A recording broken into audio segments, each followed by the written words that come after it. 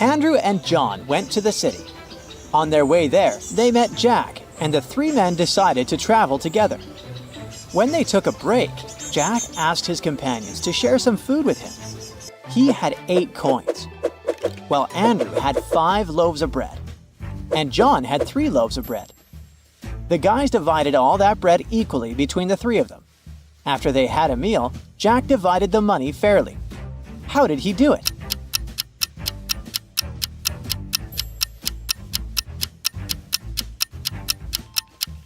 Jack gave Andrew 7 coins, and John got from him just 1 coin. The thing is, the men divided each loaf of bread this way, into 3 pieces. Altogether, they had 24 pieces. Andrew had 15 pieces of bread. He ate 8 of them himself and gave 7 to Jack. John had 9 pieces of bread. He ate 8 of them and gave the remaining one to Jack. So Jack gave 1 coin for each piece of bread. 7 coins to Andrew, who had given him 7 pieces of bread, and 1 coin to John for that 1 piece of bread he had shared.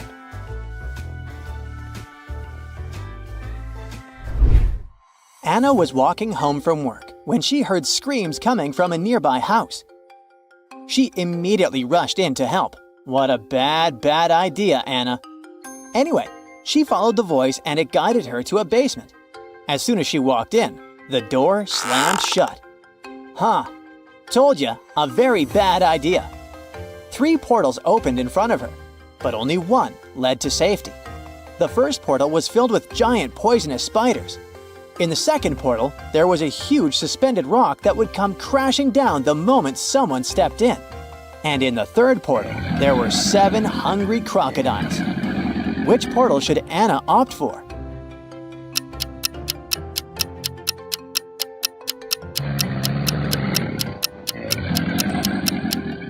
Anna should pick the second portal.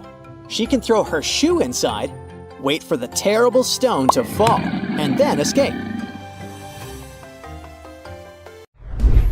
Michael was walking along the street when a sealed envelope landed near his feet. Inside, there was a key and a note. Help! 323. Inside the building, Michael found door 323 and used the key to open it. A man, gagged and tied to a chair, was inside. Once free, the man told Michael that 2 men had broken into his office, tied him up, and taken all the money from his safe. Luckily, his hands were free, and he managed to write the note and throw it together with the key out of the window. Michael didn't believe the man and called the police. Why?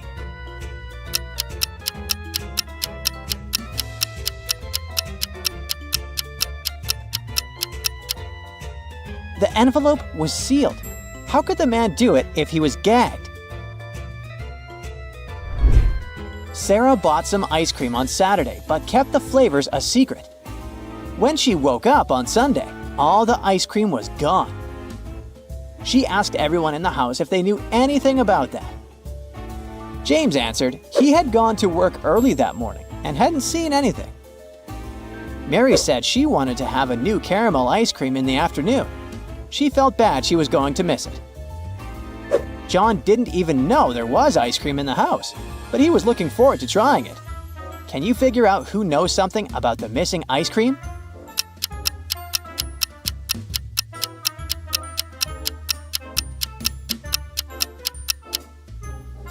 It's Mary. The ice cream flavors were a secret. She couldn't be sure if there was a caramel taste among them. Look at these people very attentively. There's an elderly man wearing a monocle sitting at a table with a plate of expensive steak. At the same time, he's dressed in simple clothing with obvious signs of wear. Then, we've got a businessman wearing an expensive suit, but it has small coffee stains on it. He's eating a simple sandwich. There's also a briefcase full of money next to the man, and he looks slightly dressed. As for this artist, he's dressed in a basic work overall with paint stains. He's drawing on a tablet, and there's a plate with a lobster in front of him. On his neck, there's quite a large gold chain. Now the question is, which of these men is actually rich?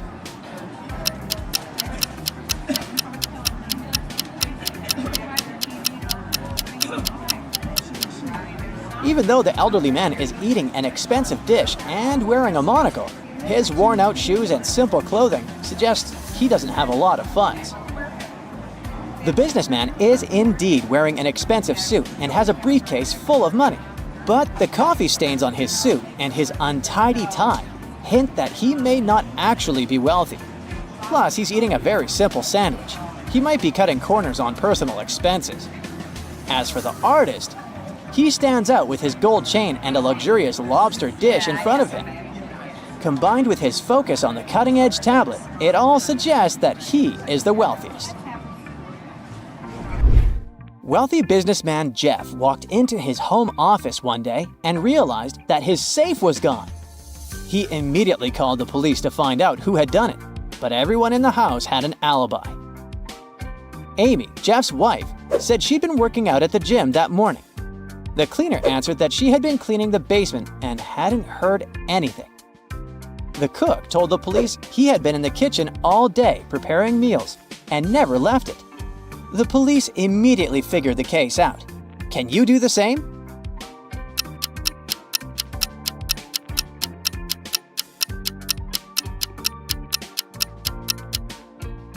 It's the cook. He said he'd never left the kitchen, but look, his shoes are muddy. Mary, Jane, Chris, and Sally were on the train. It was only them and the conductor checking their tickets in the car. Without warning, the lights went out. When they switched on again, Sally was missing. Everyone started looking for her, but they only found her phone and one of her earrings. The conductor started asking questions. Mary said she had been in the other part of the car when the lights had gone out. Jane answered that she had been sleeping at the time. Chris said he'd been reading a book and hadn't seen anything. Who's lying?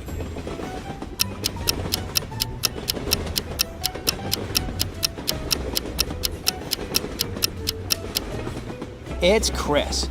He couldn't be reading if the lights were out. Maya was a talented scientist who researched new species of frogs. She put all the frogs she had in 3 tanks, N, L, and R. The letters on the tanks stood for the conditions in each tank: no light, light, and regular. In the R tank, there were twice as many frogs as in the L tank. One day, Maya removed 7 frogs from the tank on the right and placed half of the remaining frogs into the N tank. Your task is to figure out what the marking letter of the right tank is.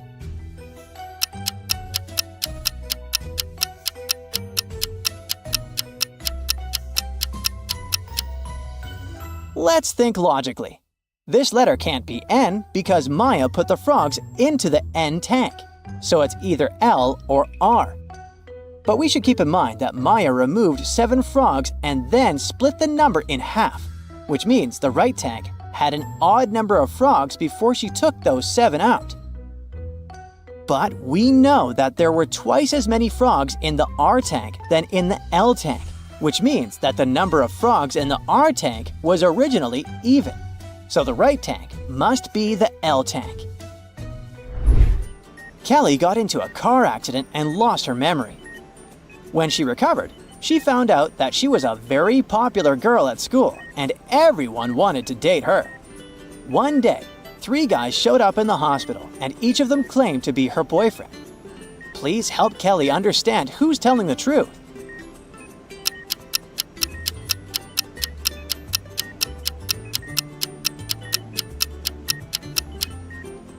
The clue is hidden in the pictures by Kelly's bed. In the first one, she's with her family. But in the other picture, she's with a guy who looks exactly like the boy on the left. So, he must be her boyfriend. Several police officers were called to a hotel after one of the employees was found unconscious on the floor. The police checked the cameras to figure out what had happened. They had 3 suspects, all of them hotel guests. Sarah said she had heard some commotion and left because she got scared. James told the police that he'd been outside ordering a taxi to go sightseeing. And John said he'd been sleeping at home. Can you understand who's lying?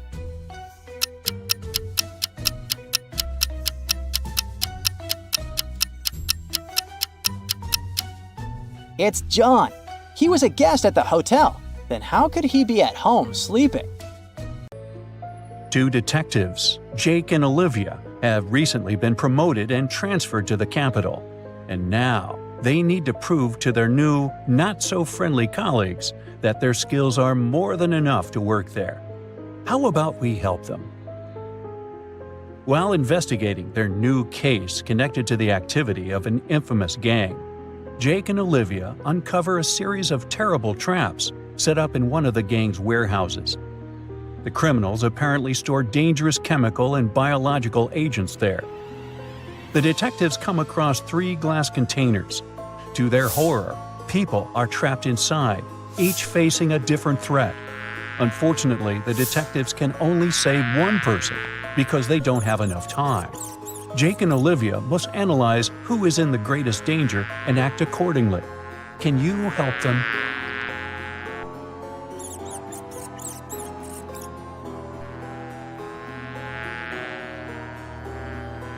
The green gas is, in fact, non-toxic. It's just colored smoke meant to create the illusion of danger. The woman inside this chamber seems totally fine, just a bit scared. The guy in the chamber with a few bees is only at risk if he is allergic to their stings. This makes the man in the chamber with those creepy rats the priority. He is in the most immediate and genuine danger. After saving the trapped people, Jake and Olivia follow the gang's track, and it leads them to India. They find themselves in a busy marketplace in Mumbai. Suddenly, the detectives notice someone who seems suspicious to them. Can you figure out which person they have paid attention to?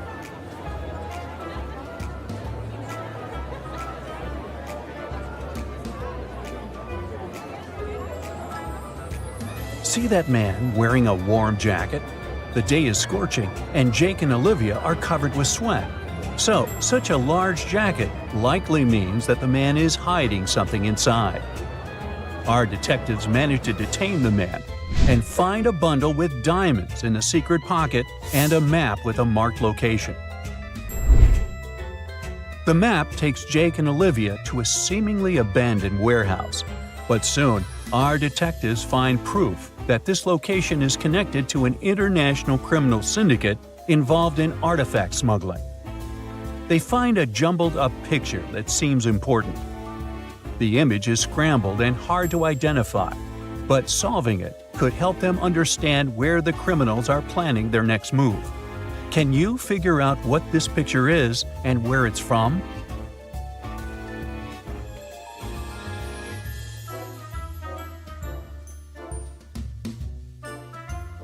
Upon careful examination, Jake and Olivia realize that the picture shows the pyramids of Egypt.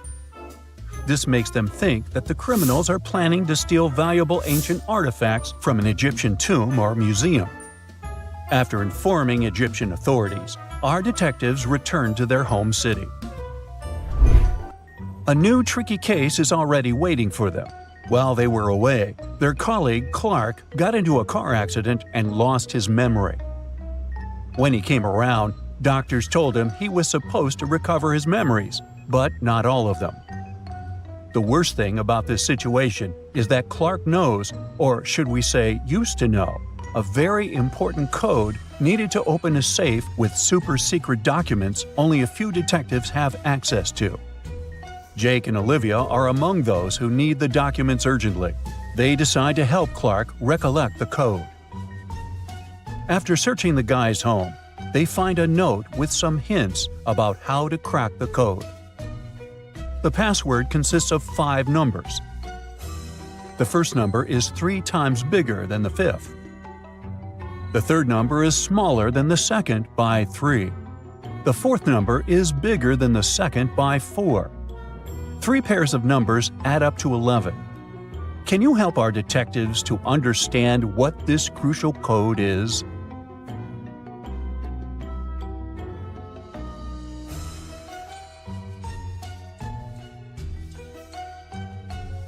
The code is 65292. The only way to figure it out is to use the substitution method. This way, you can come to the conclusion that there are only 3 suitable pairs of numbers adding up to 11 and meeting all other requirements: 6 plus 5, 2 plus 9, and 9 plus 2. Matthew, the owner of a big company, comes to work one day and, as usual, switches on his computer. A few seconds later, he discovers that all the data connected with a super important deal has been erased from his computer. He calls the police, and Jake and Olivia come to investigate. It turns out that 3 people have come close to Matthew's computer, and our detectives question them all. Sydney, the accountant, tells them that the computer was frozen. She just pressed several keys on the keyboard and everything started to work normally again. William, the IT specialist, claims that he only updated the antivirus software. He did it remotely and didn't even touch the computer. Laura, the secretary, says she was with William. The only thing she did was restart the device.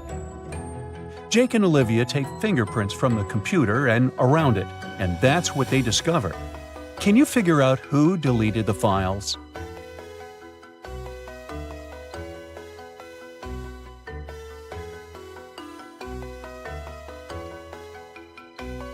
Look, there aren't any fingerprints on the keyboard. It means Sydney lied. She is behind the disappearance of the files. It's Jake's birthday. Olivia decides to splurge and present him something he's been dreaming about for ages: a motorbike. Jake is on cloud 9. The next morning, he rides his bike to work and leaves it at the parking lot. During the coffee break, the detective decides to check on his motorbike. Imagine his horror when he finds out that someone has broken the mirrors. The security guard tells Jake that only 3 other people left the building in the afternoon. They were John and Liam, 2 best friends, Jake's colleagues, and Nina, the secretary of their division. Jake suspects that the girl likes him. John tells our detective that he and Liam went to a nearby cafe to get sandwiches for lunch. Liam confirms this and adds that Nina might have damaged the bike out of jealousy. But Nina tells Jake that her mom visited her, and they spent an hour together. Help Jake understand who is lying.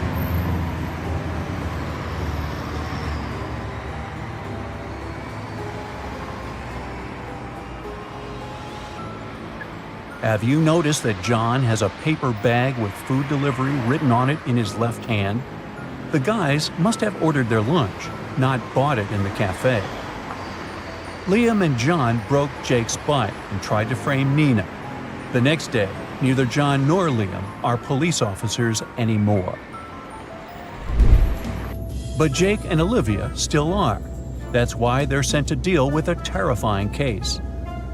In the middle of a long flight, 2 criminals stood up and started to threaten the crew and passengers. They demanded $1 million and a helicopter. One of the criminals had a pilot's license and could fly a copter. So the plane lands at the nearest airport, where Jake and Olivia have already put their clever plan into action. The criminals get everything they requested: a case full of money and a helicopter. They get inside, but for some mysterious reason, the copter stays put. In no time, the police capture them. Have you understood what Jake and Olivia's plan was and why the criminals couldn't start the machine?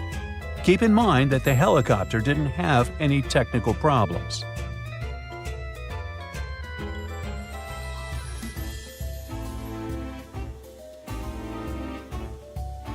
The helicopter was okay, but there was no fuel in the tank.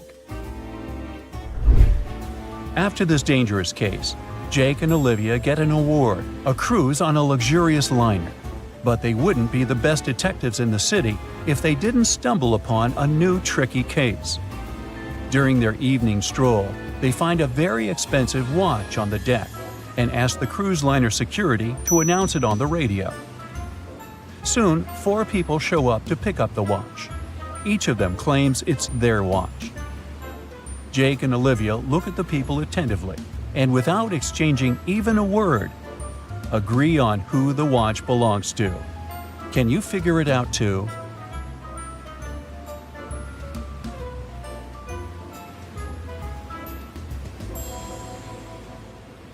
The man does have a watch tan line, but it's much larger than the watch the detectives have found.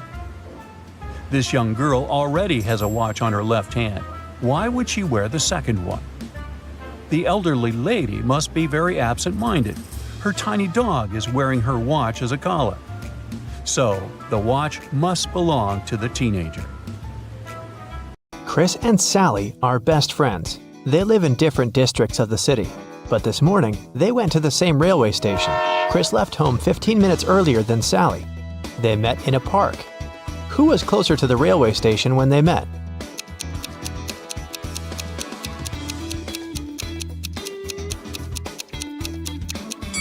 The guys met in the same place, which means they were equally far from the station. Chris and Sally arrived at the station in time, but they still needed to buy tickets. The price for one ticket was only 50 cents. Chris gave the ticket booth guy $1 without saying a word, and the guy gave Chris 2 tickets without even looking at him. Why?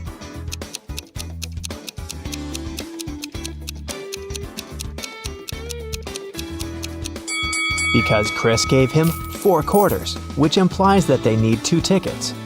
Chris and Sally have set an ambitious goal to visit 100 countries in a year. Yippee! This morning they boarded the train and their dream journey began. Can you guess their first destination by looking at this picture?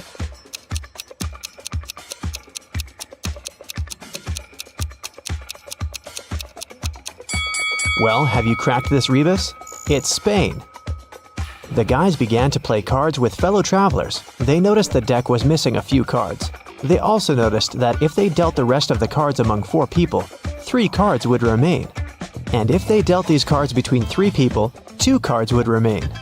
If they distributed the cards among 5 people, again, 2 cards would remain. How many cards were left in the pack?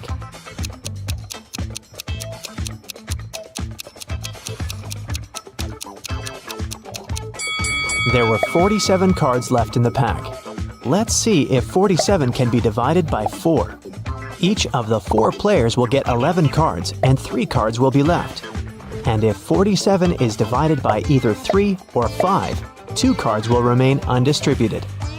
The guys got hungry and went to the dining car to get some snacks. The waiter brought them drinks and some pastries. When Sally saw the croissant, she yelled and jumped away. There were 2 B's in front of 2 B's, 2 B's behind 2 B's, and 2 B's next to 2 B's. How many B's did she see?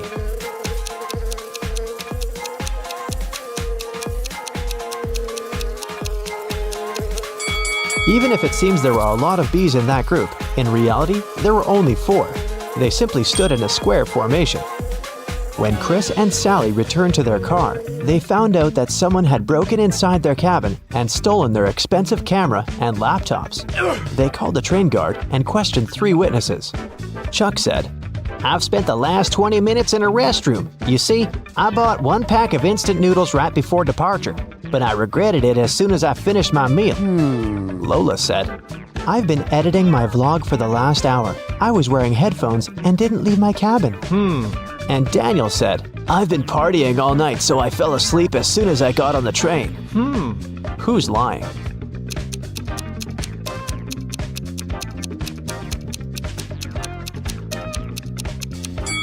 It's Chuck. He said he only bought 1 pack of instant noodles and eaten it. But where does this unopened package come from? Suddenly, the train drove into a tunnel. The lights on the train went out for a few seconds. When the lights came back on, Chris and Sally saw that Chuck had escaped. They chased him around the train cars. Can you help them find Chuck in this car?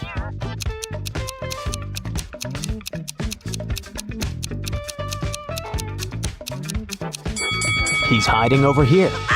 And what about this car?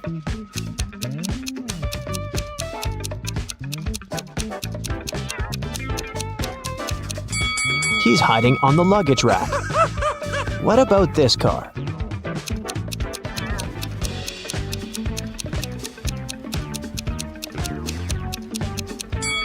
There he is. He's wearing the uniform, pretending to be a train worker. The guys got off the train in Barcelona.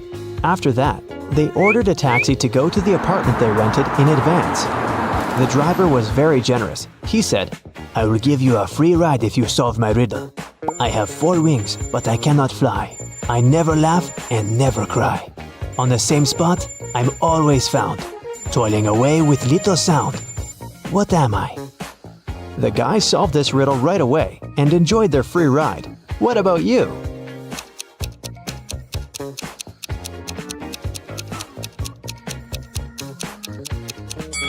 The correct answer is a windmill. Finally, the guys found their apartment, but the door was locked. The combination lock required a 4-digit passcode. Can you find any clues and help the guys open the door?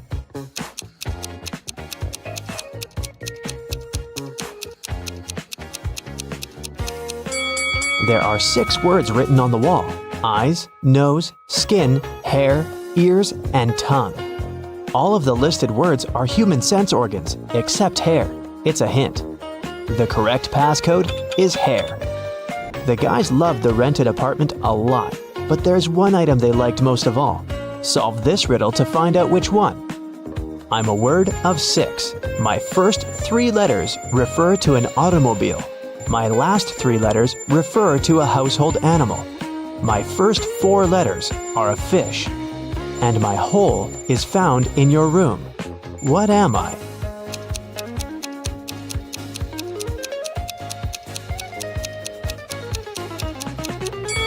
The correct answer is a carpet.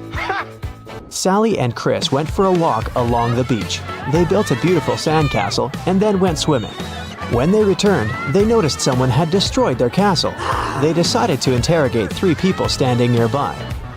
Francois said, "I've been putting sunblock on my wife's back and I didn't notice your castle."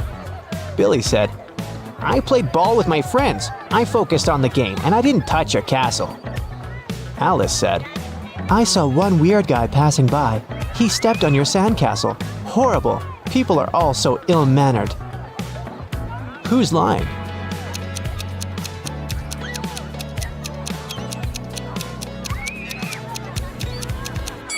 Alice. She had lost one of her earrings at the crime scene. The guys headed to a beach party. Chris asked the local DJ to play his favorite song. The DJ said, "All right, but you gotta solve my riddle first. I'm always in charge. I'm never in debt. I'm known as the first amongst all my kind. I'm found within cars, but never in buses. You won't find me in Mexico, but you'll find me in Germany. What am I?" Chris cracked this riddle very quickly. What about you?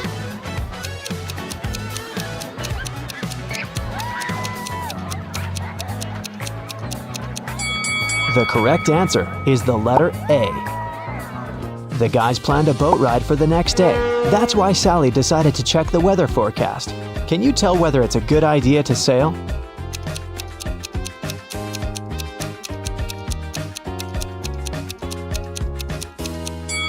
This puzzle says thunderstorm, so they probably should choose another way to spend their time. Chris and Sally decided to visit the greenhouse to enjoy the local flora and fauna. How many flowers and butterflies are there if both of the following statements are true? If all the butterflies land on all the flowers, 1 butterfly for 1 flower, 1 butterfly won't get a flower. And if every 2 butterflies decide to share a flower, 1 flower will be left without a butterfly. Do you think you'll manage to find the answer?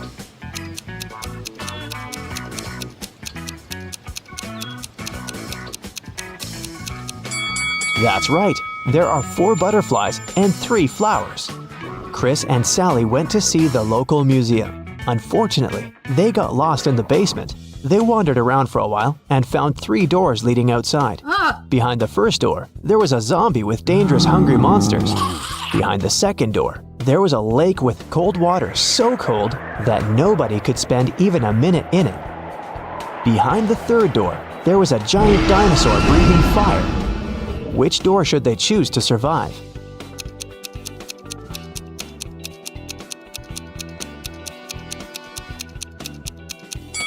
To solve this riddle, we should remember these 2 things.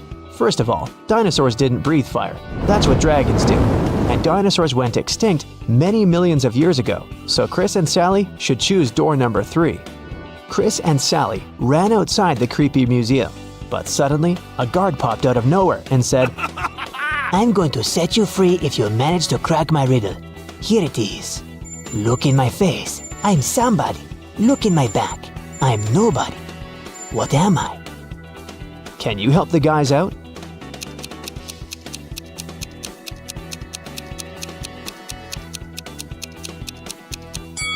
The correct answer is a mirror. Chris and Sally went to a souvenir shop to buy some gifts for their friends.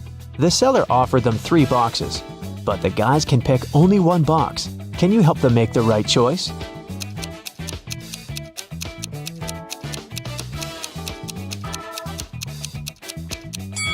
The first box has a dark bottom, like something is leaked or rotten. The second box looks too fancy and bright, so there's probably something cheap inside. The third one looks like the first one, but it's clean, so they should choose the third box.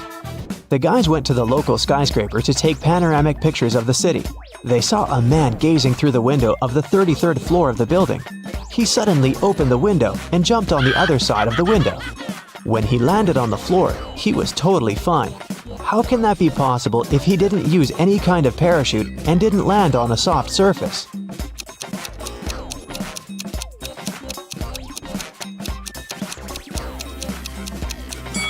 The man is a window cleaner who jumped inside through the window after finishing his work on the 33rd floor. The next day, Sally and Chris arrived at the airport. Can you guess their next location?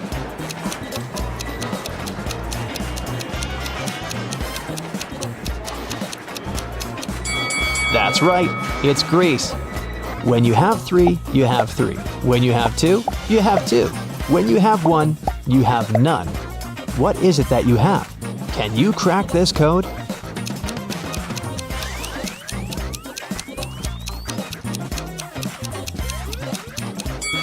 The correct answer is choice. When you have 3, you have 3 options. When you have 2, you have 2 options. But as soon as there's only 1 remaining, there are no options. Lucas and Hudson are walking. Which one of them isn't very smart?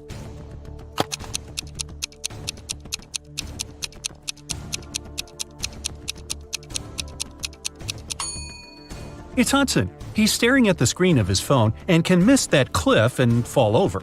Even though Lucas is blind, he still has his stick. With its help, he'll know about the edge of the cliff as soon as he reaches it. He's safe. Opal is spending a vacation climbing the mountains. Karis is climbing Everest. Can you tell which one of them isn't smart?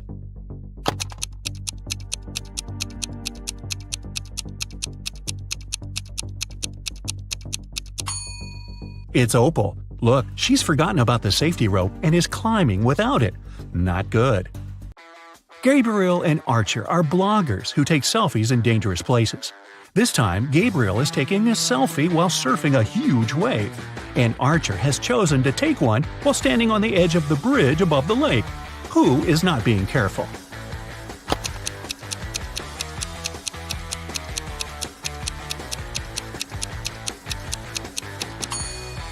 It's Gabriel.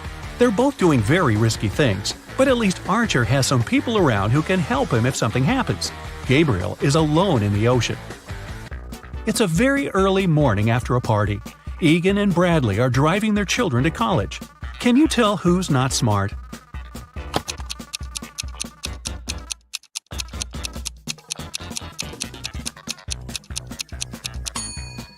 Egan. His son isn't even in the car. Delilah and Ellery are on vacation. Both of them decided to learn something new.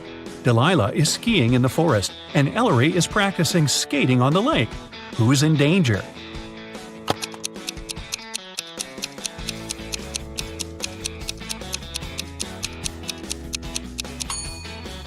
It's Ellery.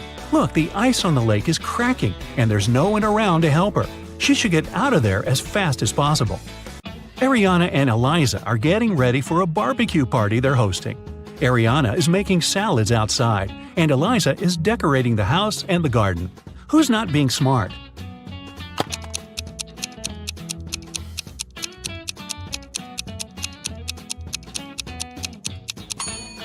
It's Ariana. While she's busy with the salads, the meat is going bad in the sun.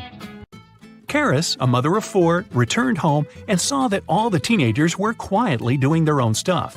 The oldest one, Amanda, was playing Uno, Gabriella was reading, Haven was painting. What was Ainsley doing?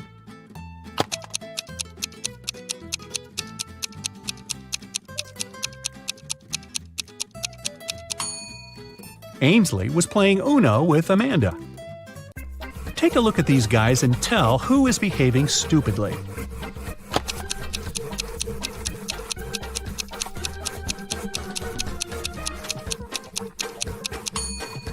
All the guys on the left, they will all fall in the end.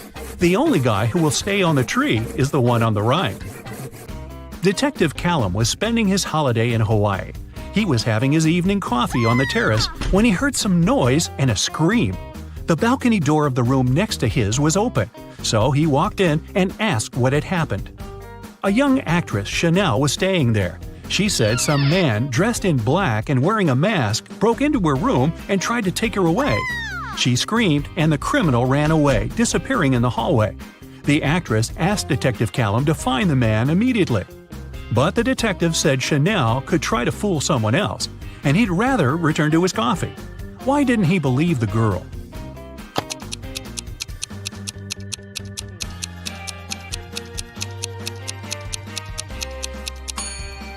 Look at the door of the actress's room. Lots of boxes are blocking it.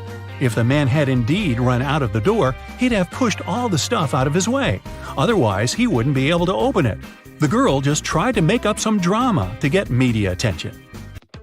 Adam came to his PE class and told the teacher that, unfortunately, he couldn't work out. He broke his arm the other day.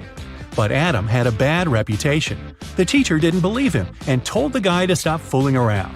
Do you believe Adam?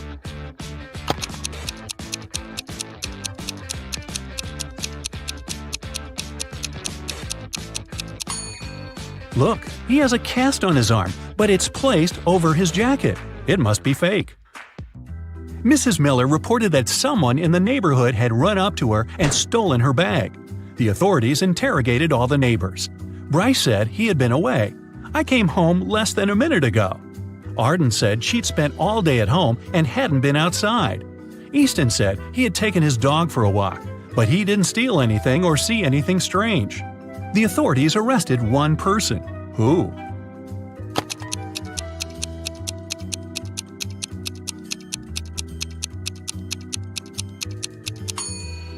They arrested Bryce. He said he'd just come home, but the water in the pot on the stove is boiling. He must have been at home for a while already. Ames worked in a clock store.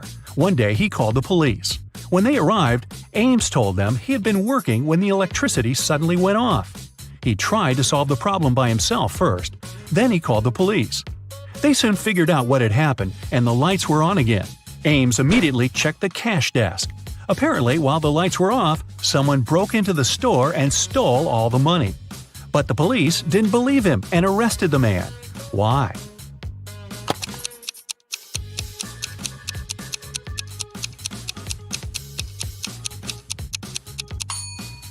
In the store, there were mechanical and electric clocks, but the difference between the time they display is just 10 minutes. Mechanical clocks don't stop when the electricity is off. It means that the lights were off only for about 10 minutes. Ames must have switched the electricity off by himself and then called the police. Nelson was a writer. He was always disturbed by teenagers gathering outside his house and couldn't focus. One day, the man called the police. When they arrived, he said someone had thrown a stone at his office window. He asked the police to officially prohibit the teenagers from coming anywhere close to his house. But the detective didn't believe him. Why?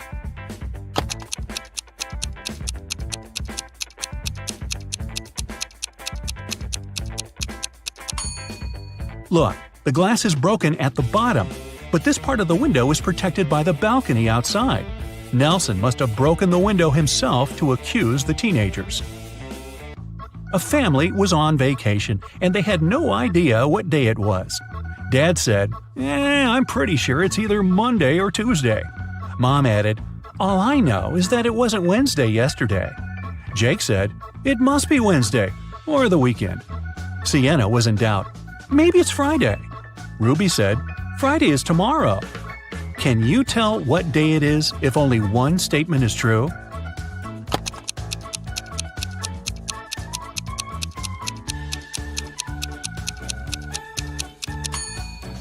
According to Dad, it's Monday or Tuesday. According to Mom, it's any day other than Thursday. So it might be Monday, Tuesday, Wednesday, Friday, Saturday, or Sunday. Jake is sure it's Wednesday, Saturday, or Sunday. Sienna claims it's Friday, and according to Ruby, it's Thursday. The only day that is mentioned only once is Thursday. It means Ruby is right. Paige and Quinley were sisters. They were hanging out together in their room. Quinley had a crush on a guy from her school. She decided to write him a letter. Paige thought it was a bad idea, but Quinley wouldn't listen to her. Once she was almost done, Quinley went downstairs to get some tea. When she returned, the letter was gone. Paige said that a gust of wind suddenly blew in and the letter flew out of the window. But Quinley didn't believe her and asked Paige to give her the letter back. How did she figure out her sister had taken the letter?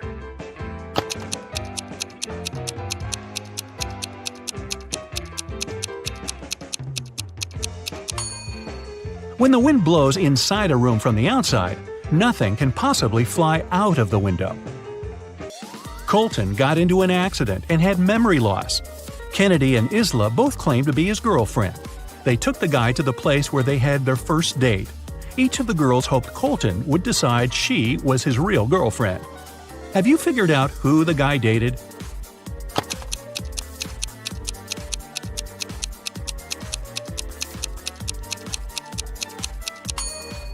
Look, there are initials painted on the tree, saying C plus I.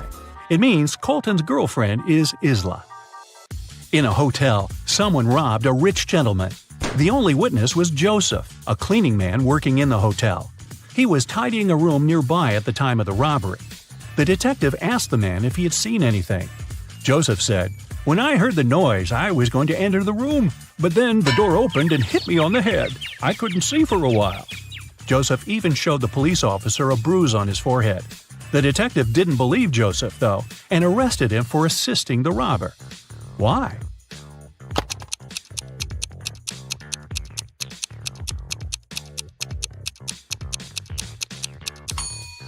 The door couldn't hit Joseph because it opens inwards, so he lied.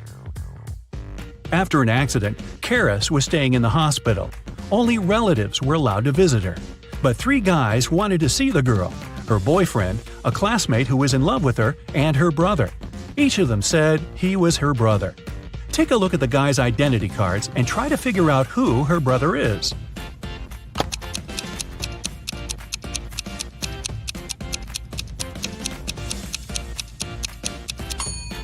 Her brother must be Philip. The age difference between Karis and Colton is 4 months, and between Karis and Nero, 5. Such an age gap is too small for them to be siblings. Maddox came to the police station to report his cousin Damon. The guy asked Maddox if he could stay with him for a couple of days. In the evening, Damon asked the host to bring him some fruit from the basement. When Maddox went there, Damon locked him inside. There was no electricity and no light in the basement, and Maddox didn't have a single gadget with him that could help him out. 2 days later, at 4 a.m., he heard his cousin drive away. It was only later that day that he managed to get out, thanks to a postman. Maddox found out that all his money had been stolen. But the police officers didn't believe him. Why?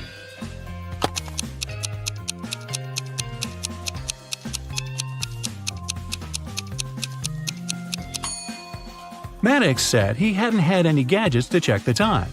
It was also too dark to see anything on a regular clock. Then how could he figure out when exactly his cousin drove away? Meet Tom. Tom is a criminal, smart and lucky.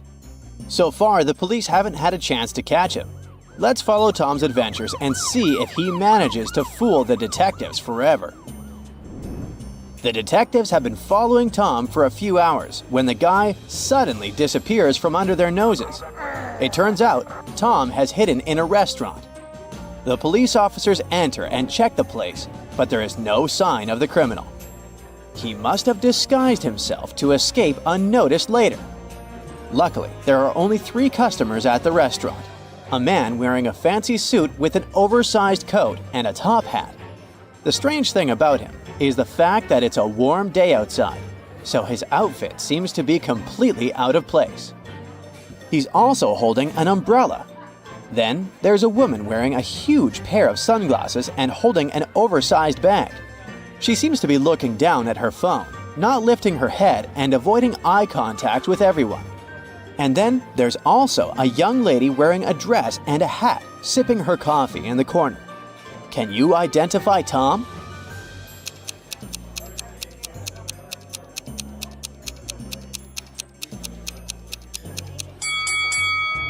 Tom is disguised as that young lady drinking coffee. Look, even though this person looks like a lady, they're wearing black men's shoes. Miraculously, Tom manages to escape, and the detective loses sight of him until the next major case shakes up the city. A series of small thefts occur in a large museum. They all happen right before the main event of the year. A world-known statue is to be exhibited at the museum. The detectives realize that all those small thefts must be a distraction. The main target is the statue, and the main suspect is Tom. Suddenly, during the investigation, the lights in the museum go out. The detectives hear some wild noise coming from a distant hall. Now, they must decide what to do. Can you help them?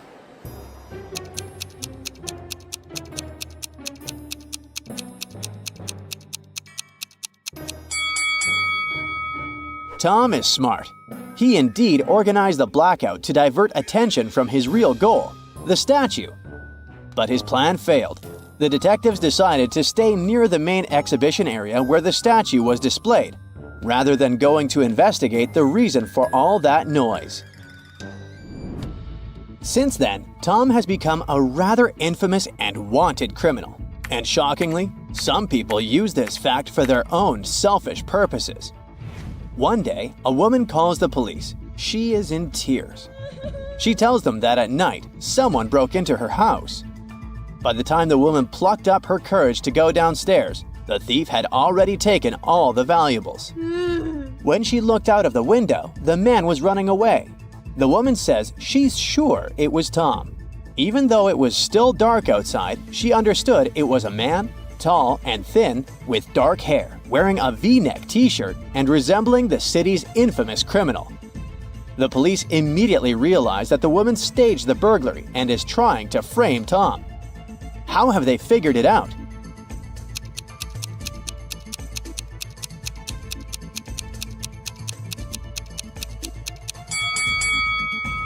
It was dark. The man was supposedly running away from the woman's house. Then how could she understand he was wearing a V-neck t-shirt and looked like Tom? So, Tom hasn't committed any burglaries yet. But he still decides to lie low and leave the country for a while. He goes to Argentina and starts crossing the border with Bolivia every day, changing cars almost every time. The local police find it suspicious. They believe Tom smuggles stuff, but they can't figure out what exactly they should look for. There's never anything suspicious in Tom's cars, even after thorough checks. How does Tom smuggle things without being caught by the police?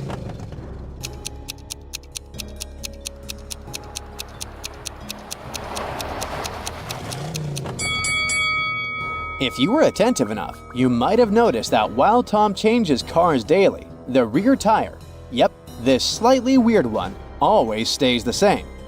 Tom uses it to hide smuggled goods.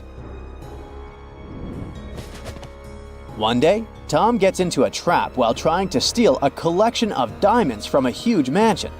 He falls into a hatch in the floor and finds himself in a locked room in the basement. Soon, Tom notices that the door has a code lock.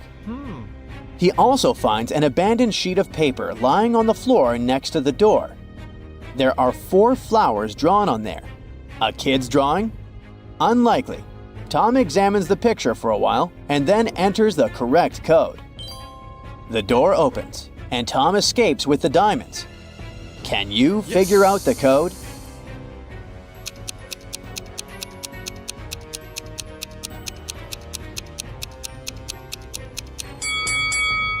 Tom counted the petals on each flower. The number of the petals corresponded with the digits of the code. So, the code was 3854. Tom decides to take a break and visit his friend Logan, who is also a criminal with a wicked sense of humor. Logan loves riddles. In the evening, he challenges Tom to get the key to the room where he keeps some stolen goods. If Tom manages to do it, he can take as many valuables as he can carry. Tom enthusiastically agrees, and Logan drops the key in the bucket filled with cold water. Tom's task is to get it, but he can't touch the water or use anything to pull the key out. Well, later in the night, Tom becomes significantly richer. How did he manage to get the key?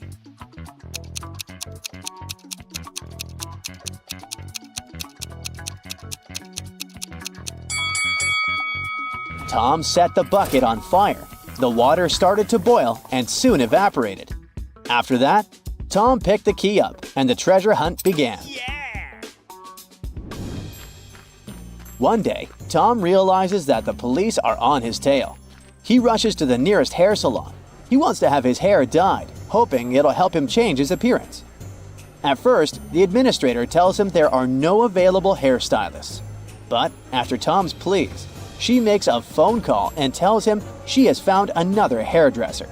The criminal is happy, but in the process, it dawns on him that the hairstylist is fake and even dangerous. How has he figured it out?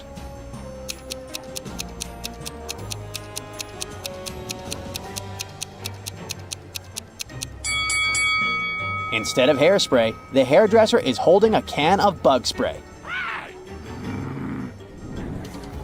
Liam, a successful entrepreneur with a multi-million-dollar business, and his friend Oliver, a police detective, returned from a long trip abroad. First of all, they decide to stop by Liam's villa to check if everything's okay there. When the men enter the house, though, they see that everything more or less valuable is missing. The entire villa is a mess. Oliver takes an apple from the dining room table and starts to munch on it thoughtfully. He realizes that the lock isn't broken, which means that the person who took all the stuff has the key. After a while, the detective decides to question 3 people. Hannah, Liam's niece, tells Oliver that she hasn't visited her uncle's home since she's been having serious problems with her car. And the villa is too far away from the city to get there by public transport. Maria, a new maid Liam hired right before the departure, claims she stopped by several weeks ago to bring some food and tidy up. But since then, she hasn't been to the villa. And Marcus, the gardener, tells the detective he has been on vacation and has just returned. Then he shows his plane tickets to Oliver. The detective immediately understands who is behind the mess. Have you figured it out too?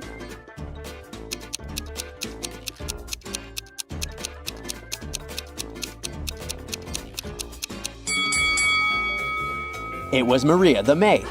She said she'd brought food several weeks ago, but the apple Oliver grabbed from the table was perfectly fresh. Now, here's a plot twist. By a strange coincidence, Oliver is also one of the detectives investigating the cases our Tom is involved in. And now, Oliver is arresting the maid, knowing very well that she is an imposter. It's actually Tom, dressed as a woman. The detective has finally captured the most wanted criminal in the city. But how did he figure out that the maid is Tom in disguise?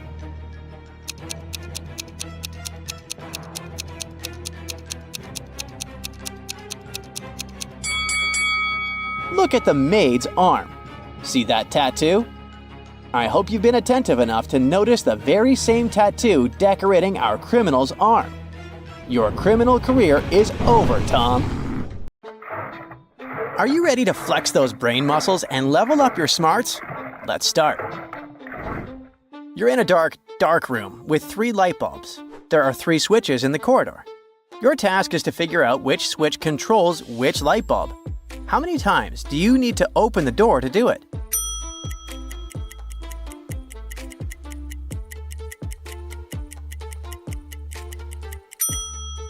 Actually, just once. Turn on 2 switches at the same time, and after a while, turn off the second one. Now enter the room. 1 light bulb is still on. The first switch controls it. Now all you have to do is touch the remaining bulbs. The warm one is linked to the second switch, and the cold one is controlled by the third. A guy likes a girl and wants to know how old she is. She smiled mysteriously and said, "Yesterday I was 22, and next year I'll be 25. Can you guess when the girl's birthday is and what date this took place?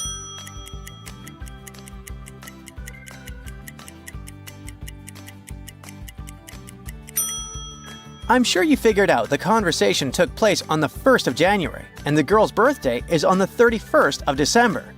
When she says yesterday, she means the 30th of December, when she was 22. She turned 23 the following day, and since they were talking on the 1st of January, she will indeed be already 25 a year from that day. The detective stormed into the lab just in time to stop the theft of a groundbreaking secret formula. 2 women stood under the harsh fluorescent lights, both dressed as scientists. But the detective knew one was the real deal and the other a clever thief with plans to swipe the priceless formula. One woman clutched a folder filled with papers. She had her ID badge clipped to her coat. The other one held a flask. So who's the thief?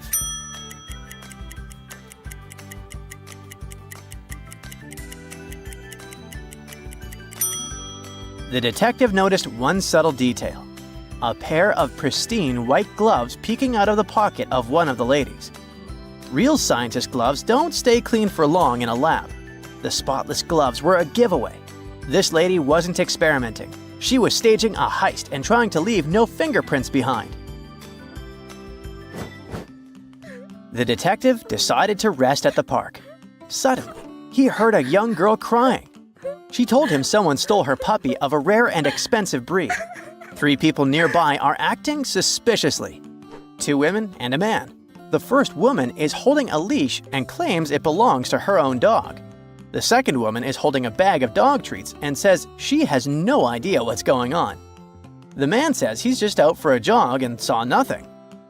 Who is hiding the truth?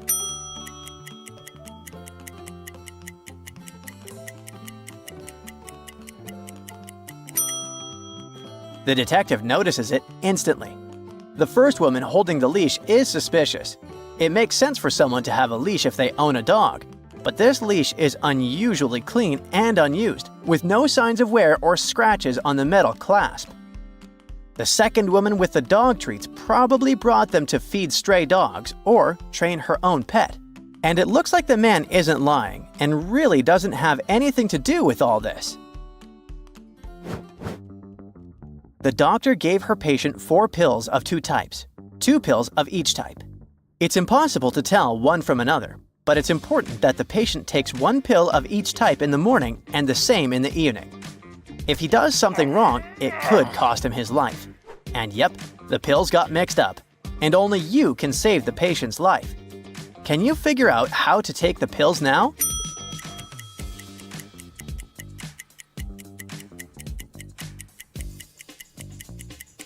Just go back to the doctor and ask for more pills. Well, maybe it could work out in real life, but we're flexing the brain muscles here, so no. The patient will have to split each pill in half and take half of each pill in the morning and evening. A priceless crown arrived at a museum, and by priceless, I actually mean worth millions of dollars.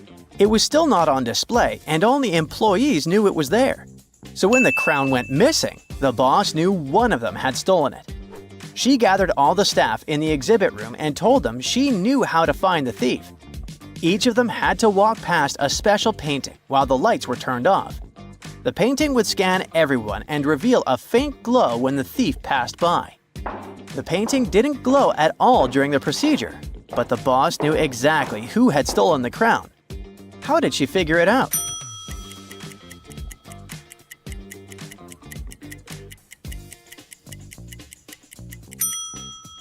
The thief was the only one who hadn't walked past the painting.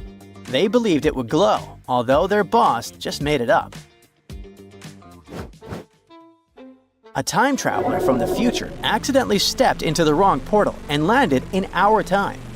The portal he used has closed and he's stranded. He searched for a way to reopen it and noticed a strange message glowing on a screen nearby. How can he use this to reopen the portal?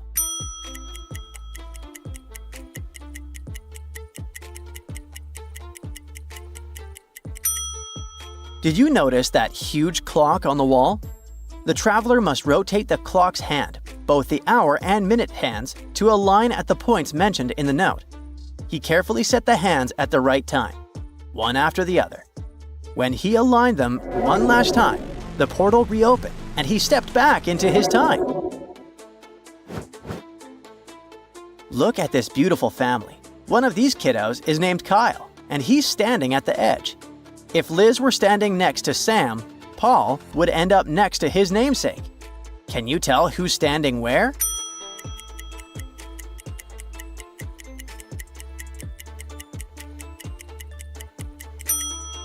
Liz is definitely not standing next to Sam. For her to be next to Sam, the girl would need to stand in the second spot from the left.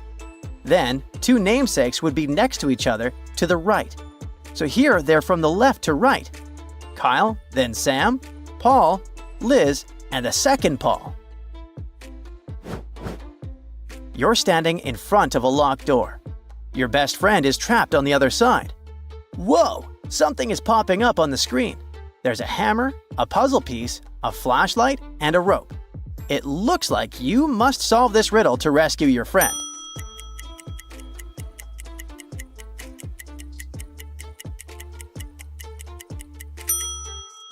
I hope you figured it out, because your bestie is pretty scared.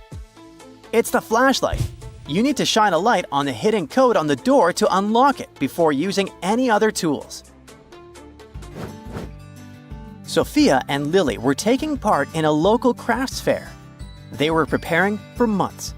Sophia was really determined to sell all of her art because she made a bet with her husband. But the weather that day was just terrible. No one showed up to browse or buy anything. After hours of waiting with no customers in sight, both girls got really upset. Finally, they came up with a clever idea of how to sell everything, but without making any money. So, what did they do?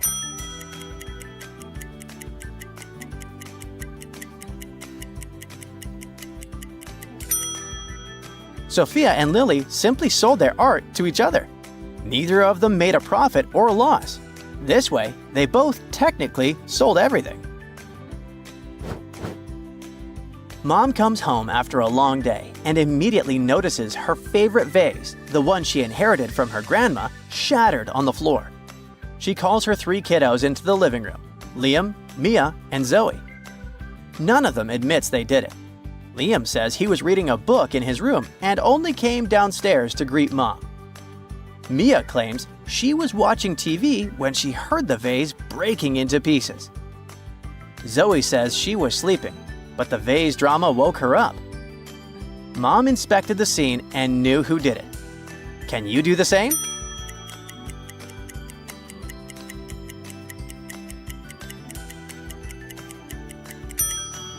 Zoe broke the vase. The trail of wet footprints matches the drips from her popsicle, and she definitely wasn't enjoying a popsicle in her sleep. How many riddles did you manage to solve? Let us know in the comments. Do werewolves bother you every full moon? Do ghosts haunt your attic? Do you suspect that your neighbor is a vampire? Well, Amelia is the person you need. She's a professional dealing with supernatural creatures, and here's what her regular day looks like. Right after waking up, Amelia had a simple mental warm-up before a hard-working day. She counted how many vampires there were in a hospital room, and it took her less than half a minute. How much time will you need?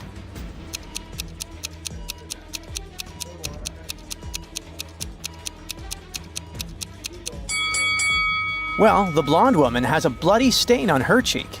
Suspicious. The twins seem to be vampires as well. The first one can't stand the light. The second one's feet are covered with mud, He must have been hunting barefoot last night. The black-haired lady holding her neck is turning into a vampire, and there's also one more vampire hiding beneath the bed. So, there are 5 vampires in total. Next, she decided to figure out which influencer was a vampire. Can you help her spot the supernatural creature?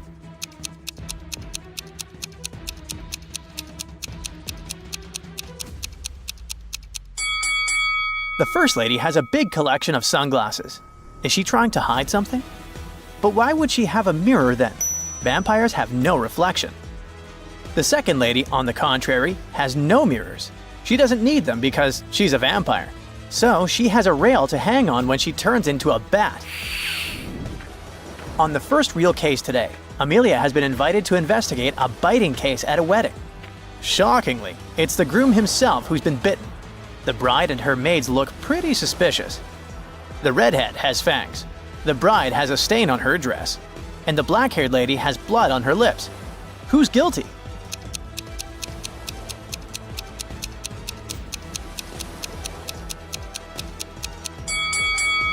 Look at the groom's body language.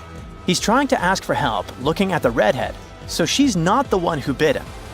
The bride was the one who was close enough to the groom to bite him and to get that bloody stain. As for the black-haired lady, she just seems to have some makeup malfunctions. Amelia went to buy coffee and found this boy. He got lost. Soon, 2 women, if we can call them this way, appeared in front of her. Both the vampire and the alien claimed that the boy was her son. Help Amelia find out who the mother of the child is, the vampire or the alien.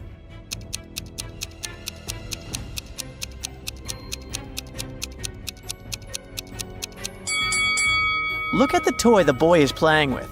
It's a little alien, so it seems that the boy and the redhead alien are relatives. Amelia hardly had enough time to drink her coffee when a client wrote to her.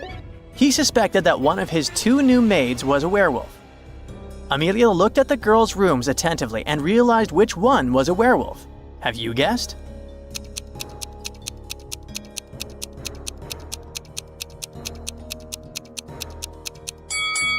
The room on the left is messy and untidy, while the right one is almost immaculate. But there's one weird thing. Look at the headboard. There are belts to keep werewolves in place when it's full moon. The girl occupying this room is a werewolf. Amelia went to investigate another case. Someone in this family secretly became a vampire and they bit the father a second ago. Can you help her understand who it was?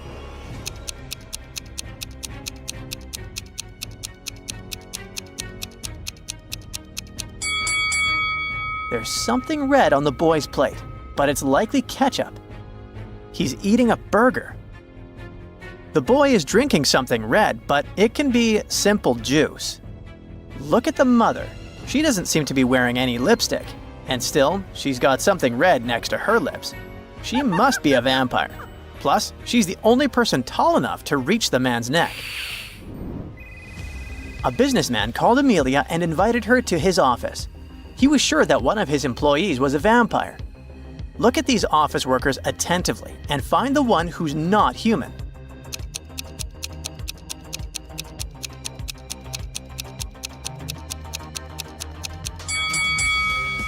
The lady is drinking good old water, and you can see some drops on her chin. The man in a blue shirt is drinking soda. We can see some bubbles in his glass. The blonde man seems to be drinking some tea or coffee, but we can't be sure since his cup isn't transparent. One more hint that he's a vampire is extensive makeup on his face and foundation stains on his white shirt and the plate. It means he covered his pale skin on his face and palms with makeup. He must be the vampire. In the afternoon, Amelia traveled to the seaside to crack some cases connected with mermaids. For example, she had to figure out which mermaid was this man's wife. Have you understood it too?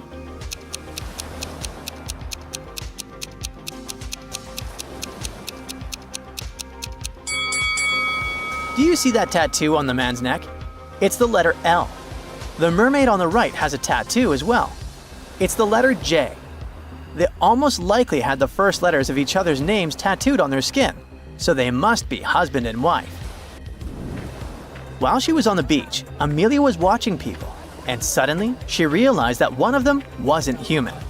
Look at these young people playing beach volleyball. Can you figure out who's not human?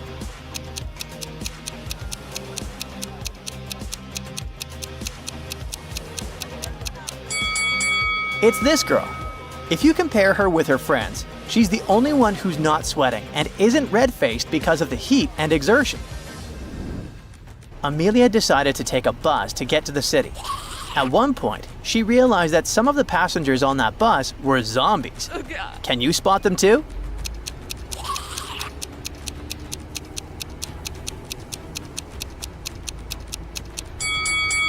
There are 2 zombies on the bus. This man with a bandage on his neck and one ear missing. And this business lady sitting near the window. She's making bizarre growling noises. After arriving at the city, Amelia found out that a robot had committed a crime. Unfortunately, the police were unable to catch the culprit immediately.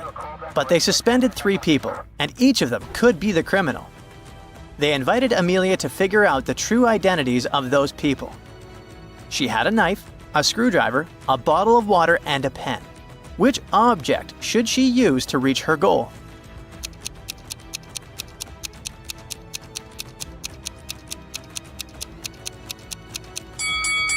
Amelia should make the suspects drink from the bottle. The robot will either refuse or short circuit. A scared store owner called Amelia, claiming there was a vampire in his store. When she arrived there, she couldn't find the store owner, but there were 3 other people inside. Look at them attentively and help Amelia figure out which of them is a vampire.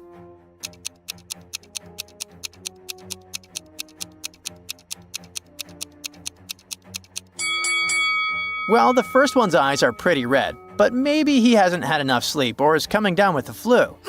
The second visitor seems to be freezing. Almost all parts of her body are covered with some clothing. Could be the air conditioning. But look at the third person. He's drinking something red from a glass using a straw. He must be the vampire you're looking for. Now, where is that store owner? Amelia decided to drop by her office, and coincidentally, a very pale woman covering a bite on her neck with her hand entered. She said that when she'd been going home the evening before, someone had attacked her and turned her into a vampire. She wanted to find the culprit. After investigating the case, Amelia had 3 suspects. Look at them attentively and find the one who turned the woman into a vampire.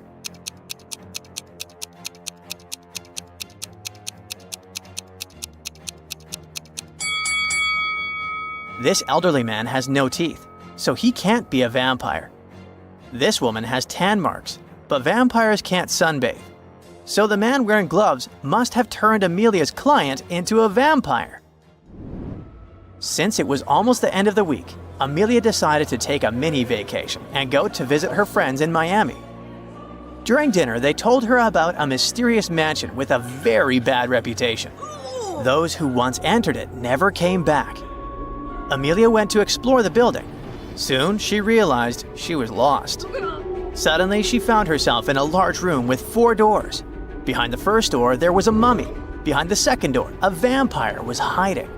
The third door led into the den of a hungry wolf. And behind the 4th door, there was a ghost. Which door should Amelia opt for to get out of the mansion unharmed?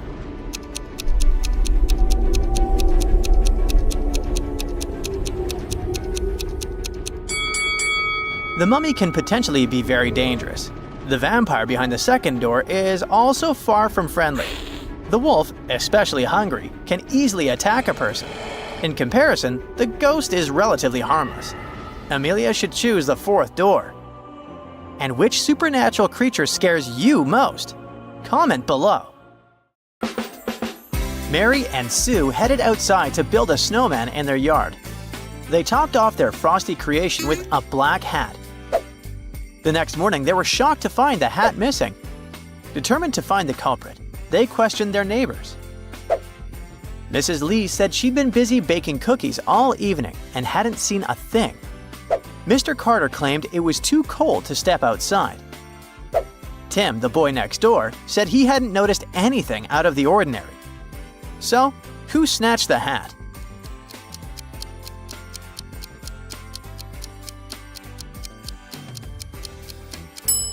It was Tim. He mentioned he hadn't seen anything unusual, but how could he know that if he hadn't looked outside? Plus, let's face it, pulling off a snowman's hat is exactly the kind of mischief a kid would get up to. On Christmas Eve, the Johnsons hung 5 stockings above the fireplace, one for each family member. The next morning, they found a 6th stocking filled with candy. No one fessed up to adding it. Who is the mystery stocking stuffer?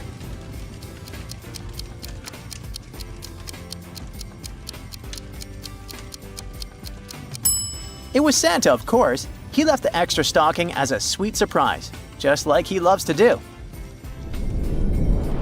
On Christmas morning, the Smith family found all their presents under the tree unwrapped, but nothing was missing. The only clue was a trail of cookie crumbs on the floor. The suspects were the 3 kids, Emily, Tom, and Lily. Emily said she'd been decorating cookies in the kitchen. Tom claimed he'd been watching TV. And Lily said she'd been wrapping a gift in her room. Who unwrapped the presents?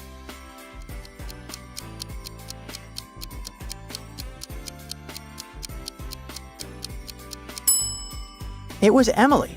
The trail of cookie crumbs matches the ones she was decorating.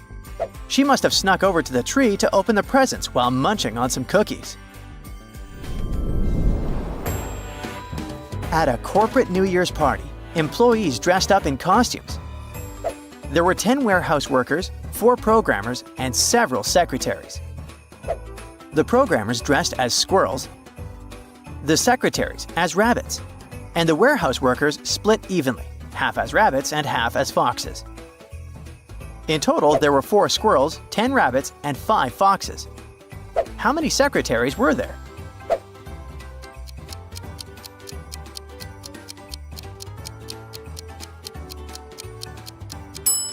There were 5 secretaries. Let's do the math. Half of the warehouse workers dressed as rabbits, making 5 warehouse worker rabbits. With 10 rabbits in total, that leaves 5 secretaries. Santa is known for skipping presents for the naughty. This year, he's got a puzzle. 3 women stand before him, and one has been very mischievous. Santa needs to figure out who it is. The first woman is dressed as a police officer, holding handcuffs. The second is in a maid costume, holding a duster, with the head of a teddy bear in her pocket. The third is in a teacher's outfit, wearing glasses and holding a pointer stick. Santa takes a closer look and spots the troublemaker.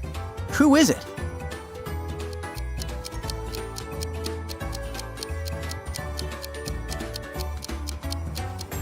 It's the maid. Look behind her back. Those are the legs of the teddy bear sticking out. She ripped off the teddy bear's head. Definitely naughty. Luke headed to the mall to snag some new Christmas decorations without breaking the bank. He had a strict budget of $10 and not a penny more. Luckily, the mall had a promo. For every 3 baubles he bought, he'd get 1 free. Each bauble cost 90 cents. So how many baubles could Luke take home with his $10?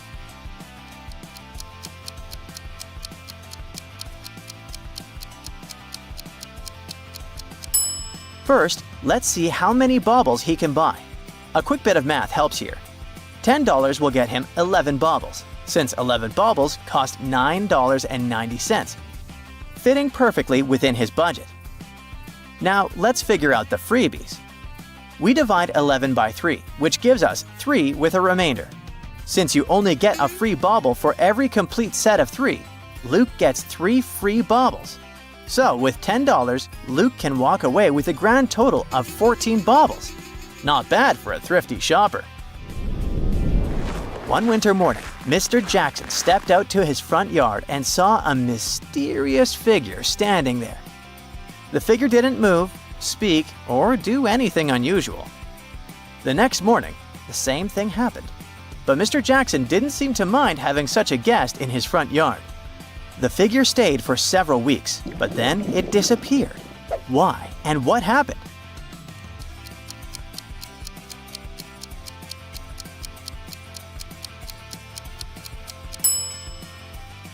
It simply got warmer, and the figure melted away because it was a snowman. It so happened that while Santa was sleeping, Krampus locked him in his room with no way to get out. But that doesn't mean the kids won't get their gifts. They will, as Krampus has his own plans. Traditionally, Krampus would punish naughty kids with birch rods, but this year, he's feeling generous. Each kid will get to choose 1 out of 3 boxes, and only one will contain an actual gift. The other 2 will have, well, let's just say they'll be pranks. Can you guess which one of these 3 boxes has the real gift?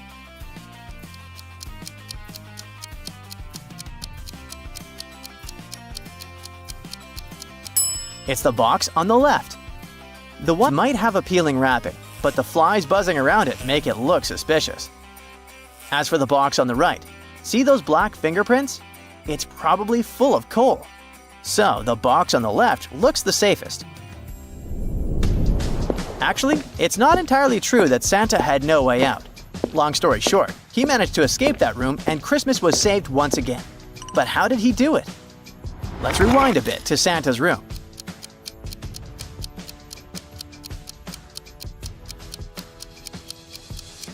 Take a closer look. Sure, the window is too small and too high up for Santa. But remember how he usually gets into houses? That's right, through the chimney. And guess what? There's a fireplace in the room. Santa could have waited for the fire to go out, but there was a bucket of water right next to it. So Santa used the chimney to escape. Chloe was getting ready for Christmas dinner. She wanted to bake some cute Christmas cookies, but she didn't have enough ingredients in her kitchen. So she wrote a grocery list and gave it to her husband. However, she made it a bit tricky. Instead of words, she drew a picture. It showed a cow in a bottle with a lot of flowers around it. Based on this picture, what was Chloe's husband supposed to buy?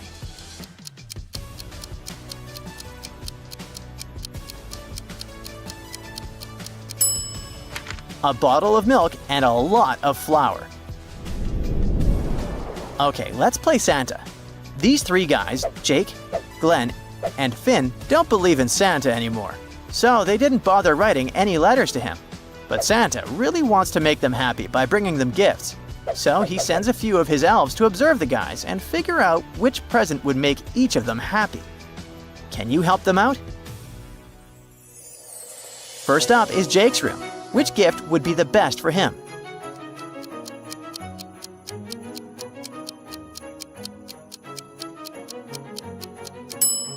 Jake seems to be really into music, so a shiny new guitar would be a perfect match. Next, there's Glenn's room. What is the best possible gift for him?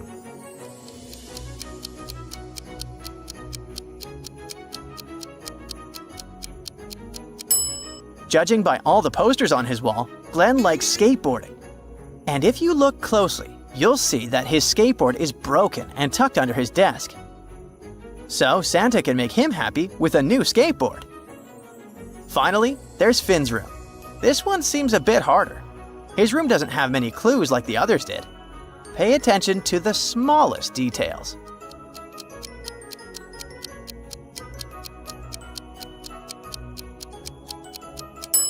Let's see. Plain gray walls, nothing interesting. The desk is pristine, not a trace of anything that could give us a hint. Look, there's a cat bed that's empty. No cat photos, no cat bowls. Nothing that shows there's an actual cat living there. Does that mean all Finn wants for Christmas is a cat? Maybe, but giving a pet as a gift isn't very sensible, so Santa will get him a nice plush cat instead. Okay, everyone got their gifts, but what about Santa? You need to show your gratitude for the gifts. While it might be hard to pick the perfect gift for him, he can't resist yummy food. Take a look in the fridge and see what you could treat Santa to.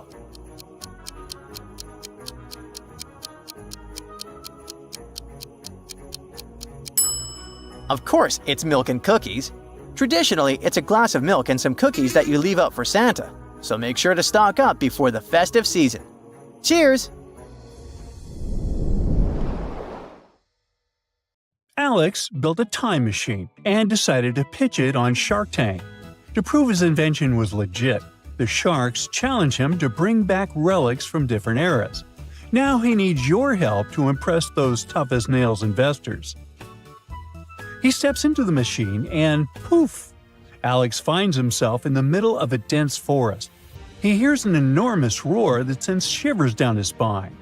Curious, he creeps closer and spots two gigantic dinosaurs with a baby one stuck right between them. Whose baby dino is it?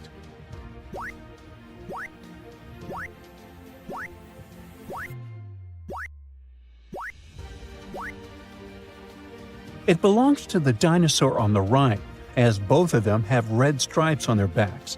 But Alex isn't about to stick around to find out what happens next, and he bolts out of there faster than you can say dino dinner. Second stop, ancient Egypt. Alex is now lost in a maze of dusty pyramid corridors. There, a ghostly figure appears. It's the spirit of an ancient pharaoh, and he's not here for a friendly chat.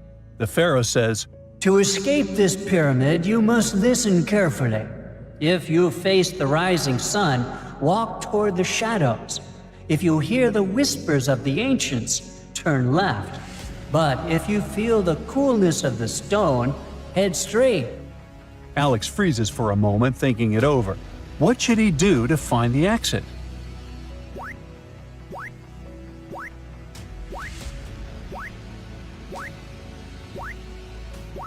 The correct answer is option A, walk toward the shadows. Look, Alex has a compass and knows to face east, where the sun rises and casts shadows to the west. Walking west will safely lead him out of the pyramid, avoiding traps. After leaving the pyramid, he steps into a huge library filled with tons of papyrus scrolls. He grabs one as a relic, but then it hits him. He needs to get out of there fast. Why does he decide to run?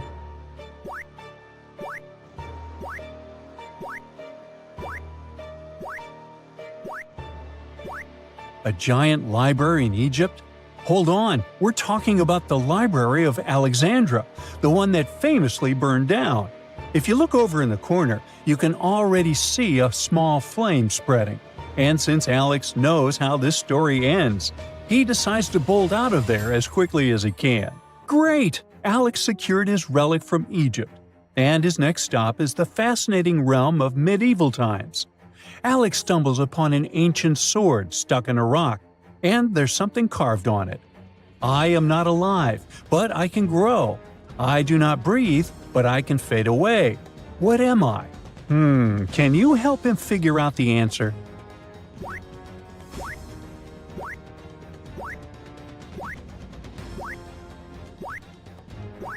The answer is fire. After saying it out loud, Alex manages to pull the sword out of the stone and takes it with him on his journey. Alex is starving, so before heading back to the time machine, he stops at a busy medieval market where a merchant is selling fish.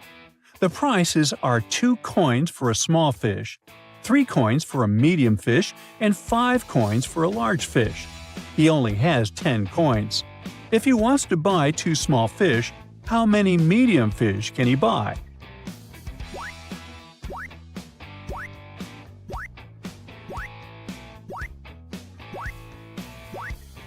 After purchasing 2 small fish, he spent 4 coins, leaving him with 6 coins.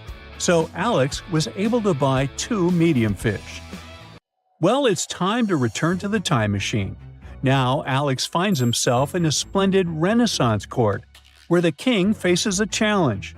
2 young women are claiming to be a long-lost princess. To determine the true heir, he devises a test of royal etiquette. Each woman receives a magnificent gown for a grand banquet. As they enter the opulent hall, the king observes closely. One woman walks with her gown's train trailing behind her, while the other elegantly tucks her train over her arm. Which woman is the true princess?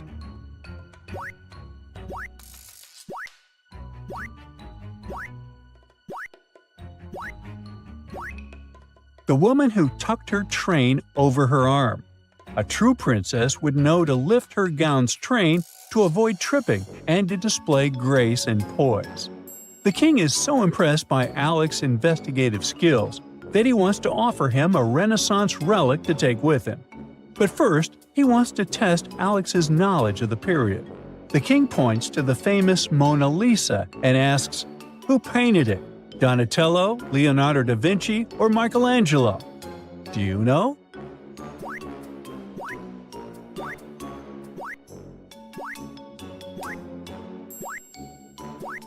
The portrait was painted by Leonardo da Vinci.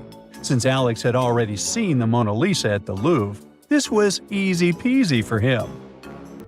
With the Renaissance mystery solved and another relic guaranteed, Alec jumps back into the time machine and zooms to ancient Rome. He arrives at a bustling marketplace filled with philosophers, artisans, and orators. Suddenly, a wise old philosopher approaches and challenges him with a riddle. "I speak without a mouth and hear without ears. I have no body, but I come alive with the wind. What am I?" Alex scratches his head. Can you help him figure out the answer?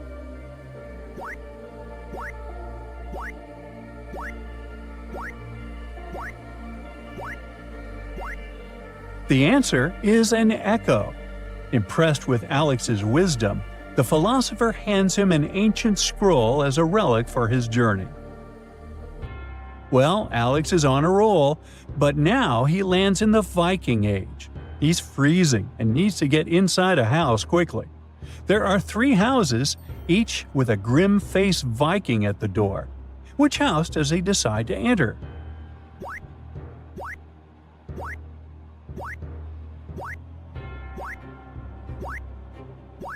He definitely goes to house number 3.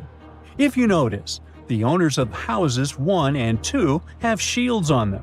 That means they're Viking warriors, and Alex definitely doesn't want to mess with them. His next stop is ancient China. Look, they're constructing the Great Wall, so he decides to take a brick with him to impress the sharks.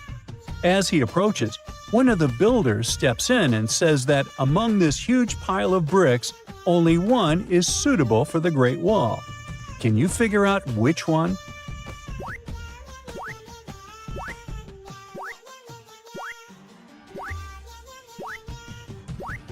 What are these colored tiles doing here? Look at the color of the Great Wall. The correct brick is this one with an earthy tone. Back in the time machine, Alex travels to the Maya civilization. Suddenly, a wise elder appears, blocking his path. He's holding a mysterious stone calendar, and he explains that their solar calendar, called Haab, has 365 days. But they also have a shorter calendar, called Solkin, primarily used for ceremonial purposes. If Alex guesses how many days the Solkin calendar has, he can take it with him. So, what is the correct answer?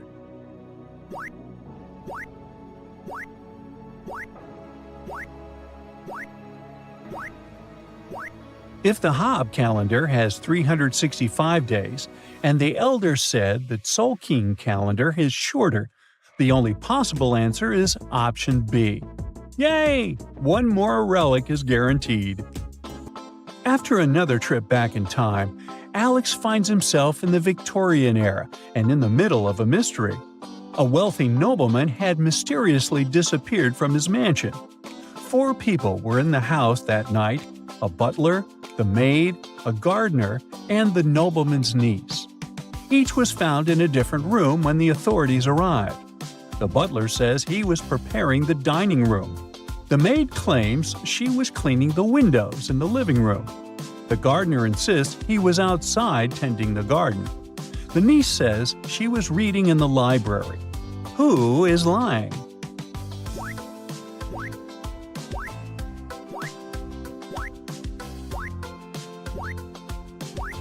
The maid is lying. Take a closer look at the windows. They're completely filthy and covered in dust. So Alex realizes the maid lied about cleaning them. This suggests she might be involved in the nobleman's disappearance. The time machine now takes Alex to 1896. He's in Greece, witnessing the first ever International Olympic Games. He notices a wall with illustrations of all the sports of the time. but something looks totally off. Can you figure out what it is?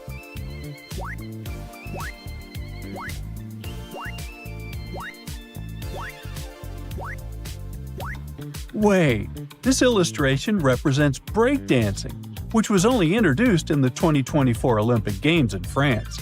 What is it doing here in the 1800s? Could something be off with the time machine? Well, Alex thinks it's better to return to the present day. And with all the relics in hand, he truly impresses the investors on Shark Tank with treasures from across history. Looks like his journey through time paid off. Welcome aboard! Today we embark on a haunting mission shrouded in sorrow and shadows, one that draws us back to the fateful night of Titanic. With the whispers of lost souls guiding us, we shall seek to rescue Jack from the icy grip of doom. You may remember that Jack Dawson loved waking up in the morning, not knowing what was going to happen or who he was going to meet. But still, to make it through the day, he needs to pack some stuff in a bundle. In front of him, there's an array of things: an axe, a piece of rope, a saw, a dumbbell, not me, an album for drawing, a large bag of flour, and a few pencils. Unfortunately, he can only pack 2 items. Which should the guy choose?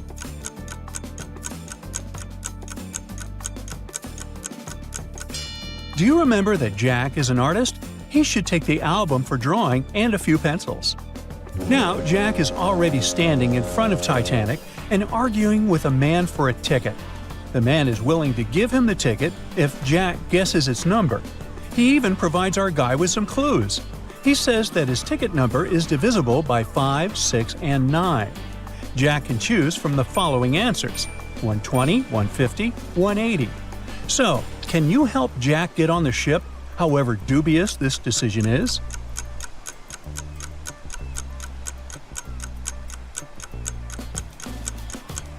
Eventually, Jack opts for the third answer, 180, and it's the right one. Now, Jack is standing in front of 3 doors on the Titanic. Each door leads to a different passenger class. First class for the wealthy, second class for the middle class, and third class for the poor. To board the ship, Jack must guess which door leads to which class. There are certain signs on the doors. Door A claims, "This door is chosen by those who are ready for anything in search of adventure." Door B advises, "This door is chosen by those who are used to a calm and comfortable life." And Door C warns, "This door is chosen by those who value traveling with minimal expenses." Can you help Jack figure out which doors lead to which class and which door he should open if he can only travel in third class?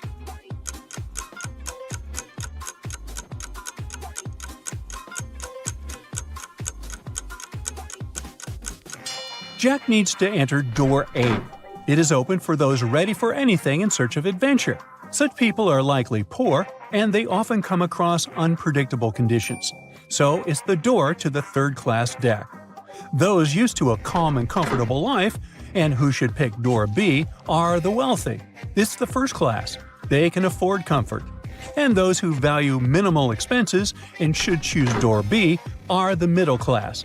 They try to have a balance between comfort and cost. So this door leads to second class. Jack wakes up hungry. But to get a meal, he needs to tell the kitchen staff a password. It's a 5-letter word that means something you can eat. If you take away the first letter, it's something you get from the sun. Remove the second letter, and it'll be an important activity you do every day. Without the third letter, you'll get a symbol you use while spelling your email address. Take away the fourth letter, and it's something you can drink. Can you help Jack figure out the password, which is the original word?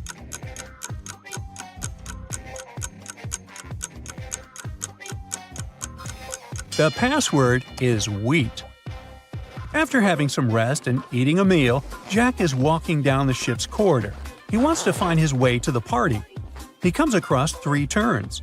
On the floor and walls near each turn, Jack notices important details. At the first turn, there is shiny confetti and a feather. At the second turn, there are dirty boot prints and some coal dust. And at the third turn, there is a broken violin string. A faint echo of music can be heard from behind the corner too. Which turn should Jack take to get to the party?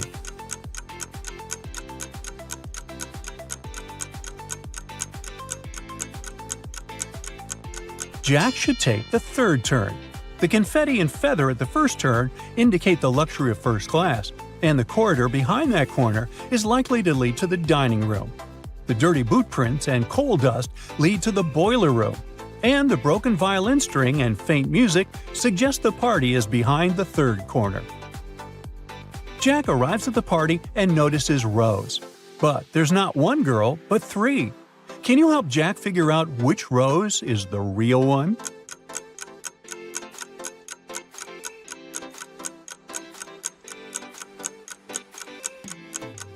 The rose on the left is actually floating above the floor, but you can easily miss this fact if you aren't super attentive.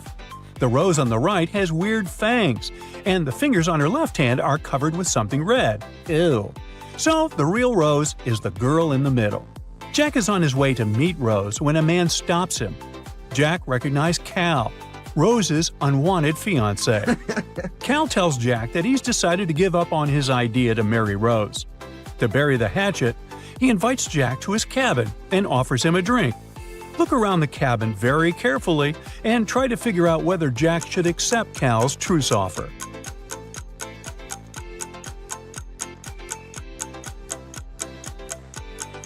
Oh, look over there, at that coffee table in the corner. See that small bottle? If you're attentive enough, you can read the word poison on the label.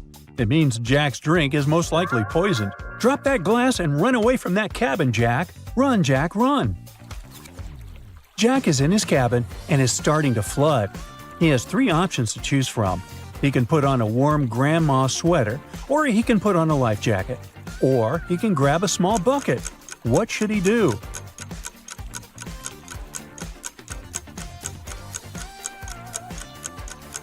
Jack should put on the warm sweater.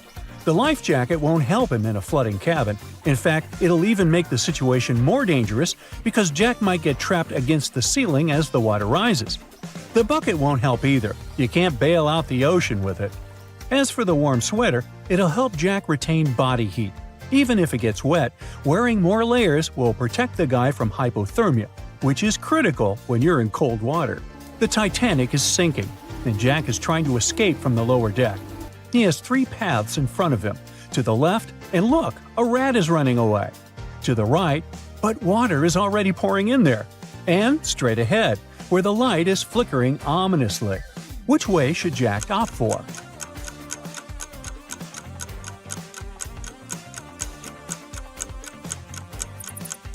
However counterintuitive it may sound, he should go to the right, where the water is already flowing.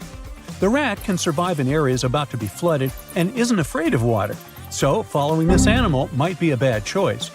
Flickering lights indicate electrical danger and potentially exposed wires, so it's not safe to go straight. And even though the water is flowing from the right, it still might be the safest route, offering Jack a chance to escape before the area fully floods. On his way to the higher deck, Jack sees 3 people that seem to be in need of assistance: an elderly lady, a young woman, and a middle-aged man. Look at them carefully. Who is in dire need of help?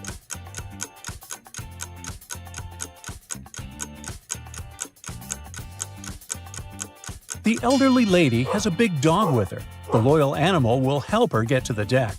The young woman seems to be strong and healthy enough to save herself. And as for the middle-aged man, despite his imposing appearance, he's using a walking stick. Jack needs to help him, otherwise the man won't make it to the deck in time. The Titanic is nearing its demise, and Jack needs to find something to hold on to in order to survive. Rose has already climbed onto the door, but Jack has 3 less obvious options. He can grab a floating violin left behind by one of the musicians, or he can hold onto a barrel that has been thrown out of the cargo hold, or he can grab a folding chair that ended up in the water. Which option should Jack choose to survive?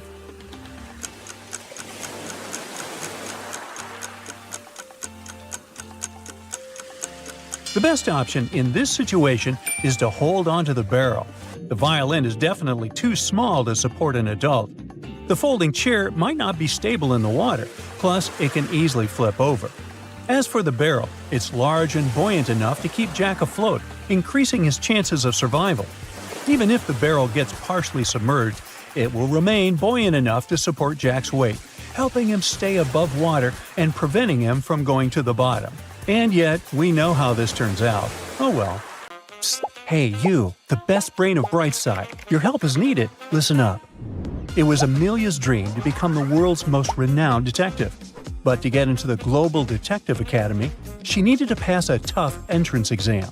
First, she got an image and had to spot what was wrong with it as fast as possible. Here it is. Look at it very carefully. Can you help Amelia figure out what's wrong?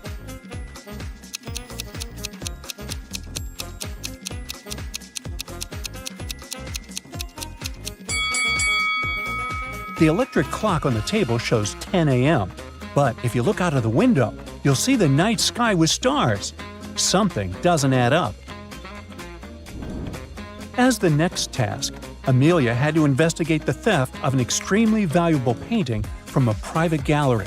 3 people had appeared next to the gallery before the crime occurred. Jessica, who had been sketching in her notebook, Oliver, who claimed to have been installing the lights, and Sophie, who said she had been simply admiring the artwork. Amelia immediately understood who was guilty. Can you figure it out?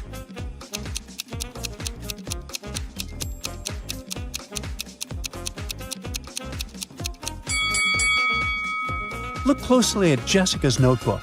Among her sketches, there is a detailed drawing of the stolen painting. Most likely, she took it to copy it.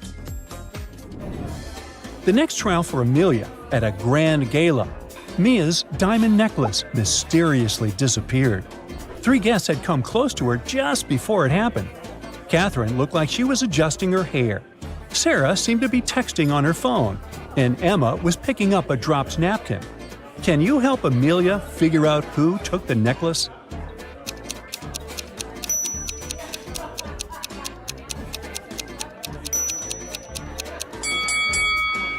Whoa, take a look at Catherine's hand. She's holding a hairpin, but there's something shiny tucked in her other hand. It must be the necklace. 3 women, Alice, Bianca, and Clara, were having coffee at a local cafe. One of them was a millionaire, but she kept it in secret and went to great lengths to hide her wealth. Amelia had to figure out which woman it was. This test was supposed to check how attentive she was.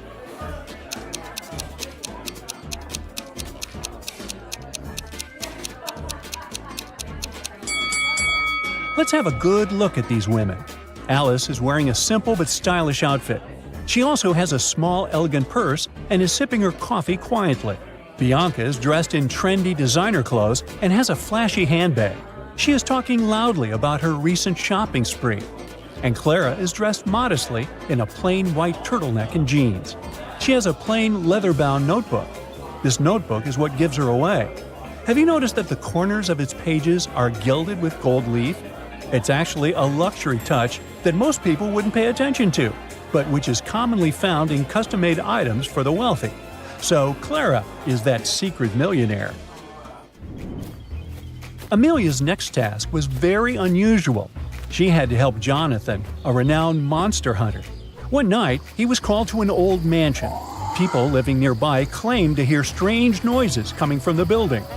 Jonathan told Amelia that the monster was hiding in one of the 3 rooms. The first room had a roaring fireplace, the second was a library, and the third was a dining hall. Can you help Amelia and Jonathan find the monster?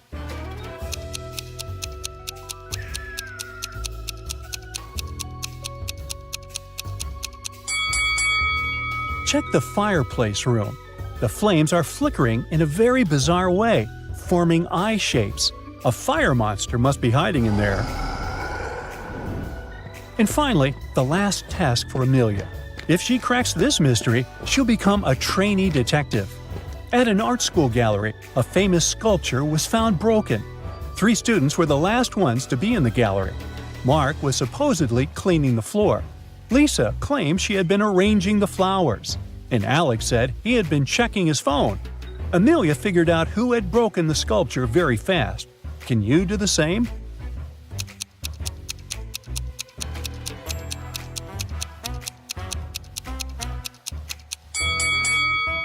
Look at Lisa's flowers. They're fake, and the wires used to hold them up match the broken pieces of the sculpture's internal structure. So the girl must have been the one who tampered with it. Well, Amelia got the title of trainee detective. And this was her first real case, to pass a flash drive with secret information to an undercover detective from a different city. The exchange had to be discreet and had to happen in plain sight on a plane high up in the sky. The only problem? Amelia had lost the file with the information about the detective. Uh-oh. How would she recognize them? So our trainee boarded the plane and saw two flight attendants, Emily and Sarah. One of them was the detective Amelia needed. But which one? Can you help Amelia?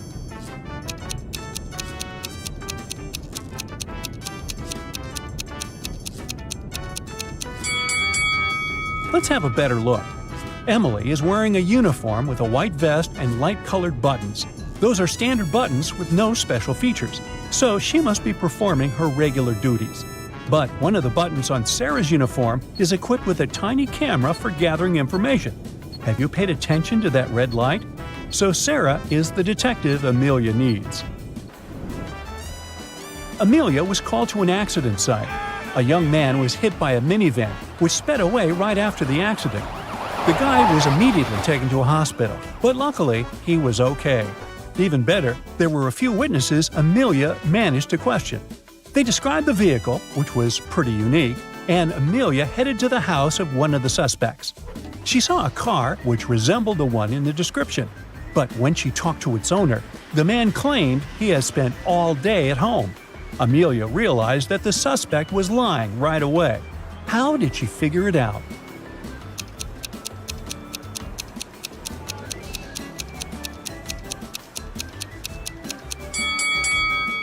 Our trainee detective touched the hood of the car and felt it was still hot from the engine. So the man must have just returned. Oh no! A rich man's wife disappeared from the hotel where she was staying. Amelia, who came to investigate this case, decided to question her husband. The man was on his own island. When Amelia finally arrived there, he told her that he had been there for the last 3 months. He explained that he was writing a book and asked his family and staff not to come and distract him. He added that over the past several weeks, he had been working nonstop from early morning to late evening without leaving his bungalow. Amelia knew right away that the man was lying. How did she figure it out?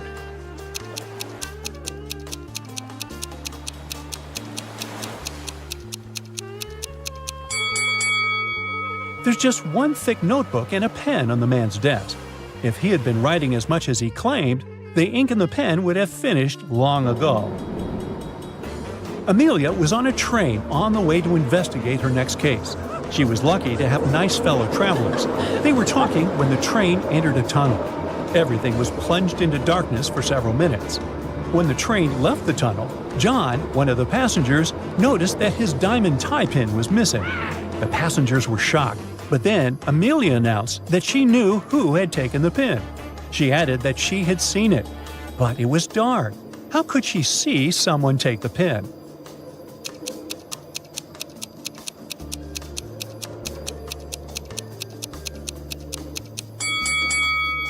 One of the travelers had a watch with luminous hands, and when this guy moved his hand to take the pin, Amelia noticed it. Mr. Dillon was quite famous in the city. He had a store where he sold beautiful, rare vases. One day, the man called the police and Amelia got this case. When she arrived at the store, Mr. Dillon had his head bandaged and the room was a mess. The man told her that some guys had run into his store and grabbed the money and the most expensive vases. Then they hit him on the head and he blacked out. Amelia immediately understood that Mr. Dillon was lying to get the insurance money. How did she figure it out?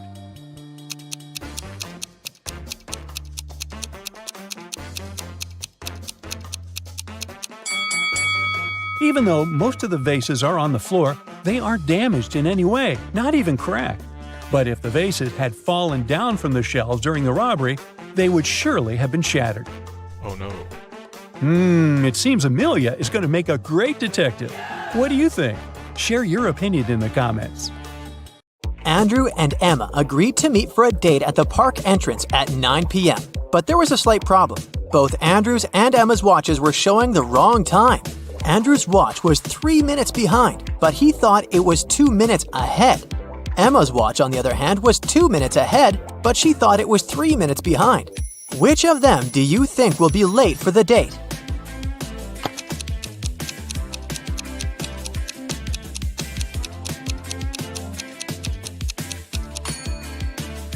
Andrew will be 5 minutes late and Emma will be 5 minutes early. Gemma was attending a technology-themed costume party. When she arrived at the venue, she saw 3 people chatting by the drinks buffet who were all dressed in robot costumes. However, she noticed that one of them was a real robot. Can you tell who?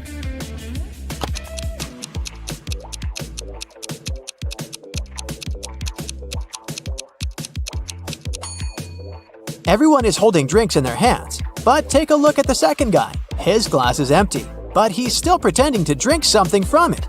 Robots and liquids don't go well together, so he must be an actual robot. Realizing that Gemma noticed him, the robot immediately pulled her to the corner of the room and said, "Now that you know my real identity, I need to wipe your memory. But if you can answer my riddle correctly, I'll let you go. I have keys, but open no locks. I have space, but no room. You can enter, but you can't go inside. What am I?"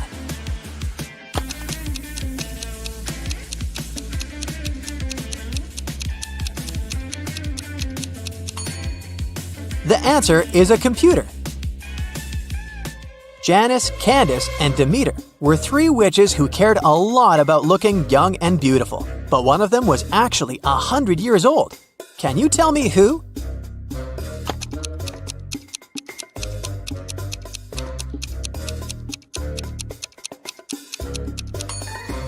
The first witch, Candace, who is taking a selfie, looks like an old woman on her phone screen, but that's just a social media filter. As for the second witch, Janice, the creepy old lady-looking shadow at the back is not her shadow. It's an evil spirit that's haunting her. But look at the mirror the third witch, Demeter, is holding. It's reflecting what she doesn't want others to see, aka her true face. So she's the old lady here. Lloyd went to the costume store to buy something to wear for Halloween. Once he selected a costume for himself, he headed to the fitting rooms to try it, but all 3 of them were occupied. A few minutes later, 3 different customers in costumes came out of them. The first one was wearing a vampire costume, the second was wearing a werewolf costume, and the third one was wearing a zombie costume. But Lloyd immediately realized that one of them was actually a real monster. Can you tell who?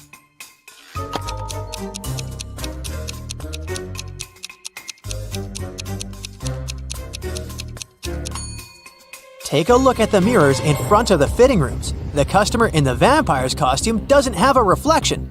That can only mean he is a real vampire. Sir Ridley Stormrider was a knight searching for his one true love. He traveled to the kingdom of Veridonia after hearing rumors that there was a magical mirror there, which revealed the location of the heart's desire to those who looked into it. But there was a catch. It would only reveal it to you if you knew the answer to the riddle that was engraved on it. I'm often running, but I never get tired. What am I? Can you help Sir Ridley Stormrider find love?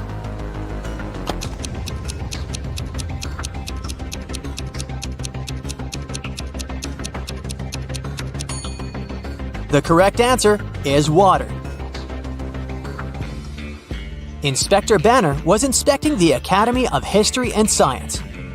During his inspection, he noticed that whenever he asked the class a question, all the students raised their hands in response. Moreover, even though the school teacher chose a different student each time, the answer was always correct. How did this work?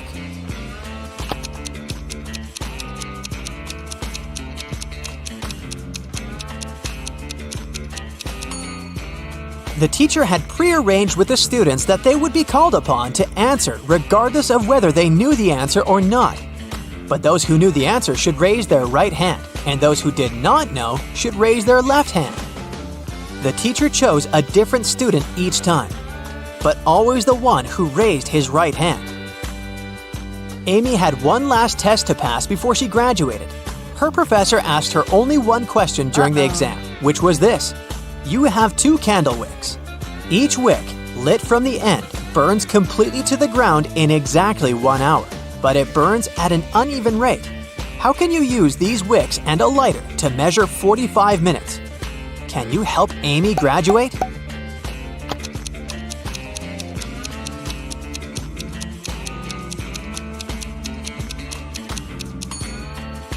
It's necessary to light the first wick simultaneously from both ends, which will give you 30 minutes. Simultaneously with the first wick, you light the second wick from the end, and when the first wick burns out after 30 minutes, you light the second wick from the other end, which will give you the remaining 15 minutes. Layla's best friend was her dog named Gamgee. One night after spotting a falling star in the sky, she wished that Gamgee could talk to her. Then, suddenly, the star came to life in front of her and said, I will grant you your wish if you can answer this riddle of mine.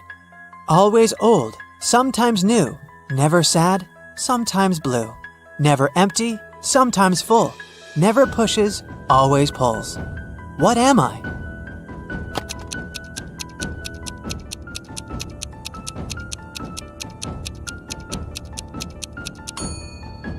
The answer is the moon. To Layla's surprise, her dog really started talking. The first thing it said was, "Oh, this riddle game is so fun! I want to play it too! Here's my riddle to you. What's always found on the ground but never gets dirty?"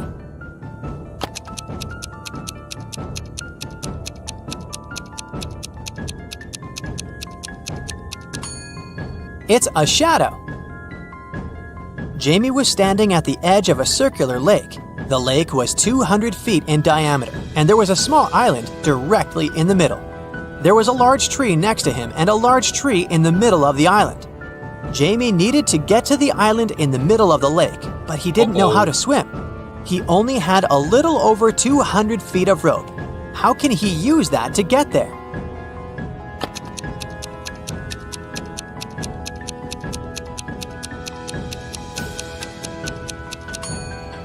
First, Jamie needs to tie one end of the rope to the tree next to him. Then, while he's holding the other end of the rope, he should walk all the way around the lake. This will wrap the rope around the tree in the center. When he returns to his starting point, he needs to tie the end of the rope he's holding to the large tree again. He can now use this rope bridge to hold on to and cross the lake to the island. Cedric was a brilliant scientist. One day, suddenly a small portal appeared in his lap, and a little device with a letter attached to it fell on his head right before the portal closed. The letter said, "From future Cedric to past Cedric. One of my experiments accidentally caused chaos to be unleashed on Earth. That is why I have to prevent you from conducting this experiment in the first place. You will find the details inside the box, but you can only open it if you know the answer to this riddle. What occurs once in a minute, twice in a moment, and never in 1,000 years? Can you help Cedric save the future world?"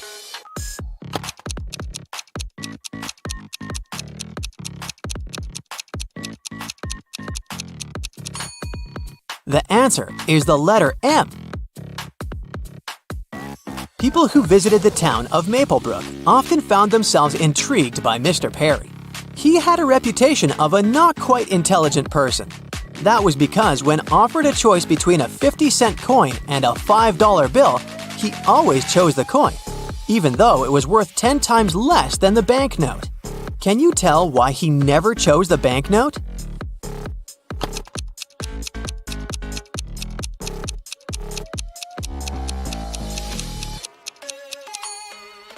Well, he was not so foolish after all.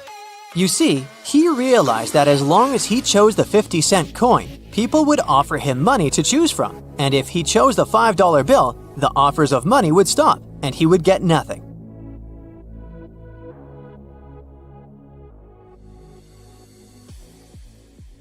Harry wakes up inside a simulated reality. An AI voice tells him that he needs to complete a series of tasks in order to get back to his normal life. 3 doors are projected in front of him.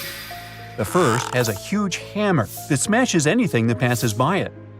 The second door leads to a corridor filled with electric pipes. And behind the third door, there's broken glass all over the place. He has 2 seconds to choose one of the doors. Which one should he pick?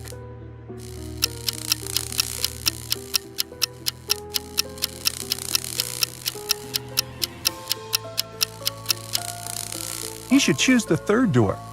Since he's wearing shoes, he'll be all right. He goes through that door and ends up in a cage. Inside, there are 3 rescue buttons. The red button will open the cage immediately, but it also simultaneously opens a cage with a hungry lion. The blue one will open the cage in 10 minutes, but it will also open hundreds of water pipes. The orange button will open the cage in 5 minutes, but it will also set the place on fire. Which of the buttons should he press?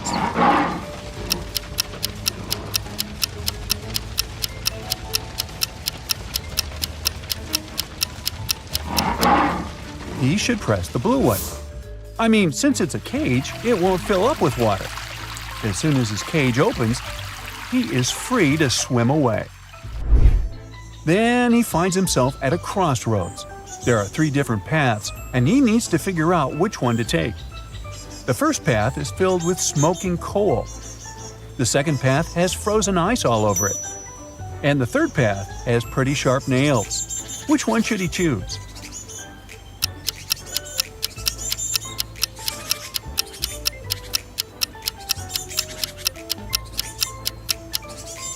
He should definitely choose the middle path. Even if the ice doesn't melt during daytime, it's pretty easy to go through it. It looks like Harry is doing pretty well, so the AI controlling the game decides to make the task a bit more difficult. It projects a scene where Harry is now in a hotel lobby. He has to figure out which of the lobby guys won't help him with his luggage.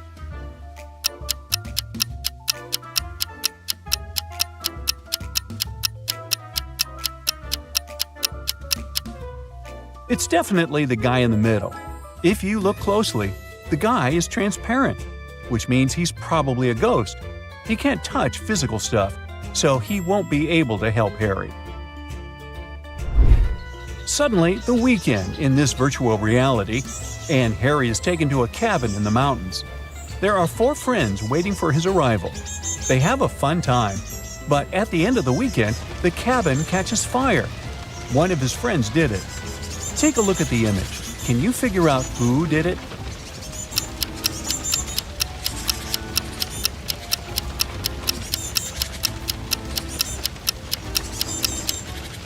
It's the third guy to the right.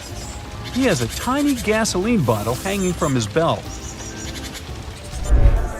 Harry suddenly appears in what looks like a wedding ceremony and discovers he's the one getting married. 2 women appear in front of him.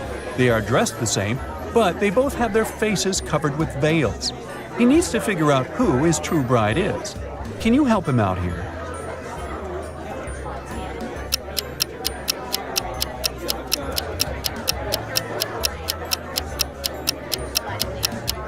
They look identical, but one of them already has a wedding ring. This can only mean that his true bride is the other lucky gal. For his next challenge, he's taken to a restaurant where a waitress shows him 4 glasses. Each glass is filled with the same liquid, water, and has an object inside of it. The waitress asks Harry which glass has more water than the rest. Take a look at the image. Can you figure out the correct answer?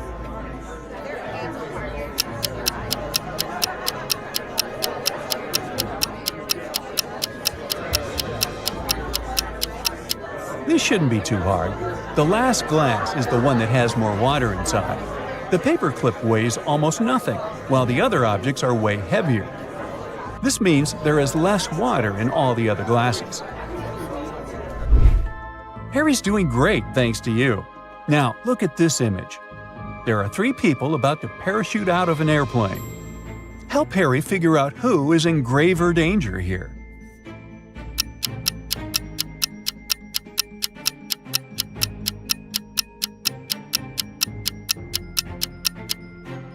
It's the first two people. You see, there's a heavy bottle in the last guy's backpack. If it falls down, it can break the other's parachutes. Uh-oh. Harry's stomach starts to growl after so much hard work, so he asks for some food. The AI controlling the game decides to create two chefs to bake him two different cakes. But here's the catch: only one is safe to eat. Take a look at both of these delicious-looking cakes. Which one is safe?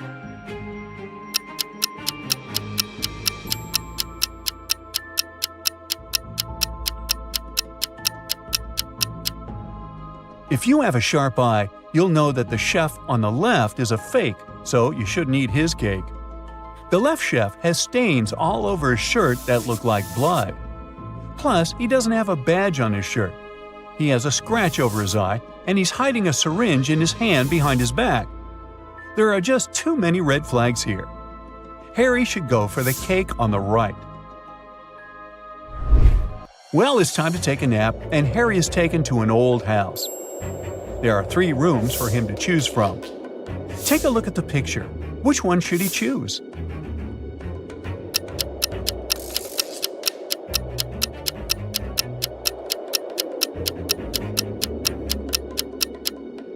Well, so you see the hidden scenarios behind the curtains in the first room? That's a big no-no. As for the third room, notice how the AC is set to cold even though it's snowing outside. No to that, so he should definitely pick the second room. To sweeten things up a bit, Harry was enrolled into a baking competition. He was introduced to 3 judges, and they each told Harry what their favorite cake was. The first judge expressed his love for chocolate pies. Judge number 2 said he loved berry pies more than anything in the world. And Judge 3 said he was fond of pecan pies, also pronounced pecan. Harry immediately knew one of them was lying. Can you tell who?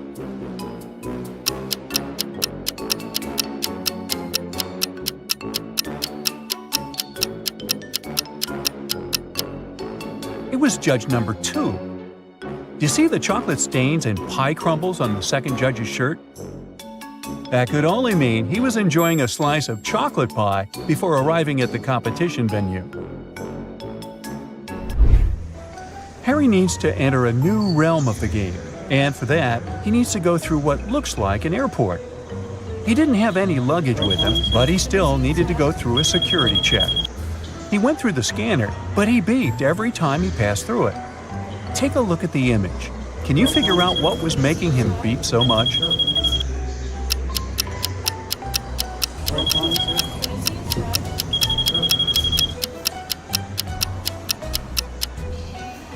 It was the necklace chain dangling from the pocket of his jacket. Good eye if you spotted that. Passing through the different realms, Harry spotted a nice bakery, then decided to stop for some more nourishment.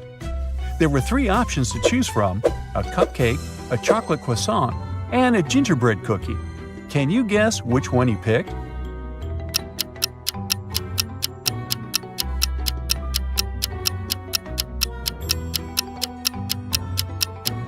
You don't need to be a genius to see that Harry is using gingerbread cookie socks. He loves them so much, which is why that's his usual pick. Harry arrived at the gate of the new realm, and there were 2 creatures guarding him, a lion and a unicorn. There was a little sign saying that the lion lied on Mondays, Wednesdays, and Saturdays, and that the unicorn lied on Tuesdays, Thursdays, and Sundays. Harry asked to get inside, and the lion said he needed to answer one of the riddles. He told Harry that he lied yesterday, and the unicorn said he also lied yesterday. Can you help Harry figure out which day of the week was yesterday?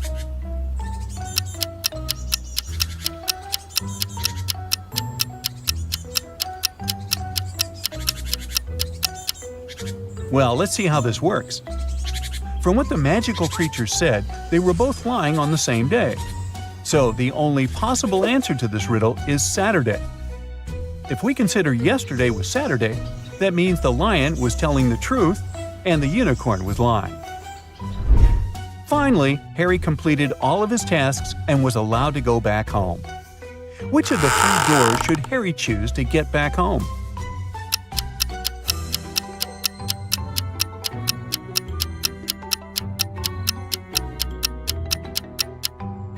Well, let's see. He should choose the door in the middle. It has a house emoji on it, which will probably take Harry directly back to the comfort of his home. So, our guy James here had passed all the first stages of the entrance exam for the Superhero Training Academy. For the final stage, the committee was going to test if he was able to determine who to save first in urgent situations. So they showed him a few images and wanted him to decide who was really in danger. Can you help him out? Here are the first two.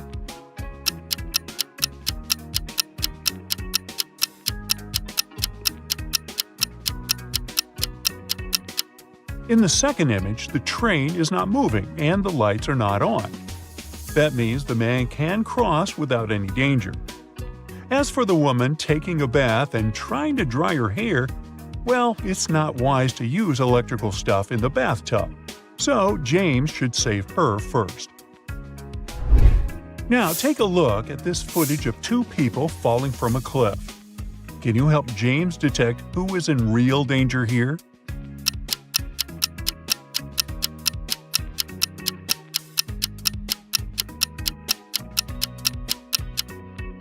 The guy holding the umbrella might appear to be falling faster than the guy holding the plastic bag.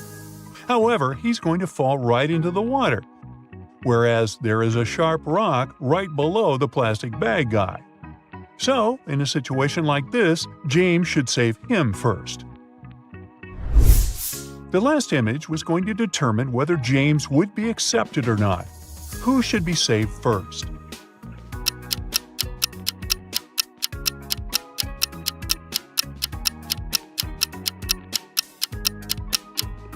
The lady absorbed in her phone in the second image is safe, because even though the traffic looks busy, the lights show a clear walk signal and cars are stopped.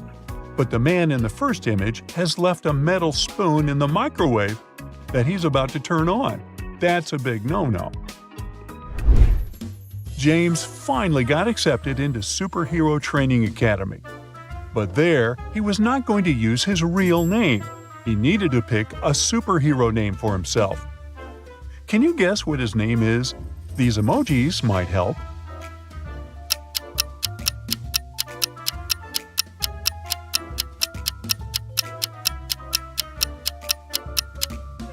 His superhero name is Thunderbolt Titan. Ooh. It was time to graduate. At the ceremony, the headmaster of the academy wanted to reward Thunderbolt Titan for finishing first in his class. He presented him with a mysterious chest containing a puzzle. Inside awaited a new suit, a cloak, and a high-tech gadget, but only if Thunderbolt Titan could crack the code.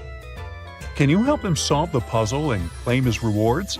Look at the number sequence. What comes next?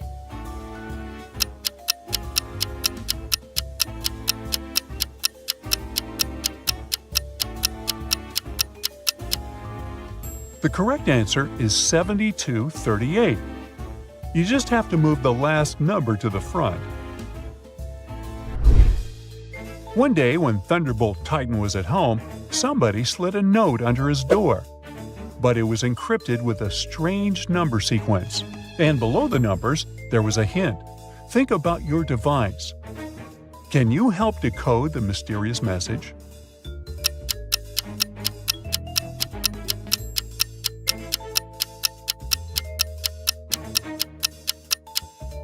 To decode this number sequence, we use a mobile phone keypad, as the hint suggests, where each number pair represents a letter. The first digit indicates the keypad number, and the second digit selects the letter's position on that key. For instance, 42 translates to H, because 4 corresponds to the GHI button, and pressing on it 2 times will give you H. Following this method, the fully decoded message is "Help now." A villain from the multiverse had brought all kinds of creatures to planet Earth, and the Protectors League needed Thunderbolt Titan's help to find and capture them before they unleashed chaos. The first monster they were searching for was a zombie, and the Protectors League had 3 suspects. Take a look at them and help Thunderbolt Titan successfully complete his first mission.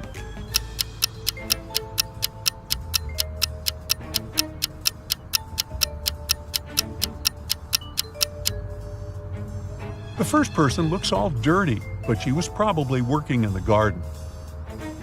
The second lady's grocery bag is leaking juice, not blood.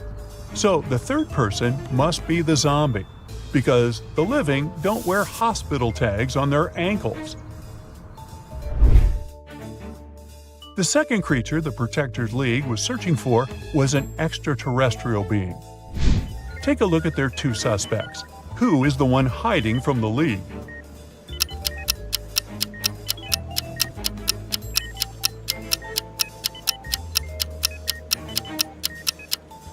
Look at Gary M's hospital patient chart.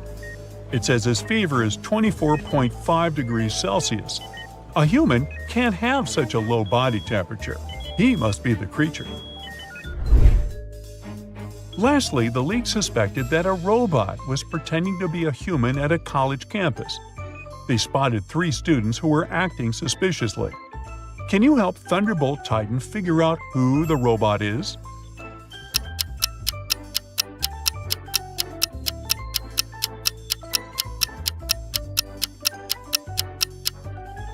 You might think it's obvious that the third student is a robot, but he only has a super realistic-looking robot tattoo on his arm. The first student has a blinking red light inside his shirt's pocket, but that's just a camera. On the other hand, the second student has a USB port on one of her fingers. She must be the robot. To the Protectors League's surprise, there was a 4th monster who had escaped their attention. And at the headquarters, they got an emergency alarm that it was creating mayhem at the amusement park. Thunderbolt Titan immediately rushed there. Upon arrival, he found that the creature's actions had led to a malfunction on the roller coaster ride, causing 3 passengers to be stranded dangerously. Which one should Thunderbolt Titan save first?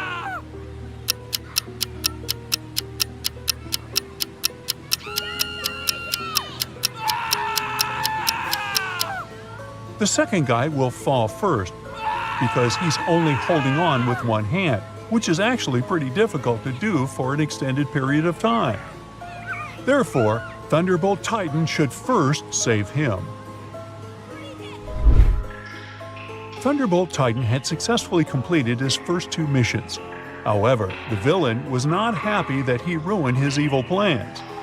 So he captured him and locked him in a room with no exits. There was only a note that said, "Answer this riddle and you might escape." What can fill a room but takes up no space?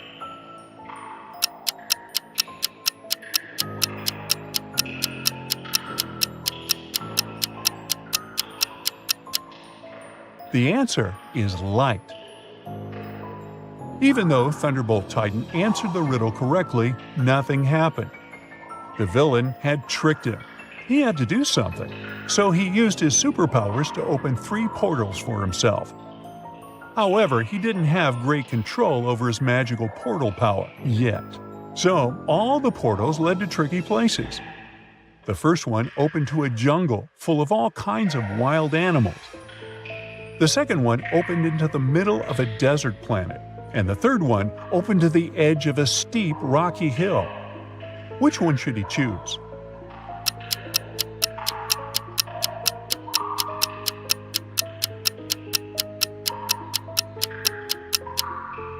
Remember the roller coaster mission? Thunderbolt Titan can fly, so he can choose the third portal and fly to safety from the steep hill. One night, Thunderbolt Titan was patrolling the city when he received a distress call. A woman had been attacked by a purse snatcher, and during the struggle, she fell and hit her head. She was now in the hospital room without her bag and her memory. The police officer informed Thunderbolt Titan that there were 3 men outside her door. all claiming to be her husband. Can you help Thunderbolt Titan figure out who is telling the truth?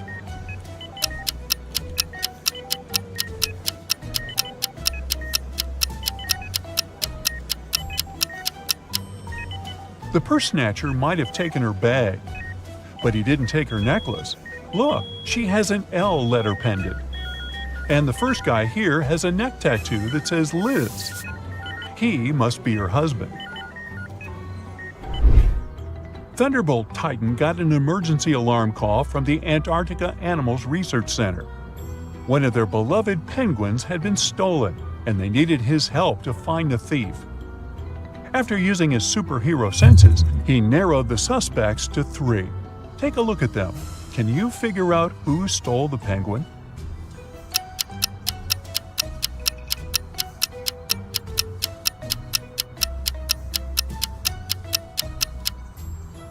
The second lady looks like she's hiding something under her skirt, but she's just pregnant. The third guy's backpack looks bulky, but see the flight tag attached to it? That's just his carry-on. But the first guy is hiding raw fish inside his tote bag. That must be to feed the penguin, so he's the thief. During a championship race, one of the cars was suspected of being sabotaged. Thunderbolt Titan was called to the scene to help identify which one with his scanning power. Can you figure it out before him?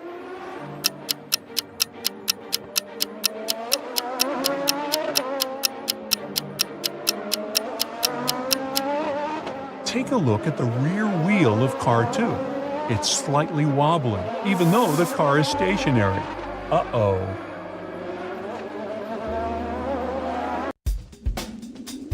On a winter day, a man was standing in the middle of someone's front yard. The person stayed there for several weeks without moving, and the owner of the yard didn't mind. Eventually, the man left. Who was the man?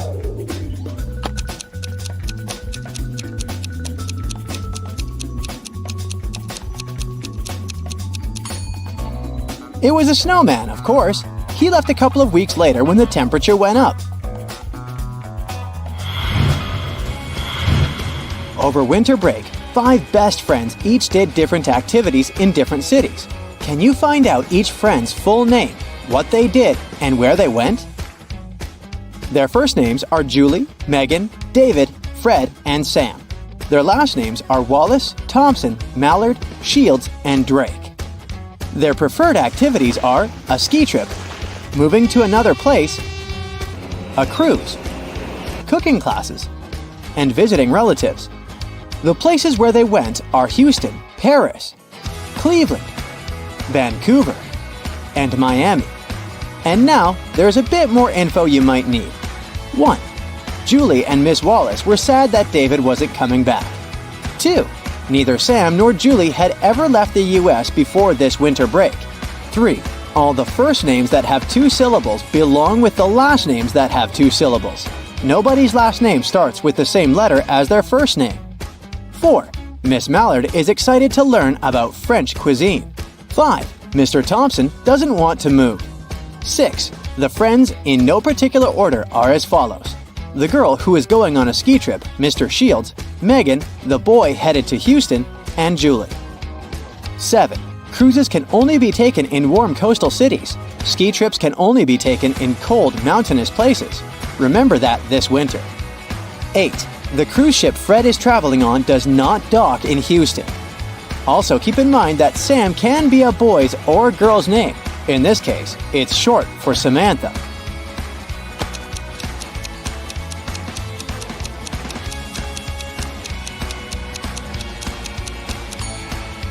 Julie Mallard takes cooking classes and she went to Paris. Megan Wallace moved to Cleveland. David Thompson visited his relatives in Houston. Fred Shields went on a cruise in Miami. Sam Drake took a ski trip in Vancouver. It's 1962, and you're traveling to Innsbruck, Austria, to see the Winter Olympics. When you arrive at the stadium, nobody is there. You ask a passerby, "Why isn't anyone here for the Winter Olympics?" The man answers your question. You both laugh at your silly mistake and you go back home. What did the passerby tell you?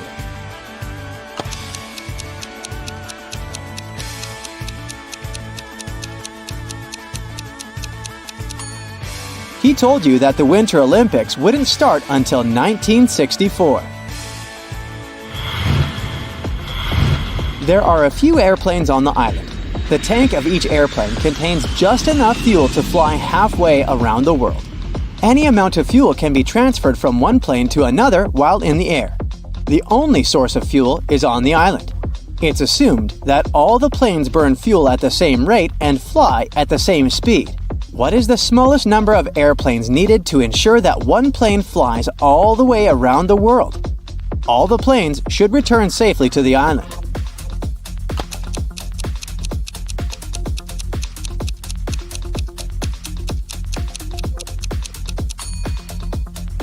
Only 3 planes are needed. Planes A, B, and C leave the island together. After flying 1/8 of the distance, Plane C transfers 1/4 of the contents of its tank to Plane A and 1/4 to Plane B. This leaves C with 1/4 of its fuel, which is just enough to get back to the island. Planes A and B continue for another 1/8 of the way. Plane B then transfers 1/4 of the contents of its tank to Plane A. Plane B now has half a tank of fuel left, which is enough to go back to the island. Plane A now has a full tank and continues to fly until it runs out of fuel, which occurs when it's 1/4 of the way to the island. It is met by Plane C, which has already been refueled. Plane C transfers 1/4 of its tank to Plane A, and they both head home. Planes A and C run out of fuel when 1/8 of the way to the island is left. Luckily, they're met by Plane B, which has been refueled too. Plane B transfers 1/4 of its tank to each of the 2 planes, and the 3 aircraft now have enough fuel to get home. 2 50-foot ropes are suspended from a 40-foot ceiling 20 feet apart. You have only a knife. How much of the rope can you steal?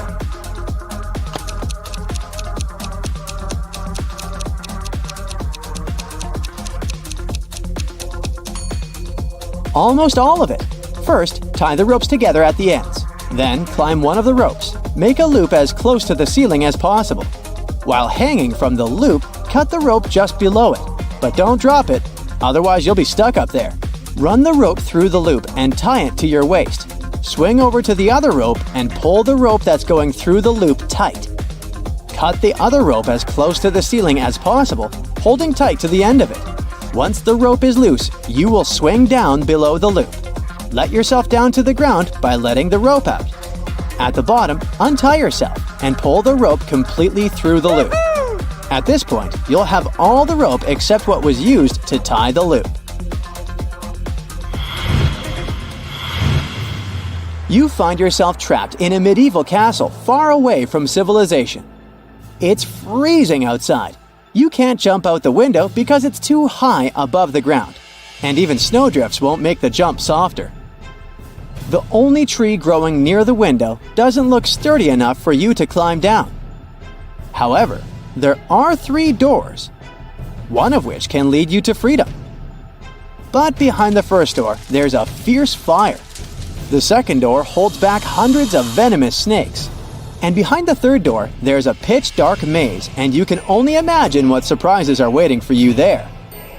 Which door should you choose?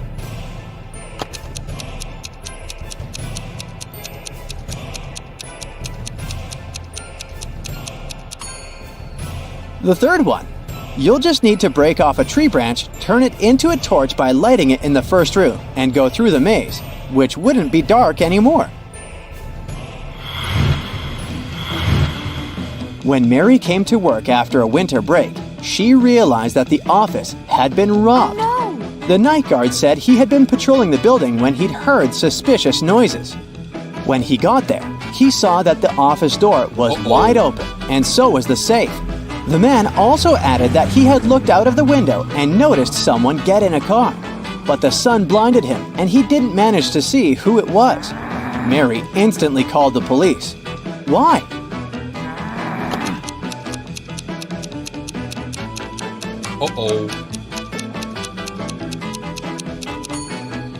There's no sun at night, so it couldn't have blinded the night guard. He must have invented the whole story to help the criminals. Or is he the thief himself?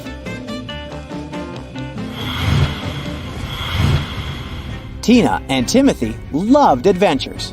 Once, they decided to check out an ancient castle in Greenland that was said to belong to a witch. That witch used snow to perform her magic and could turn into any object and copy anyone's appearance. In the castle, they used torches to light their way. All of a sudden, their torches went out. Tina got terribly scared, but then the torches lit again, and she saw two husbands of hers in front of her. Can you tell who is her real husband?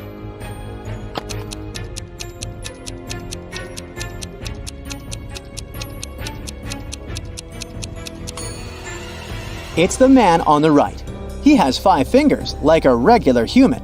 The man on the left has 4 fingers, so it must be the witch. An anonymous person called the police and told them that a notorious criminal had come back to the town. The next day, they called the police once again to report the screams they had heard. They had been coming from an abandoned house. The police rushed there. They broke in and saw 3 tied-up men. They figured out that one of them must have been the criminal. One of the officers said that he knew exactly who the criminal was. Can you spot them?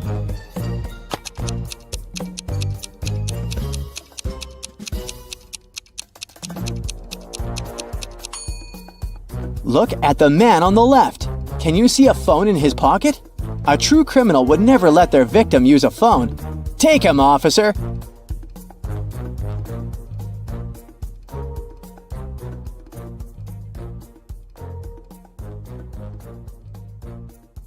Take a look at these 3 teachers in the school canteen. One of them is a vampire. Can you guess who it is?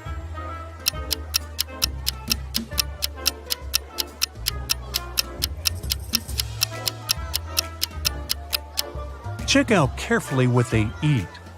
The third lady has some garlic, so she can't be a vampire.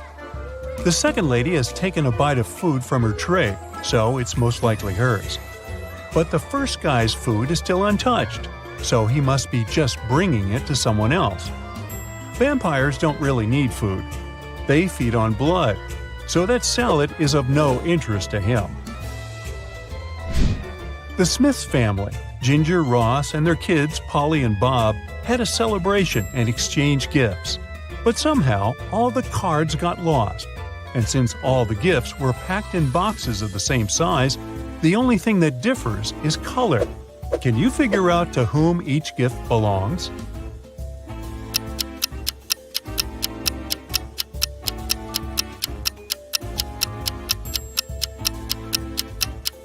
Ginger, the mother, must get the gifts in green wrapping paper because her name starts with a G. Ross, the father, gets the gifts wrapped in red paper. Polly, the daughter, gets all the pink ones. And Bob, the son, has all the blue gifts, following the same logic. On a winter day, Mike went skiing. Suddenly, he found a secret laboratory hidden in the mountains. It was well guarded, but curious Mike managed to find an open door. Once he got inside, the door got instantly shut and wouldn't open again. There in the lab, Mike saw 3 large barrels, each with different stuff inside. The first barrel was literally on fire. The second one was full of acid, and there was a working electric saw in the third one. All of a sudden, Mike heard a voice. Each of the barrels contains a key that can set you free, but you aren't allowed to move the barrels. Good luck! What did Mike do to escape?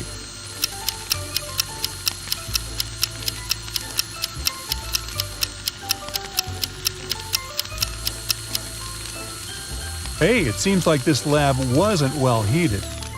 There were a bunch of icicles on the ceiling, so he grabbed them and threw them into the burning barrel. They melted and extinguished the fire, allowing him to grab the key. Lame Horse is the most popular club in town, and lots of people hope to get inside. However, security guards are pretty strict, and all visitors must comply with a set of requirements issued by the club management. Visitors must be over 25. They must wear a total black look, and their name cannot start with an A. Now, look at these 3 people waiting at the entrance, who cannot be let in.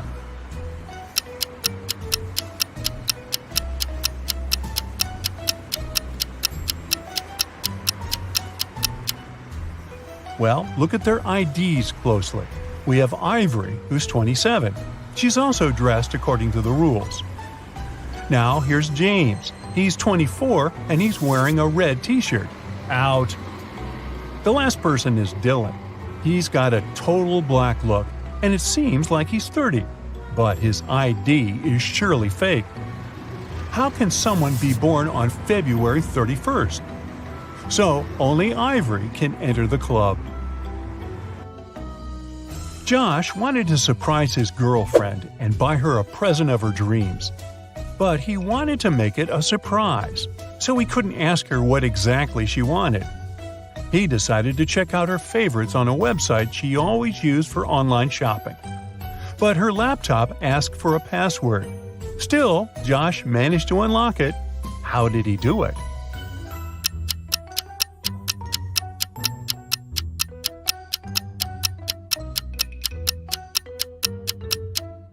Look at the sticker on the desk. It looks like a bunch of misspelled words. But each typo actually helps figure out the password. O in laundry, extra I in table, extra I in mice, V in the word answer, and extra E in the word cat. Altogether, it's olive.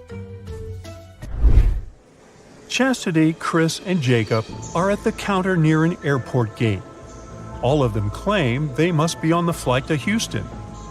But the airline employee says there's only one seat left.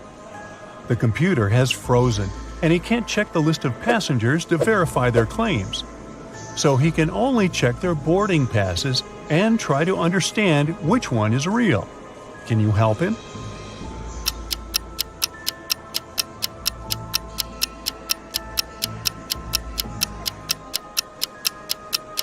The only real boarding pass belongs to Chastity. Look, the one that Chris has mentions his date of birth, which is never printed on boarding passes. The one that Jacob has doesn't have the flight number, which is almost impossible. Well, welcome aboard, Chastity. Liam was traveling on a train where he met Brian. Now, Brian invited him to have coffee in the dining car, and Liam agreed. For some reason, Liam left the train in terror at the next station without taking his belongings, even though it wasn't his destination. Why?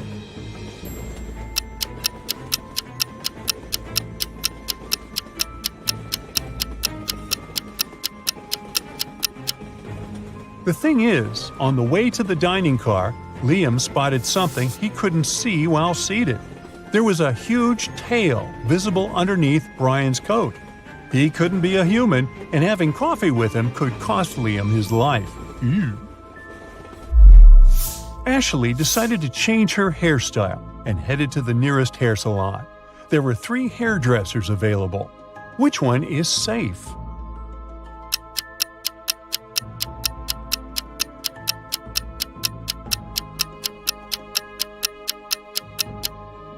Look, the first hairdresser has just finished working with the previous client, and the client is literally crying. The hairstyle is horrendous. The second hairdresser has knives instead of special scissors. She doesn't seem to be safe either. However, the third hairdresser seems completely fine. So, Ashley should pick her. Mary is a beginner gardener. She decided to grow some flowers in her garden, and there are already several sprouts. Yesterday, she watered them as usual, but today she sees that all of her sprouts have perished. Why?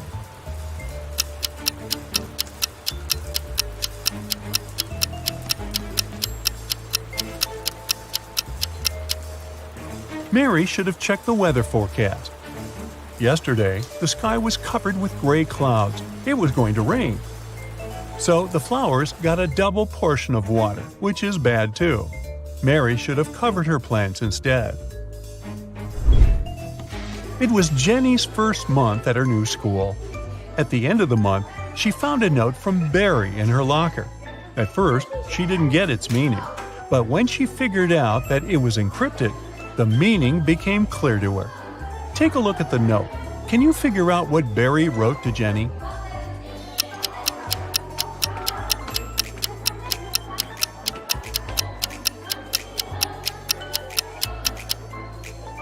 To decipher the note, you need to understand that the numbers correspond to the placement of the letters in the note. The first letter is I, the second is L, and the eighth is K. Now keep doing this until you decipher the whole thing. The note says, I like you. It looks like Jenny has an admirer. Martha is standing on one side of a river and her cat is on the other. Martha is calling her cat, but you know, those guys aren't into water and swimming in general. However, the cat immediately starts crossing the river without getting wet. There are no boats or bridges. How is it possible?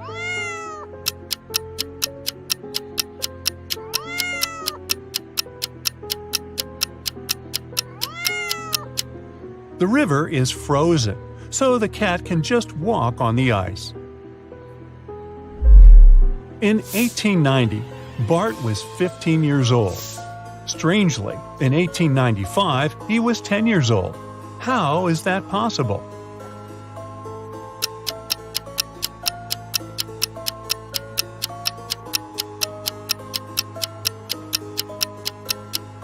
The thing is, Bart was born in 1905 BCE. The calendar worked the other way around back then. Linda and Porter were walking in the woods when they saw an old hut. They walked inside, but the door through which they entered suddenly vanished into thin air. Instead, 3 new doors appeared in front of them. Behind the first one, there were venomous rats. Behind the second door, arrows with poison on their tips were flying across the room at head height. And the third door hid a 30-foot deep pit. Which door leads to freedom?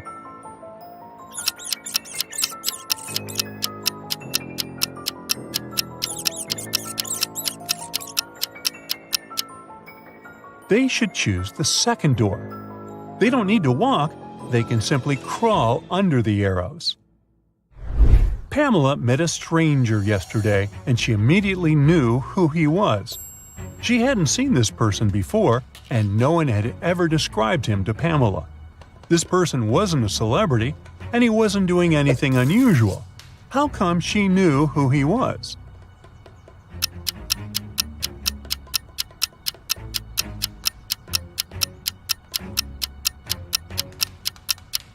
The man was Pamela's friend's twin brother.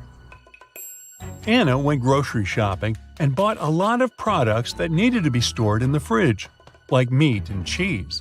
When she returned home, she realized that her fridge was already full, and she had nowhere to store all those products. What should she do?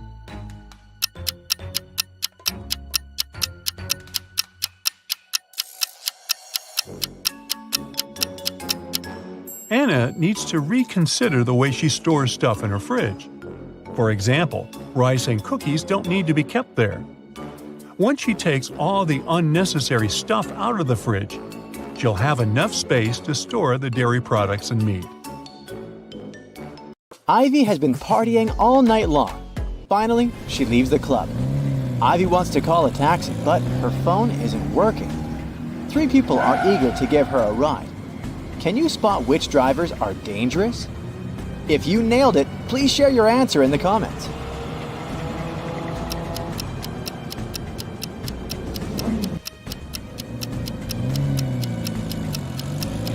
The second car has a flat tire. Probably not the safest option. The third car is fine, but the driver is hiding an axe in his pocket. So, Ivy should definitely choose the first car. Unluckily, Ivy picks the wrong driver. She falls asleep on the way and wakes up in the city's service tunnels. Ivy wanders around for a while and finds 3 tunnels leading outside. But they're not safe. A hungry alligator is waiting in the first one. The second tunnel is filled with acid that can dissolve Ivy's body in a few seconds. And there's a deep pit covered with sharp rocks in the third tunnel. Which tunnel should she choose to survive? Let us know in the comments.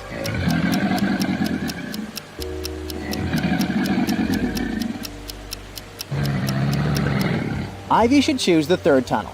The water is running right into the pit, so it must be filled with water by now. Therefore, Ivy can swim through it safely. Ivy swims out of the tunnels and finds herself in the middle of the bay. She's rescued by a ship. The crew leaves Ivy to rest in the hold, but suddenly the ship begins to flood, fast. Ivy's trying to get out, but the hatch is stuck. She's locked inside the hold. How can Ivy survive? Think carefully and tell us your answer in the comments.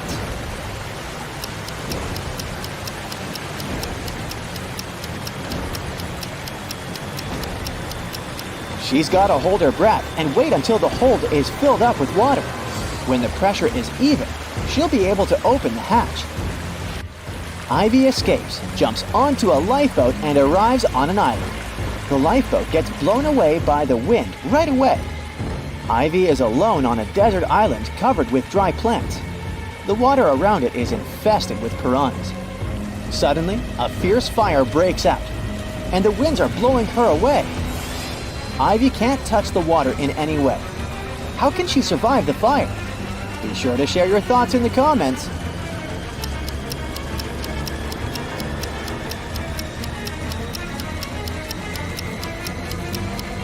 She should use a branch to burn some grass.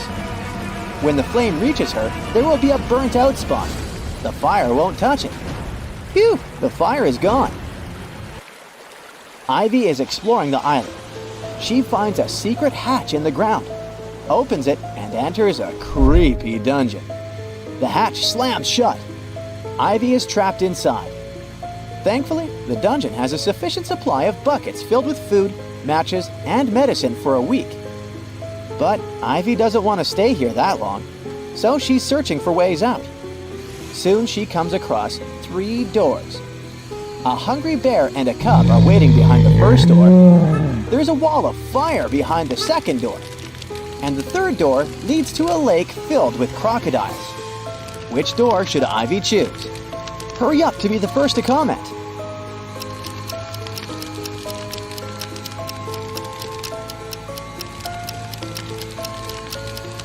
The bear will try to protect its cub. Crocs are a bad idea too, but Ivy can distract them with food and then use the lake water and the bucket to fight the fire. So she should choose the second door. Ivy gets out of the dungeon. Suddenly, she sees a helicopter in the sky. The island is still covered with dry, burnt plants. Can you help Ivy find a way to make the pilot notice her?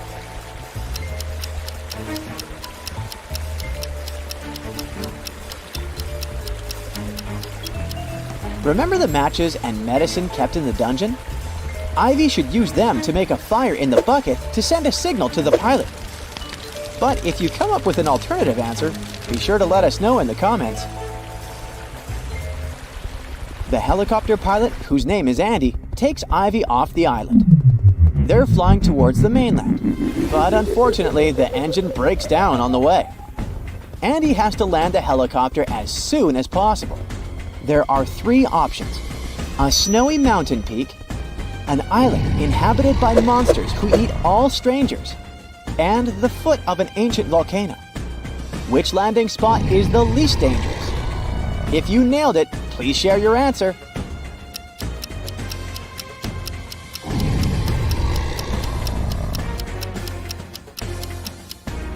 Monsters are a bad idea. This volcano is about to erupt, so it's not safe to land here as well. But take a closer look at the mountain. It's located near a city, so this option is the safest. Andy and Ivy land on a mountain peak. There are 3 roads to get to the city. Which route should they take to stay alive? The comment section below is waiting for your answer.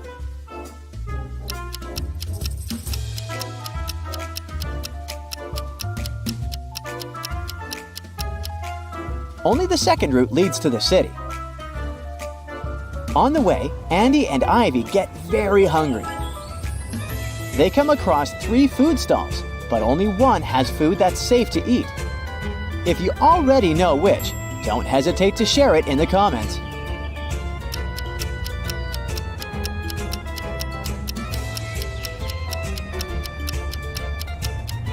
The first chef doesn't wear any gloves and his hands are really dirty. No thanks. And the third kiosk is located right next to a toxic waste bin. So the second option is the best. Ivy finally made it home. The next day, she sends Andy this photo, and a day later, this one. How did she survive? Give this video a thumbs up if you already know the answer.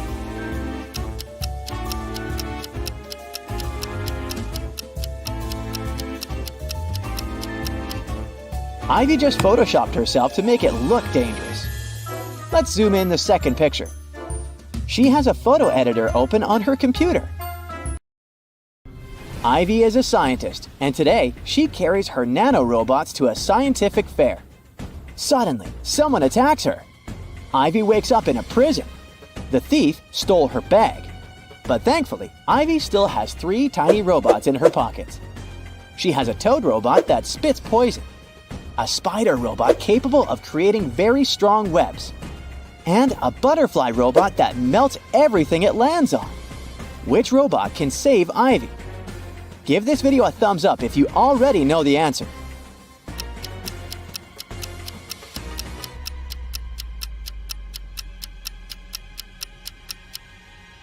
The butterfly can melt the bars. The bars are gone. Ivy runs along a creepy corridor and faces 3 open doors. Which door is not dangerous? Think carefully, and don't forget to share your thoughts in the comments.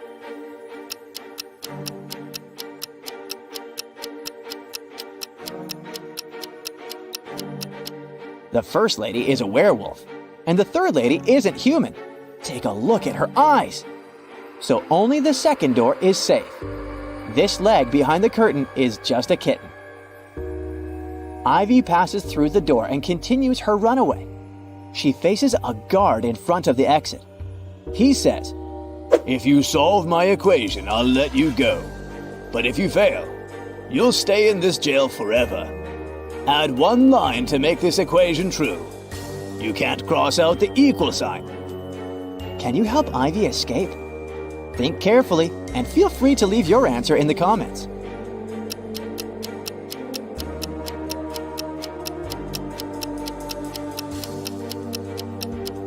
She should use the line to turn one of the plus signs into a 4.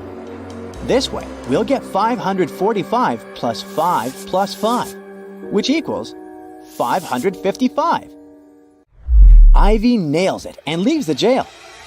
But there are 2 more prisoners trying to get free. Who's more likely to escape? Give this video a thumbs up if you already know the answer.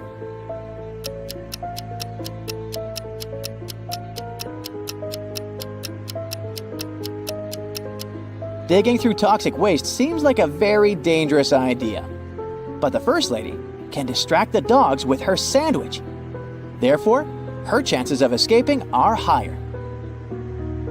Andy invites Ivy on a date. He offers 3 options. He just received a brand new helicopter so they can have a romantic ride over the city. The second option is to swim in a pool on the roof of a 5-star hotel. And finally, they can go ride a Ferris wheel in the local amusement park. What should Ivy choose to stay alive? Don't forget to share your answer.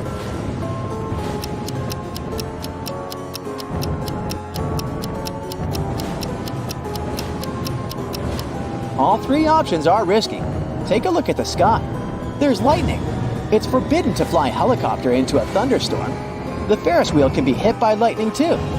And swimming in a thunderstorm isn't safe either. But at least the guys can hide inside the hotel. Hit the like button if you manage to crack each riddle, and don't forget to subscribe. Hey, look at these couples. Can you spot anything weird here?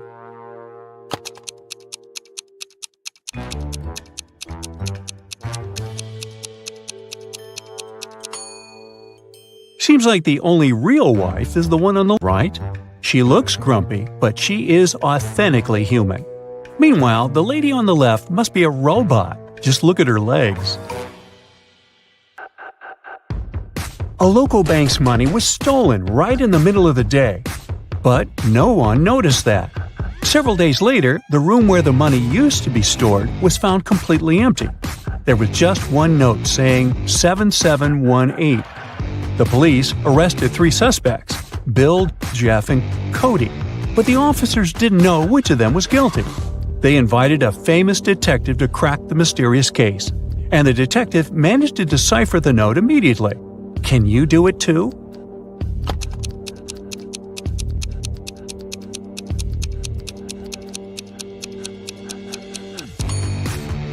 So, turn the paper upside down. This way, the numbers turn into a name, Bill.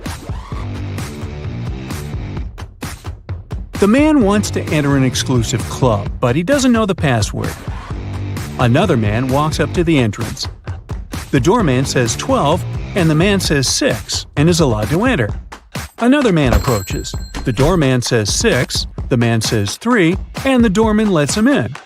Thinking he's heard enough, our guy walks to the door. When the doorman says 10, he says 5, but he isn't allowed to enter. What should he have said?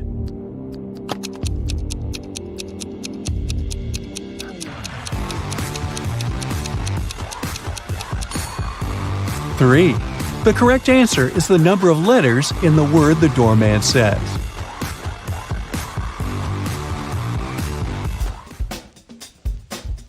Martin was a robber. One day he was trying to escape from the police after robbing a bank. He had 3 gold bars in his arms, each weighing 20 pounds. Ooh. The only way to get away was to cross a bridge, which could only support 220 pounds. The 3 bars of gold weighed 60 pounds, and Martin weighed 180 pounds. Could he cross the bridge without getting rid of any of the bars?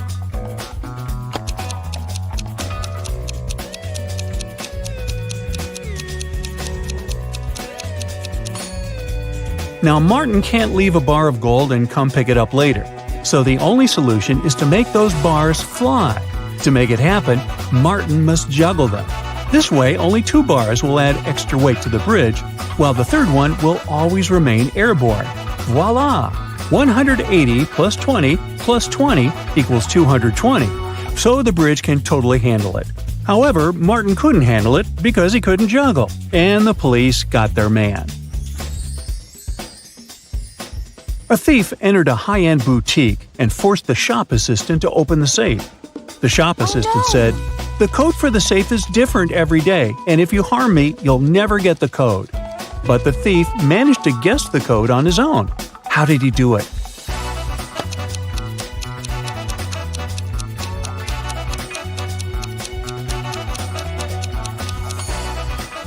The thief was smart. The code to the safe was the word different, just as the shop assistant said. A wealthy businessman, Mr. Ben Swift, was taken away and locked up in a dark room. His phone had almost no charge. He could only send one message.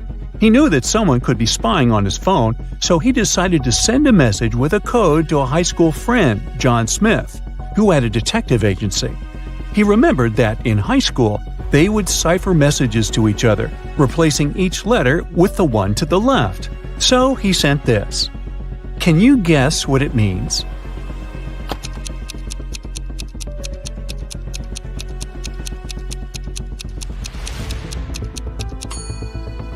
It's not gibberish. Once you decipher it, the message reads accountant, so it seems his accountant is to blame. You're wandering through the jungle when, all of a sudden, you see a magnificent ancient castle. You enter it and see its inhabitants. It's kind of hard to say if they're friendly or not, but hey, look, they've just fetched you some snacks. Still, you can tell from their grins that these snacks might be a trap for you. You can't say no to them and need to choose something to eat. There are 4 muffins in front of you. They all look yummy and your mouth is watering. One of the inhabitants, who seems to be the leader, tells you that the first muffin has some fermented cabbage inside. The second was swarming with live ants. The third has mud instead of chocolate cream. And the fourth one has aki fruit inside. So, which dessert should you opt for?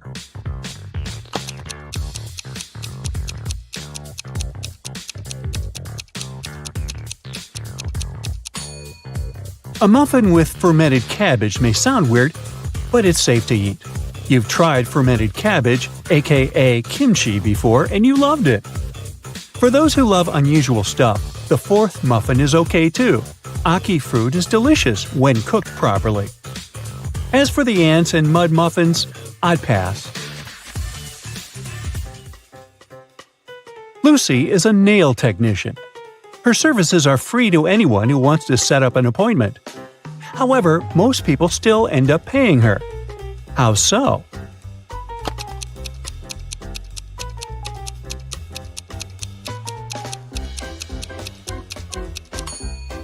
Lucy only does one hand for free, so most people who come end up paying the full price. They don't want to look weird with their nails done only on one hand. Poor Kathy lived with a stepmother and 3 wicked stepsisters. Her dream was to go to a lit party, which she had been waiting for a year. Her stepmother, Eveline, never let Kathy go anywhere. But this time, Eveline decided to let Kathy go as soon as she had finished with all her tasks. The stepmother asked Kathy to bring her some water, but she gave her a colander to carry the water. How can Kathy bring the water if she has nothing but a colander?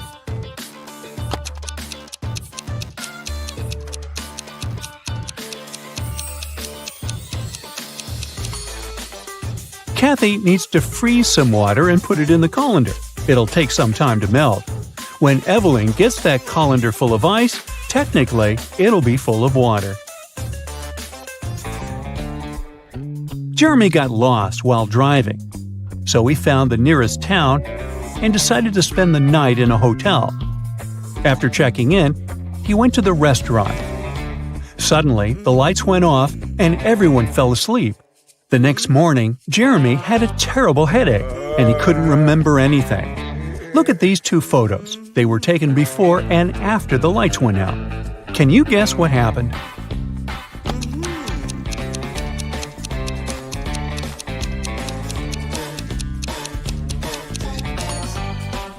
Look, there are some balloons in the first photo, but none in the second one. They must have been filled with sleeping gas. Someone wanted everyone to sleep. Jenny went grocery shopping and bought a lot of milk, yogurt, meat, and cheese. When she came back home, she realized that she had nowhere to store all these products as her fridge was already full. How can she save all the food she bought?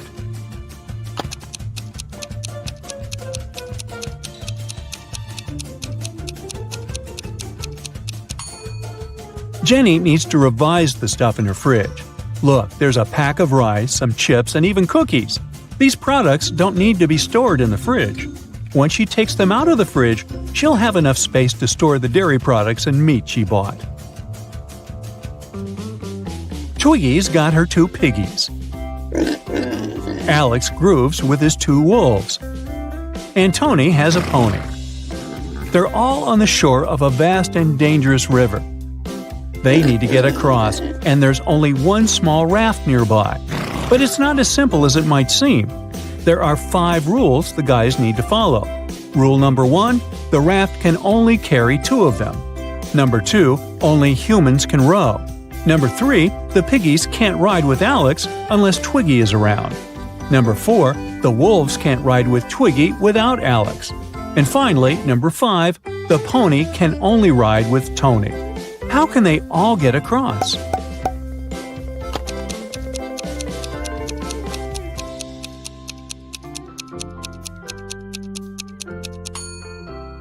First, they need Tony on board. He needs to take one of the wolves across the river. The rules don't prohibit it. When he comes back, Alex takes the second wolf across the river. Then Alex goes back alone. Twiggy joins him and they go to the other bank, where Twiggy leaves Alex and goes back alone. She gives the raft to Tony and his pony, and they go to the other bank. When they reach it, Alex takes the raft and goes back to pick up Twiggy. He picks her up, they go back, and Twiggy leaves Alex there. After that, she goes back to pick up her pigs one by one. Finally, I thought this was never going to end. Hey.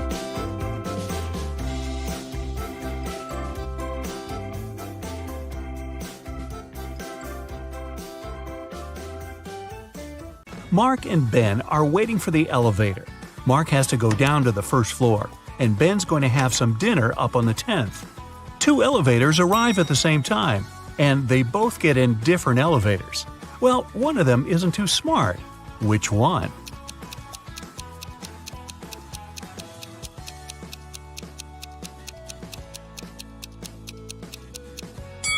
It's Ben. He needs to go up, but his elevator's going down. You're chilling watching TV when you hear the doorbell. You aren't expecting anyone, but you go to the door anyway and open it. There's no one there, just a basket of candies and a letter. The letter says, "Dear Charlie, thank you very much for your help. I really like you and wanted to ask if you want to go out sometime. All my love, always." There's no name on the letter and you have no clue who it could be from. Luckily, there's a short little riddle. 3rd of August, 4th of February, 2nd of May, 3rd of December, 6th of October. Can you crack the code and find out who your secret admirer is?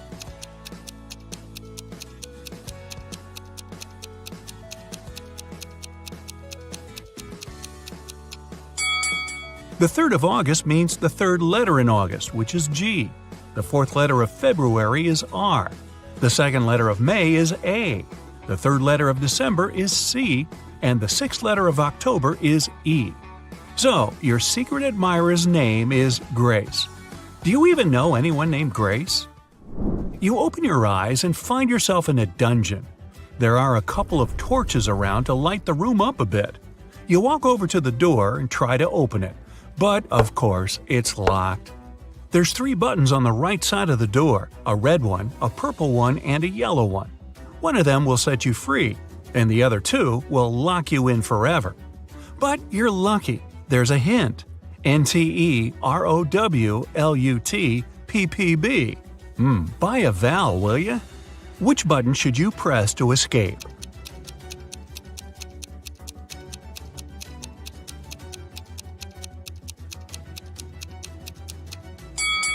If you put the letters in the right order, you'll get purple button. Since only one button opens the door and the other 2 trap you in, you gotta try your luck with the purple one. Jessie is a mom of 3 who works as a detective. She comes home late one night and goes right into the kitchen to get dinner ready. Waiting for her in there, a huge mess. Looks like someone already had their dinner, a chocolate pasta sandwich. She doesn't let her kids eat that kind of stuff. So she goes upstairs and rounds up all her kids. Katie, Serena, and Hannah are all busy doing their homework. They all deny eating chocolate pasta, but she still knows who it was. Who's lying, and how did Jessie know?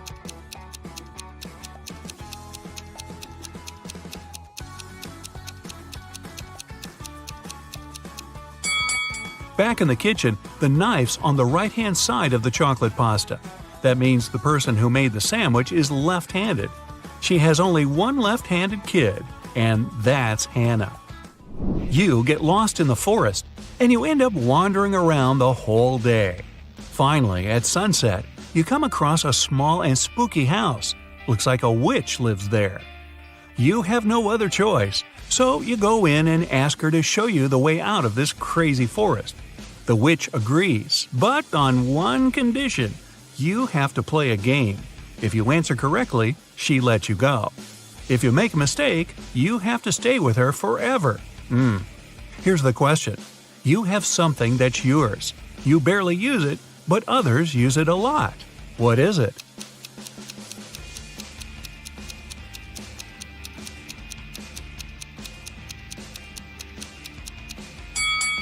It's your name. You're abroad, enjoying the sun and a much-needed vacation. One day at the beach, you meet a beautiful woman and spend the whole day with her. In the evening, you ask her if you can meet again tomorrow. She smiles and says yes, if you can guess where she comes from. But she really likes you, so she gives you a hint. The place I'm from is 2 of Armenia, 1 of Germany, 2 of England, 1 of Turkey, 2 of India, and 1 of Australia. Can you guess where she's from?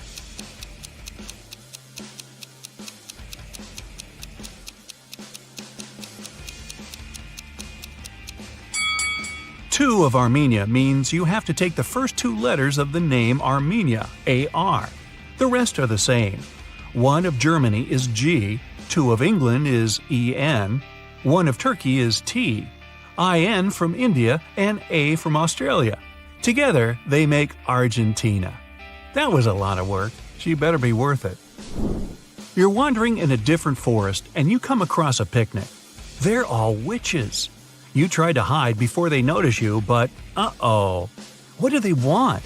Actually, they're pretty chill. They just need a little help. There are 8 of them, and one of them celebrating her 999th birthday. They've got a birthday cake, but there's a problem. And no, it's not that there's too many candles and too little cake. Their magic knife can only make 3 cuts, and they can't figure out how to cut the cake into 8 pieces. Can you figure it out?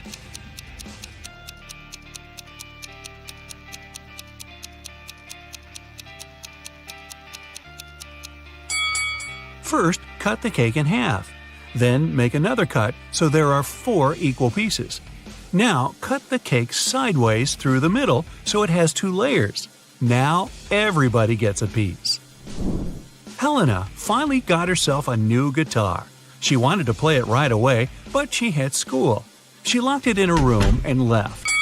When she got home that evening, the guitar was gone. Her family was kind of fun. They were always pulling pranks on each other. She asked everyone about her guitar. Here's what they said. Her mom said she hadn't even seen the guitar.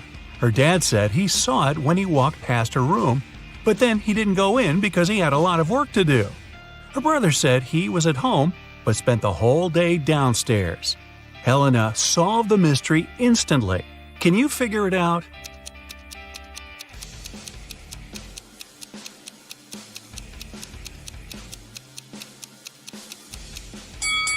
Her dad's lying. He said he saw the guitar while walking past her room, but that would be impossible. She locked the door on her way out. Mrs. Miller left the house and put a $100 bill in the dining room for her son. But the son said he never saw the money. There were 3 other people in the house that morning: Stephen, the gardener, Bill, the cook, and Molly, the housemaid. Steve said he saw the money, but he's an honest man. He'd never take it. Bill said he spent the morning in the kitchen and didn't see the money at all. Molly said she had to open the kitchen window but didn't want the bill to fly away. So she put it in this book between pages 35 and 36. Can you tell who's lying?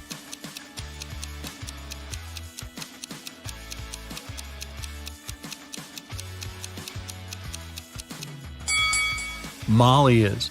She couldn't have put the money between pages 35 and 36. They're 2 sides of the same page. Kevin's a single father of 4. He was working late one evening and got a call from a neighbor. The neighbor just saw one of his daughters walking around with her friends in a totally different neighborhood. It was dark, so the neighbor couldn't tell which daughter it was. When Kevin came back home, he asked his daughters which one of them was out after dark. Lily said she was reading all evening. Madison said she was playing Uno. Riley said she was in the backyard in the pool. Ava said she was talking to a friend in her room. Kevin immediately knew who was lying. Do you?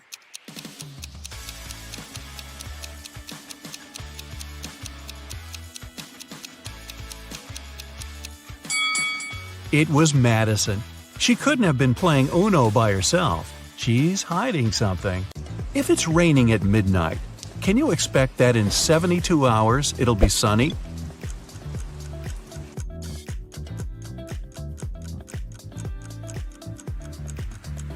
Nope, in 72 hours, it's going to be night again.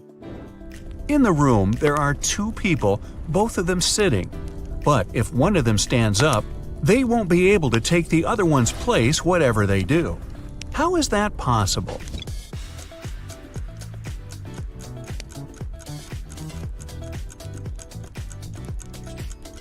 The second person is sitting on the first one's lap.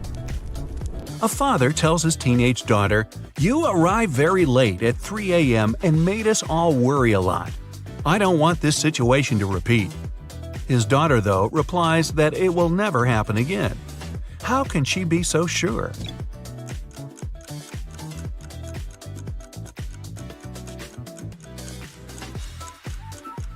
The father was talking about the birth of his daughter. An art expert paid big money at an auction for a painting that he knew didn't cost anything. He was an honest man and didn't have any criminal intentions. Why did he buy this picture?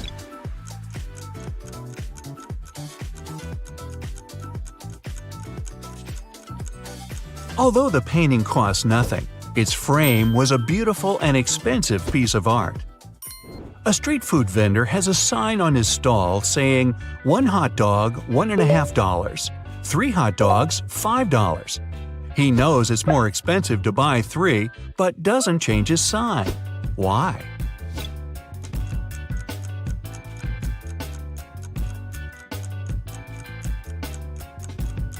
Each time a customer saw his sign, they would buy 1 hot dog, then another, and then a third one, totaling up to $4.50.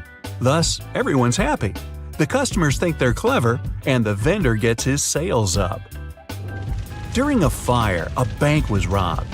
The security guard told the police that he wanted to save a bag of money, but he had to crouch to tie his boot just in front of the emergency exit. At that moment, the door opened and hit him on the head. When he came to, the money was missing. Why was the security guard arrested?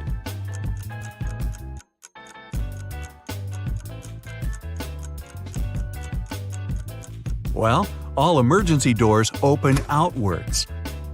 You find yourself in a photo gallery. After looking at the wall, you realize that one of the pictures doesn't belong to the rest. You see a raccoon, a llama, a football, and a balloon. Can you tell which is the odd one out?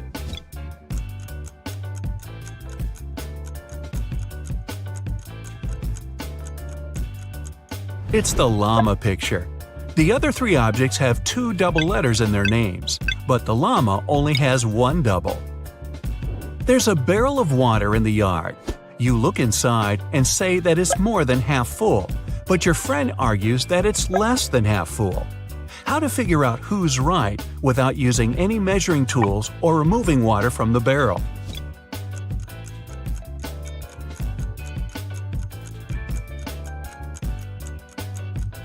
Tilt the barrel so that the water touches the rim. If you can see the bottom, the barrel's less than half full. If the bottom is still covered with water, it's more. Sam and his brother John were always fighting. Their mother couldn't take it anymore and came up with a clever plan to stop them.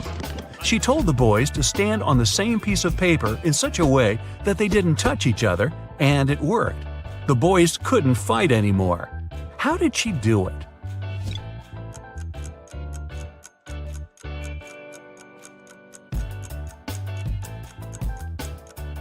The woman slipped the paper under a closed door and made Sam stand on one side and John on the other. There is a bridge that is 1 mile long. It can hold only 5,000 pounds at one time. That's exactly the weight of the truck that's crossing it. The truck reaches the middle of the bridge and stops. Suddenly, a bird lands on the truck. Is the bridge going to collapse?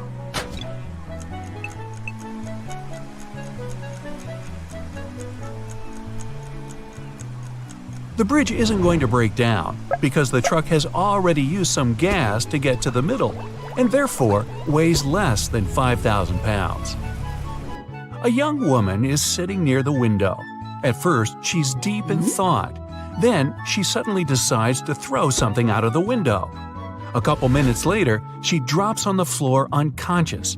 She's perfectly healthy and isn't prone to sudden faints. There was no one outside to have hit her either. So, what happened?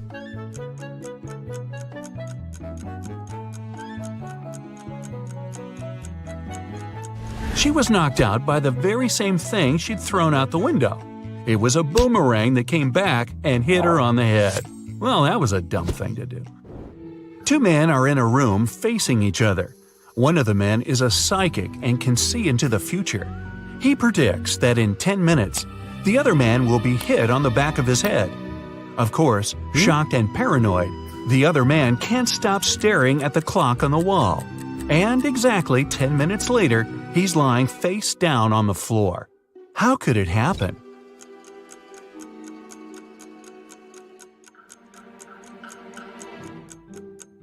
After 10 minutes, the man turned around to see if there was anyone behind him. At exactly that moment, the psychic hit him on the back of his skull. Well, I'm starting to think he wasn't a psychic after all. You walk up to the edge of a forest when suddenly you see a man in swimming trunks, goggles, and a snorkel going out of the thicket and falling on the ground as if exhausted. But you know the nearest body of water is several miles away. How did the weird man end up in the forest?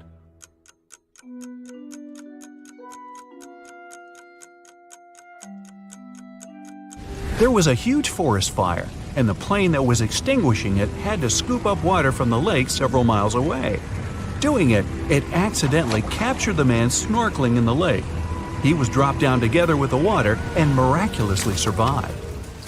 Upon receiving an anonymous tip, the police rushed to a house where a suspect was said to be. They have no physical description, but they do know his name is John. When the cops reach the place, they see 4 people sitting at a table: a carpenter, a firefighter, a truck driver, and a mechanic, none of which have name tags on their uniforms. Without a moment's hesitation, they arrest the firefighter. So how did they know that's their guy?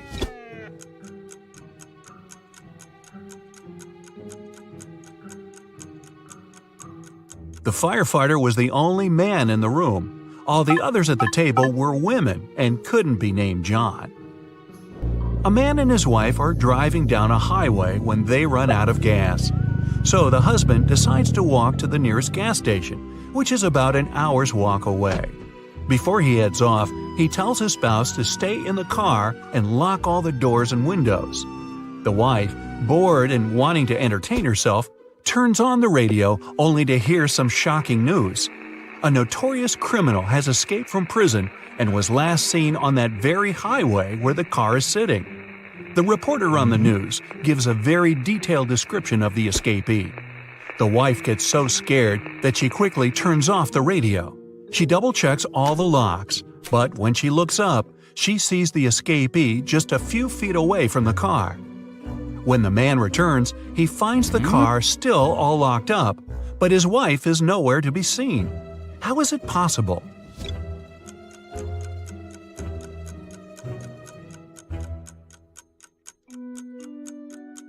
The answer is simple.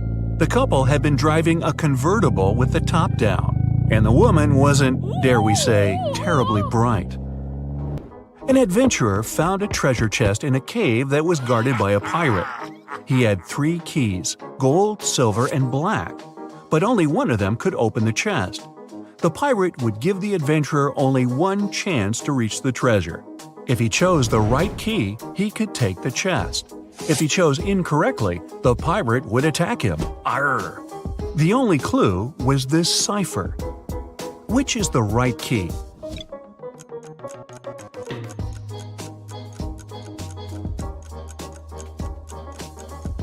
The cipher is an anagram. Shuffle the letters a bit and you'll get the golden key. The adventurer went away unscathed, and the pirate was left frustrated and treasureless. Jason and Steven are home alone with their kids. Jason is talking to his mother, and Steven is watching a baseball game on the TV. Who's being negligent?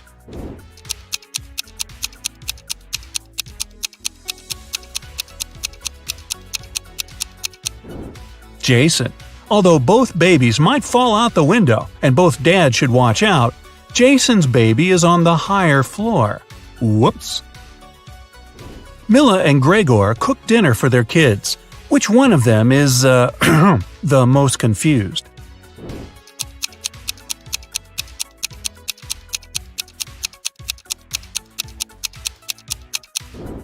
Milla. She accidentally mixed up the plates. She gave the dog her daughter's food and is about to feed her daughter dog food. Yum. Sabrina and her son went to the mountains to spend the day sliding. Adam is barbecuing in the backyard while watching his daughter. Who's not watching their child properly?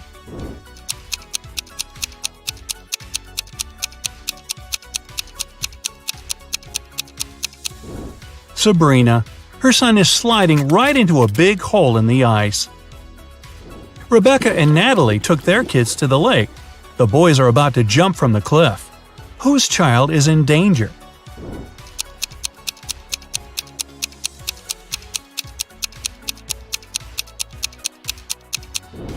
Natalie's. There's rocks under the cliff her son is about to jump from. Megan and Rachel were cleaning their kids' rooms. Rachel noticed her son's phone and decided to check it, and Rachel found her daughter's diary. Who's in trouble?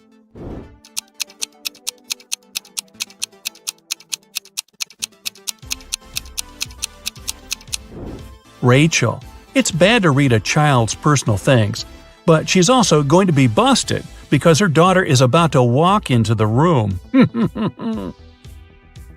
Mary and her son are spending time on the beach. Chris and his children are watching a TV. Which parent is doing something wrong?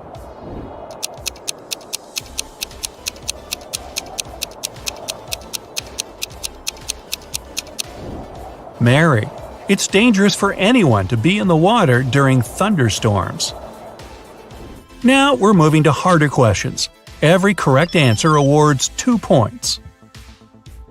Meredith is teaching her daughter to do her makeup. Beverly is teaching her teenager to style her hair. Which mom is doing something wrong?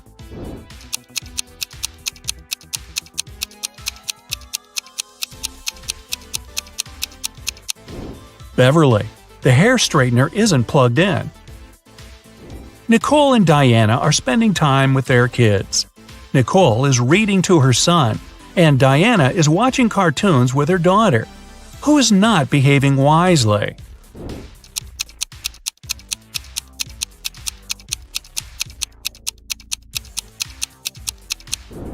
Nicole. She forgot about the food that she's cooking in the oven, and it's burning. So it's going to be takeout tonight. Bradley and Ryan's sons are blamed for painting a face on a neighbor's fence. Both boys denied doing it, and both fathers believe their sons. Who's been misled?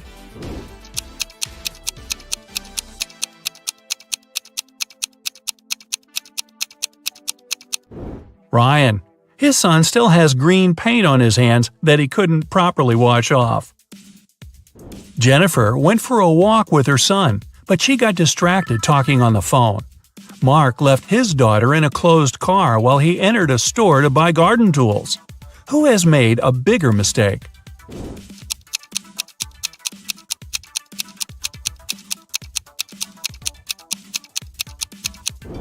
Mark. It's dangerous to leave people or animals in a closed car, especially in the heat, when the car warms up very fast and there's a lack of fresh air inside. Brian is teaching his teen son how to drive, and Nancy is cooking a dinner with her daughter. Who isn't being wise?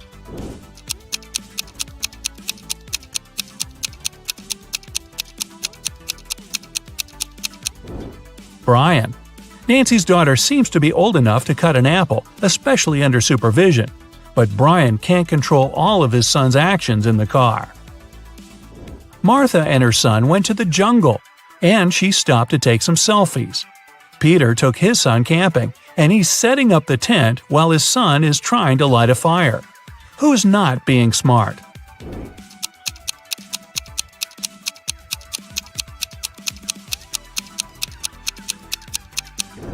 Martha. Her baby is approaching a snake that can be venomous. Melissa and Stephanie are doing chores. Melissa is handling the laundry, and Stephanie is cleaning the kitchen. Who should be more careful?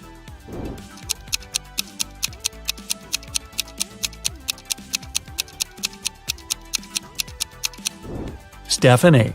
Her daughter put her cell phone in a dishwasher. Tiffany and Michael's sons came back home after a study evening at their friend's house. Neither parents are suspicious. However, someone's son wasn't studying tonight. Who overlooked a party guy?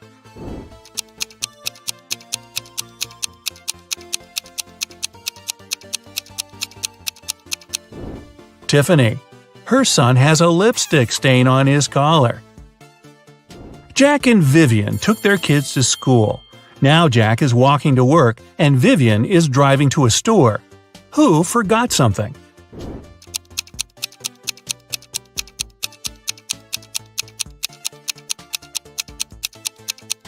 Jack. He's still wearing his daughter's pink school backpack.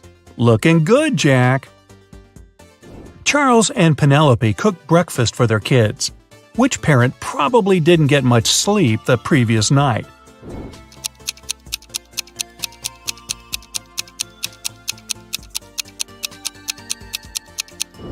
Penelope. She gave her daughter a raw potato and didn't even peel it. Sandra is doing gardening with her daughter. George is watching his child swimming in a pool. Who's being stupid?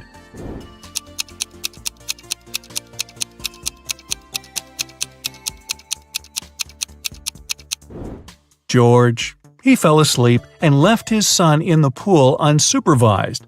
What's more, the boy took off his armbands and can drown. Uh-oh. Elizabeth and John's daughters came home. They said they were doing a group science project, and both parents believed their daughters. Who didn't detect a lie?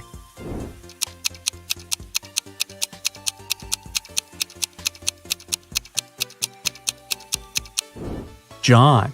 His daughter is wearing a sweater on a hot day, so she could be hiding something. Jessica and Aaron cooked a dinner for their families. Jessica cooked Thai soup, and Aaron made mashed potatoes. Who is a bad cook?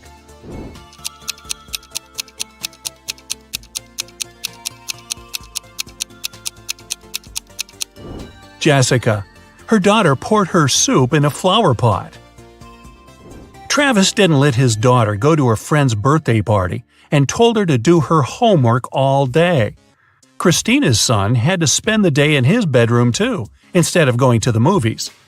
When the teenagers came down to dinner at 7 o'clock, which parent didn't notice they're being lied to?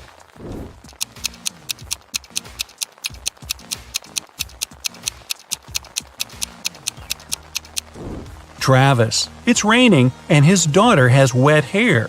It means she was outside and not sitting in her bedroom. And finally, the hardest questions for 3 points each. Dustin is cooking dinner with his daughter. Joseph is mowing the lawn while his child is playing nearby. Who isn't smart?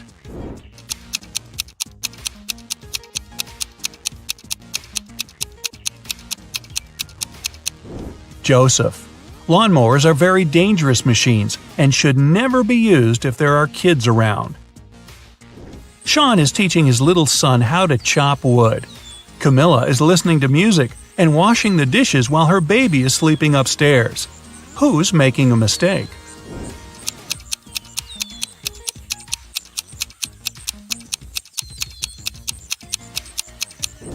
Camilla. The music is too loud, and she won't hear if her son wakes up and cries. Brandon and Daniel are watching their kids playing in the backyard. Who's not being wise?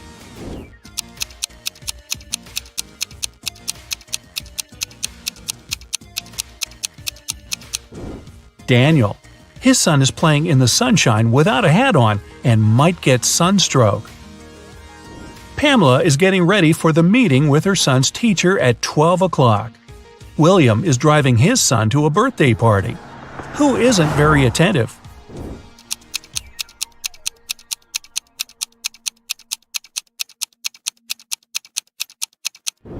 Pamela.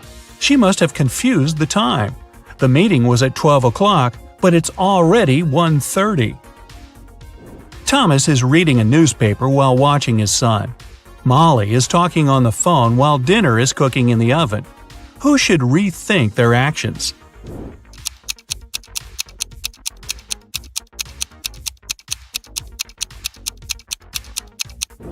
Molly. She forgot to turn on the oven. Samantha and Bob are sending their kids on a school field trip. Which of the parents forgot to do something?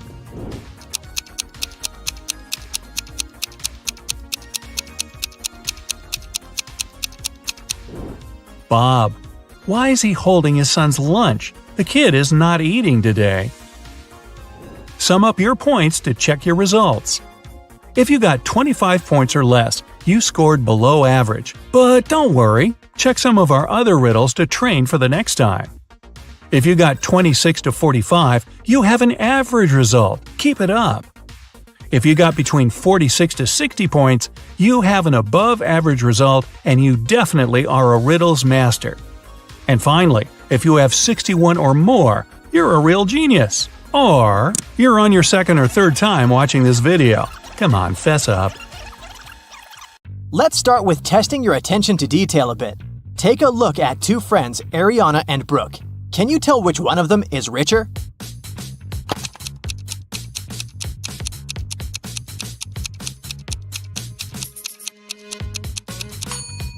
It must be Ariana. Look, she has an original Louis Vuitton purse. Cameron and Dean went fishing on a lake in the middle of winter. Here are photos of them. Cameron is posing with just a little bit of clothing when it's freezing cold, and Dean is posing with a big fish he caught. Which one of them is less smart?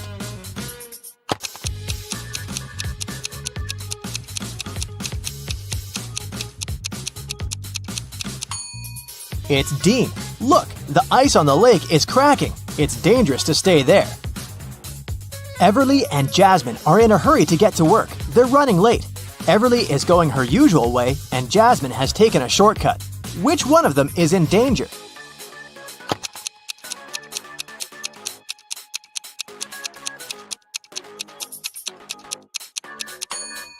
Jasmine, look, she's walking close to some buildings. There are icicles hanging there. It's very dangerous to walk under them. Noelle and Nash are walking outside. Which one of them is in danger?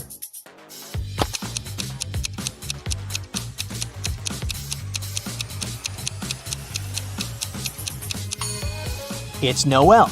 Even though Nash is blind, he has a stick and he'll know that there is a hole. Noelle might not notice this because she's too focused on her phone.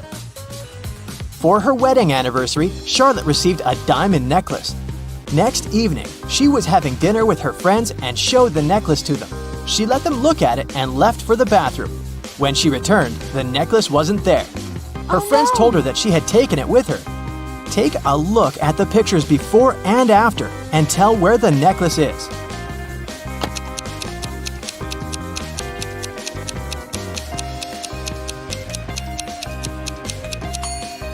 Look at the glass of juice of this woman. Seems like there's more juice in the second picture, but it's not true. She just put the diamond necklace in the glass and the juice level rose. Esme was having a walk in the forest and got lost. She came across a witch's house and asked her to take her home. The witch agreed on one condition. There were 3 cards. 2 of them said stay and 1 of them stated free. They were facing down and Esme didn't know which one was where. If she picked the free one, she would go home. Otherwise, she'd have to stay with the witch. There was a hint. 1 stay card wasn't in the middle. The second stay card wasn't next to the other one. Which one should Esme pick?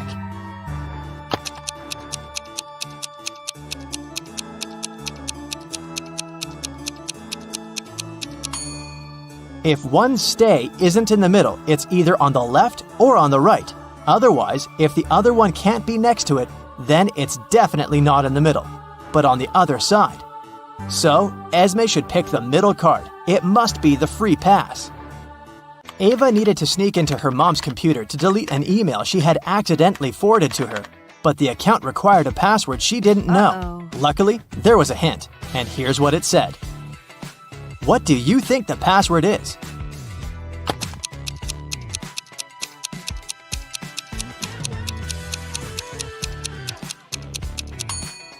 The second number is the number you get if you multiply the digits the first one consists of. 3 times 5 is 15. 2 times 8 is 16. 4 times 5 is 20. Similarly, 4 times 9 is 36. And 7 times 8 is 56. So, the password must be 3656. Gianna owns a factory producing cars. 3 workers can assemble 3 cars in 3 days. How many cars can 1 worker assemble in 1 day?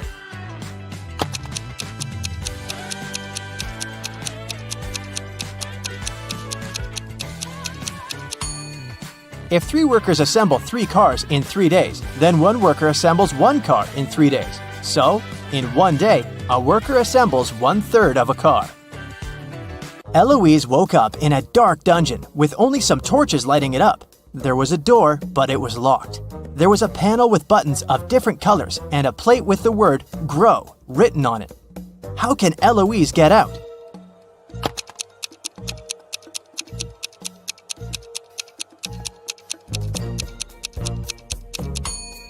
The word is the hint, and the letter it consists of are the first letters of the colors of the buttons Eloise has to press, in respective order, which are green for G, red for R, orange for O, and white for W. Miel likes everything to be in perfect order. Her room is very organized, and even her collection of numbered marbles is sorted into 3 boxes. In the first box, there are marbles with numbers 1, 2, and 7. In the second box, there are marbles numbered 1, 4, and 5. 2 marbles in the last box have numbers 6 and 3 on them. What's the number on the last marble in the last box?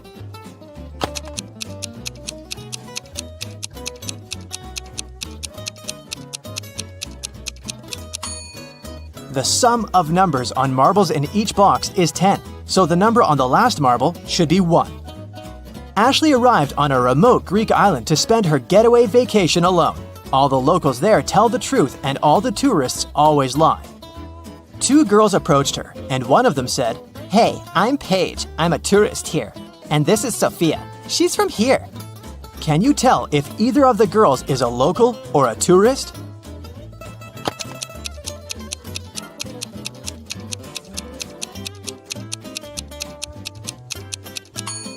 Since locals always tell the truth, a local would never call themselves a tourist. So, Paige must be a tourist, which means that she's lying about Sophia being a local. So, Sophia is a tourist too. Calliope is a queen of a remote island country that no one has ever heard of and that isn't on any maps. She wanted to make sure that there are more girls being born in her country, so she passed a new law. Every family should give birth to their descendants until they have a daughter. After they have a daughter, they can't have any more descendants. With this law, what will be the ratio of men and women in the country after many years and generations pass?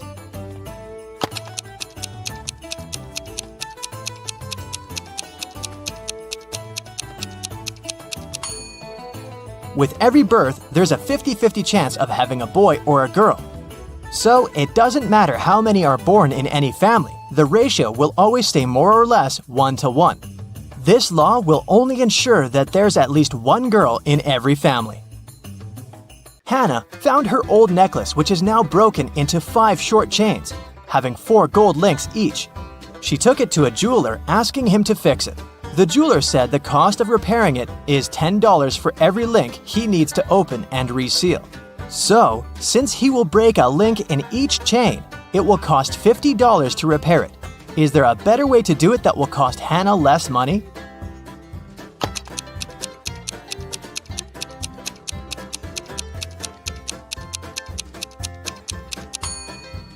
A more efficient way is to break the 4 links in one of the pieces and use each to seal the remaining 4 chain pieces with them. This way, it will only cost Hannah $40 to repair it. Okay, now let's take a little break and have fun. I'll show you some emojis, and your task is to guess which movie they describe. Here's the first set for you. What do you think?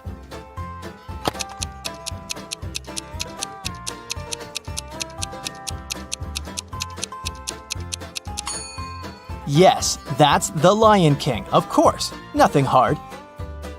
Here's the next one. Any ideas?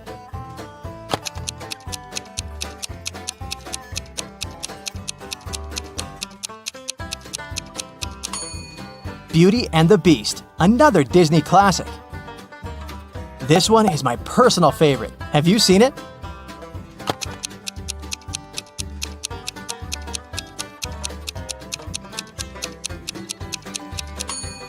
It's Up, a must-watch animated movie.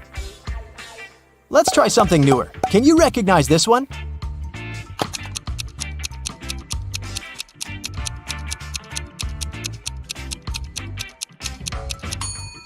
This is Encanto. Moving on from the animation a bit, what is this movie? I bet you know it.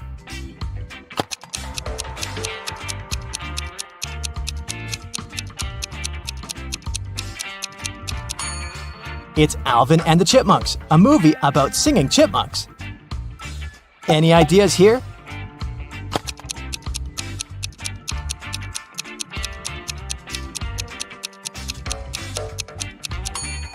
It's another one about talking animals. Stuart Little, of course. Okay, do you think you can get this one right? Give it a try.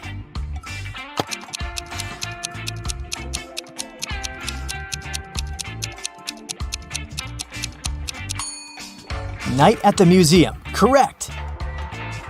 This one is a great movie. I bet you know it well.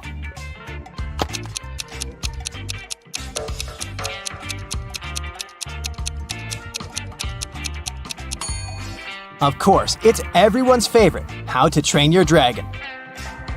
Here's the next one for you to guess. What's your call?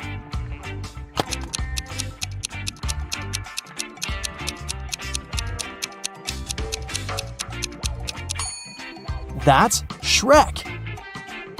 Okay, last movie for today. You should get it right.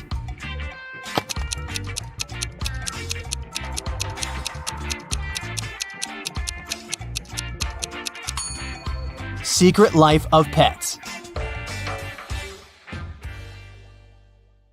Kai gets a new job as a lab assistant. He arrives at work early in the morning. Bad news! All capsules with their robots have opened, and now the robots are crushing the lab. Kai runs to the control panel, but unfortunately, the previous employee left a hot mess. All the wires are tangled. Which button should Kai press?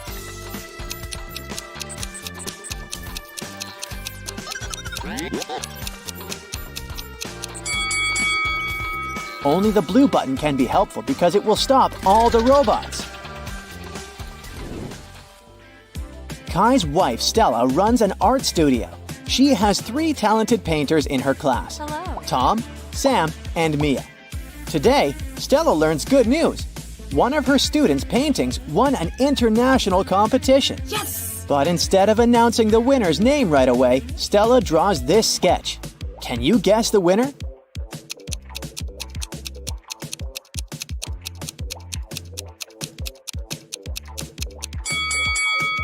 Stella encoded a hint in her sketch. If we take the first letters of these 3 words, we'll get the name Sam. Kai and Stella reunite to go to sleep. A loud sound wakes them up in the middle of the night. They hide under their blankets. After a while, they dare to look out and see a werewolf. Kai soon realizes that the monster isn't real. How did he know?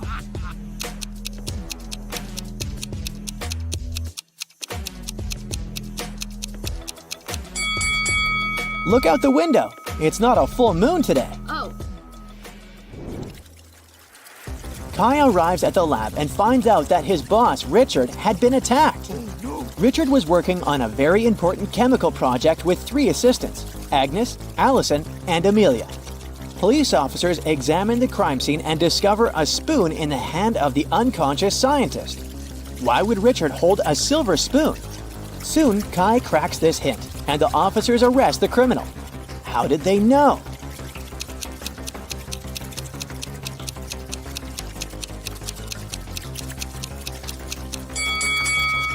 Richard was a chemistry scientist, so he gave a hint. Ag is the chemical symbol for silver. The scientist was pointing at Agnes. Kai enters an abandoned part of the lab. This place is infested with rats. Can you figure out where the rat is hiding?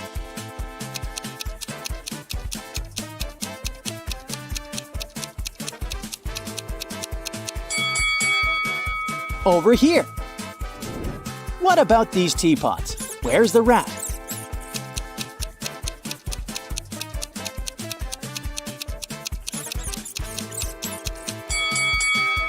Hello. Kai returns to his office and notices that someone robbed him. What 3 things did the thief steal?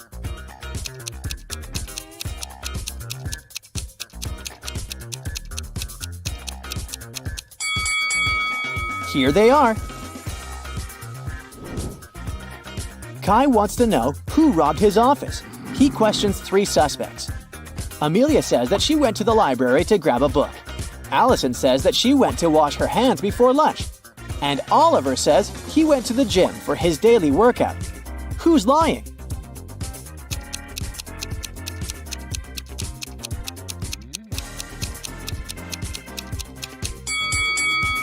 Allison couldn't wash her hands. Take a look at the announcement. There's no water in the lab today. After work, Kai takes a walk in the park. This elderly lady lost her husband. Oh my lord! Can you find him among these guys?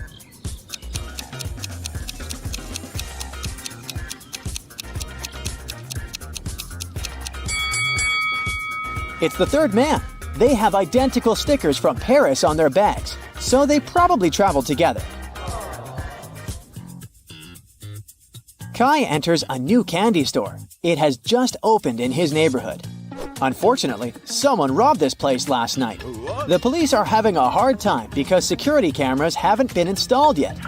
They find 3 main suspects living in this area. All 3 have recently been released from prison. Alex just got free. He hasn't left the house yet, and his security camera footage proves it. Mike says that he's got a new job. It's very exhausting, and sometimes he wishes he'd rather be in prison. And Kevin has recently broken his leg, so he doesn't leave the house because he doesn't have any money for any crutches. Who robbed the candy store?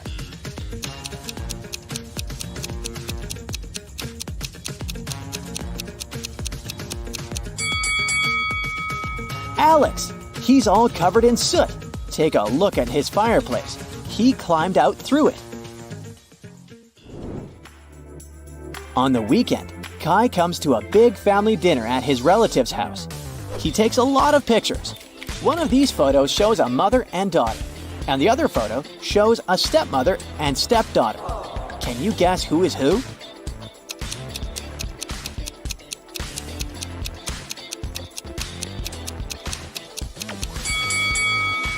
The first woman has the same mole under her eye as the daughter. They must be blood relatives.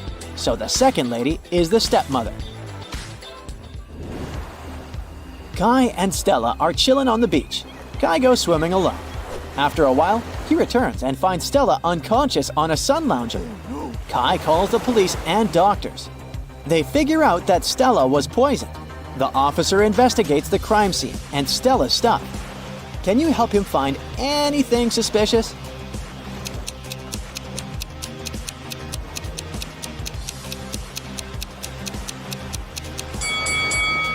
Take a look at her glass. There are pills in her cocktail. The detective immediately takes fingerprints from Stella's glass. Can you help find the main suspect?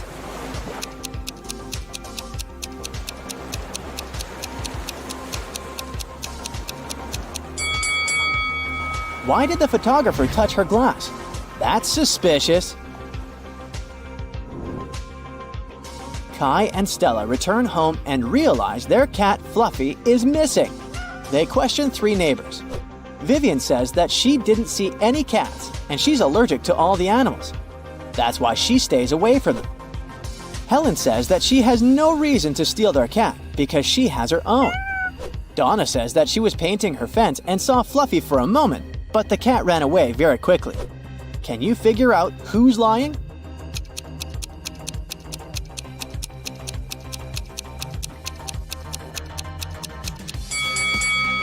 Donna mentioned that she painted her fence, but does it look freshly painted? Busted! Kai is meeting his brother Frank. One of these ladies is Frank's girlfriend. Can you guess who?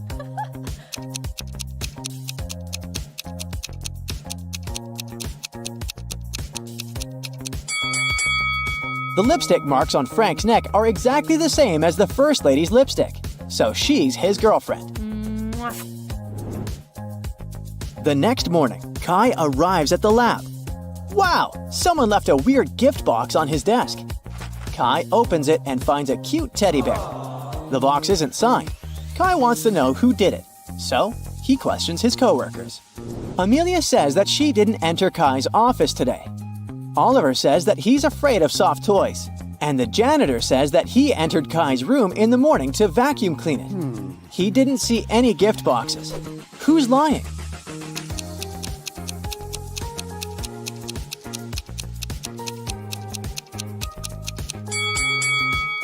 Oliver. Take a look at his own desk. There's a couple of soft toys there, so his story is fake. Kai goes shopping and buys 2 items. A hat and a scarf cost $110. The hat is $100 more expensive than the scarf. How much does the scarf cost?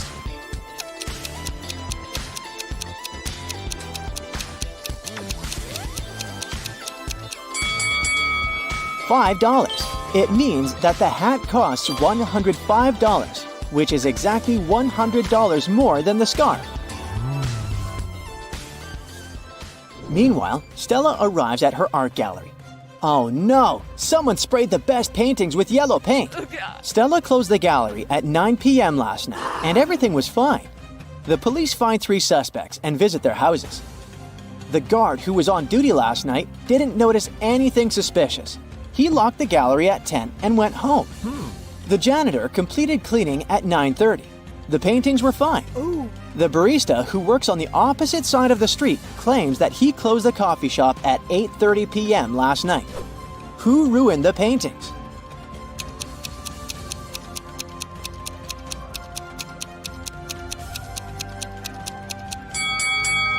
Take a closer look at the guard's trash bin. He threw away a pair of gloves stained with yellow paint. Busted! Kai and Stella go hiking and get lost. Soon they come across 4 roads. The first one leads to a supermassive black hole.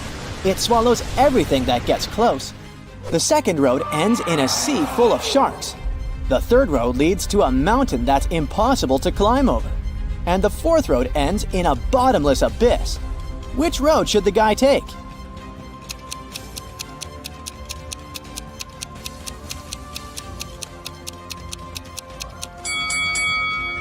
They should choose the third road. No one says they should climb the mountain. They can simply go around it. Duh. Yes.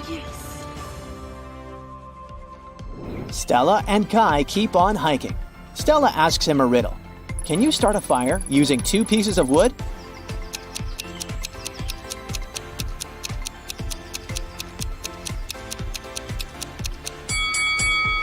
Yes, make sure one of them is a matchstick. The next day, Stella and Kai are driving through the city in 2 separate cars. They both started their journey at the same time. Kai's green car is moving at a speed of 30 miles per hour. Meanwhile, Stella's yellow car is moving at the speed of 50 miles per hour. At one point, the green car comes across the yellow car. How is it possible?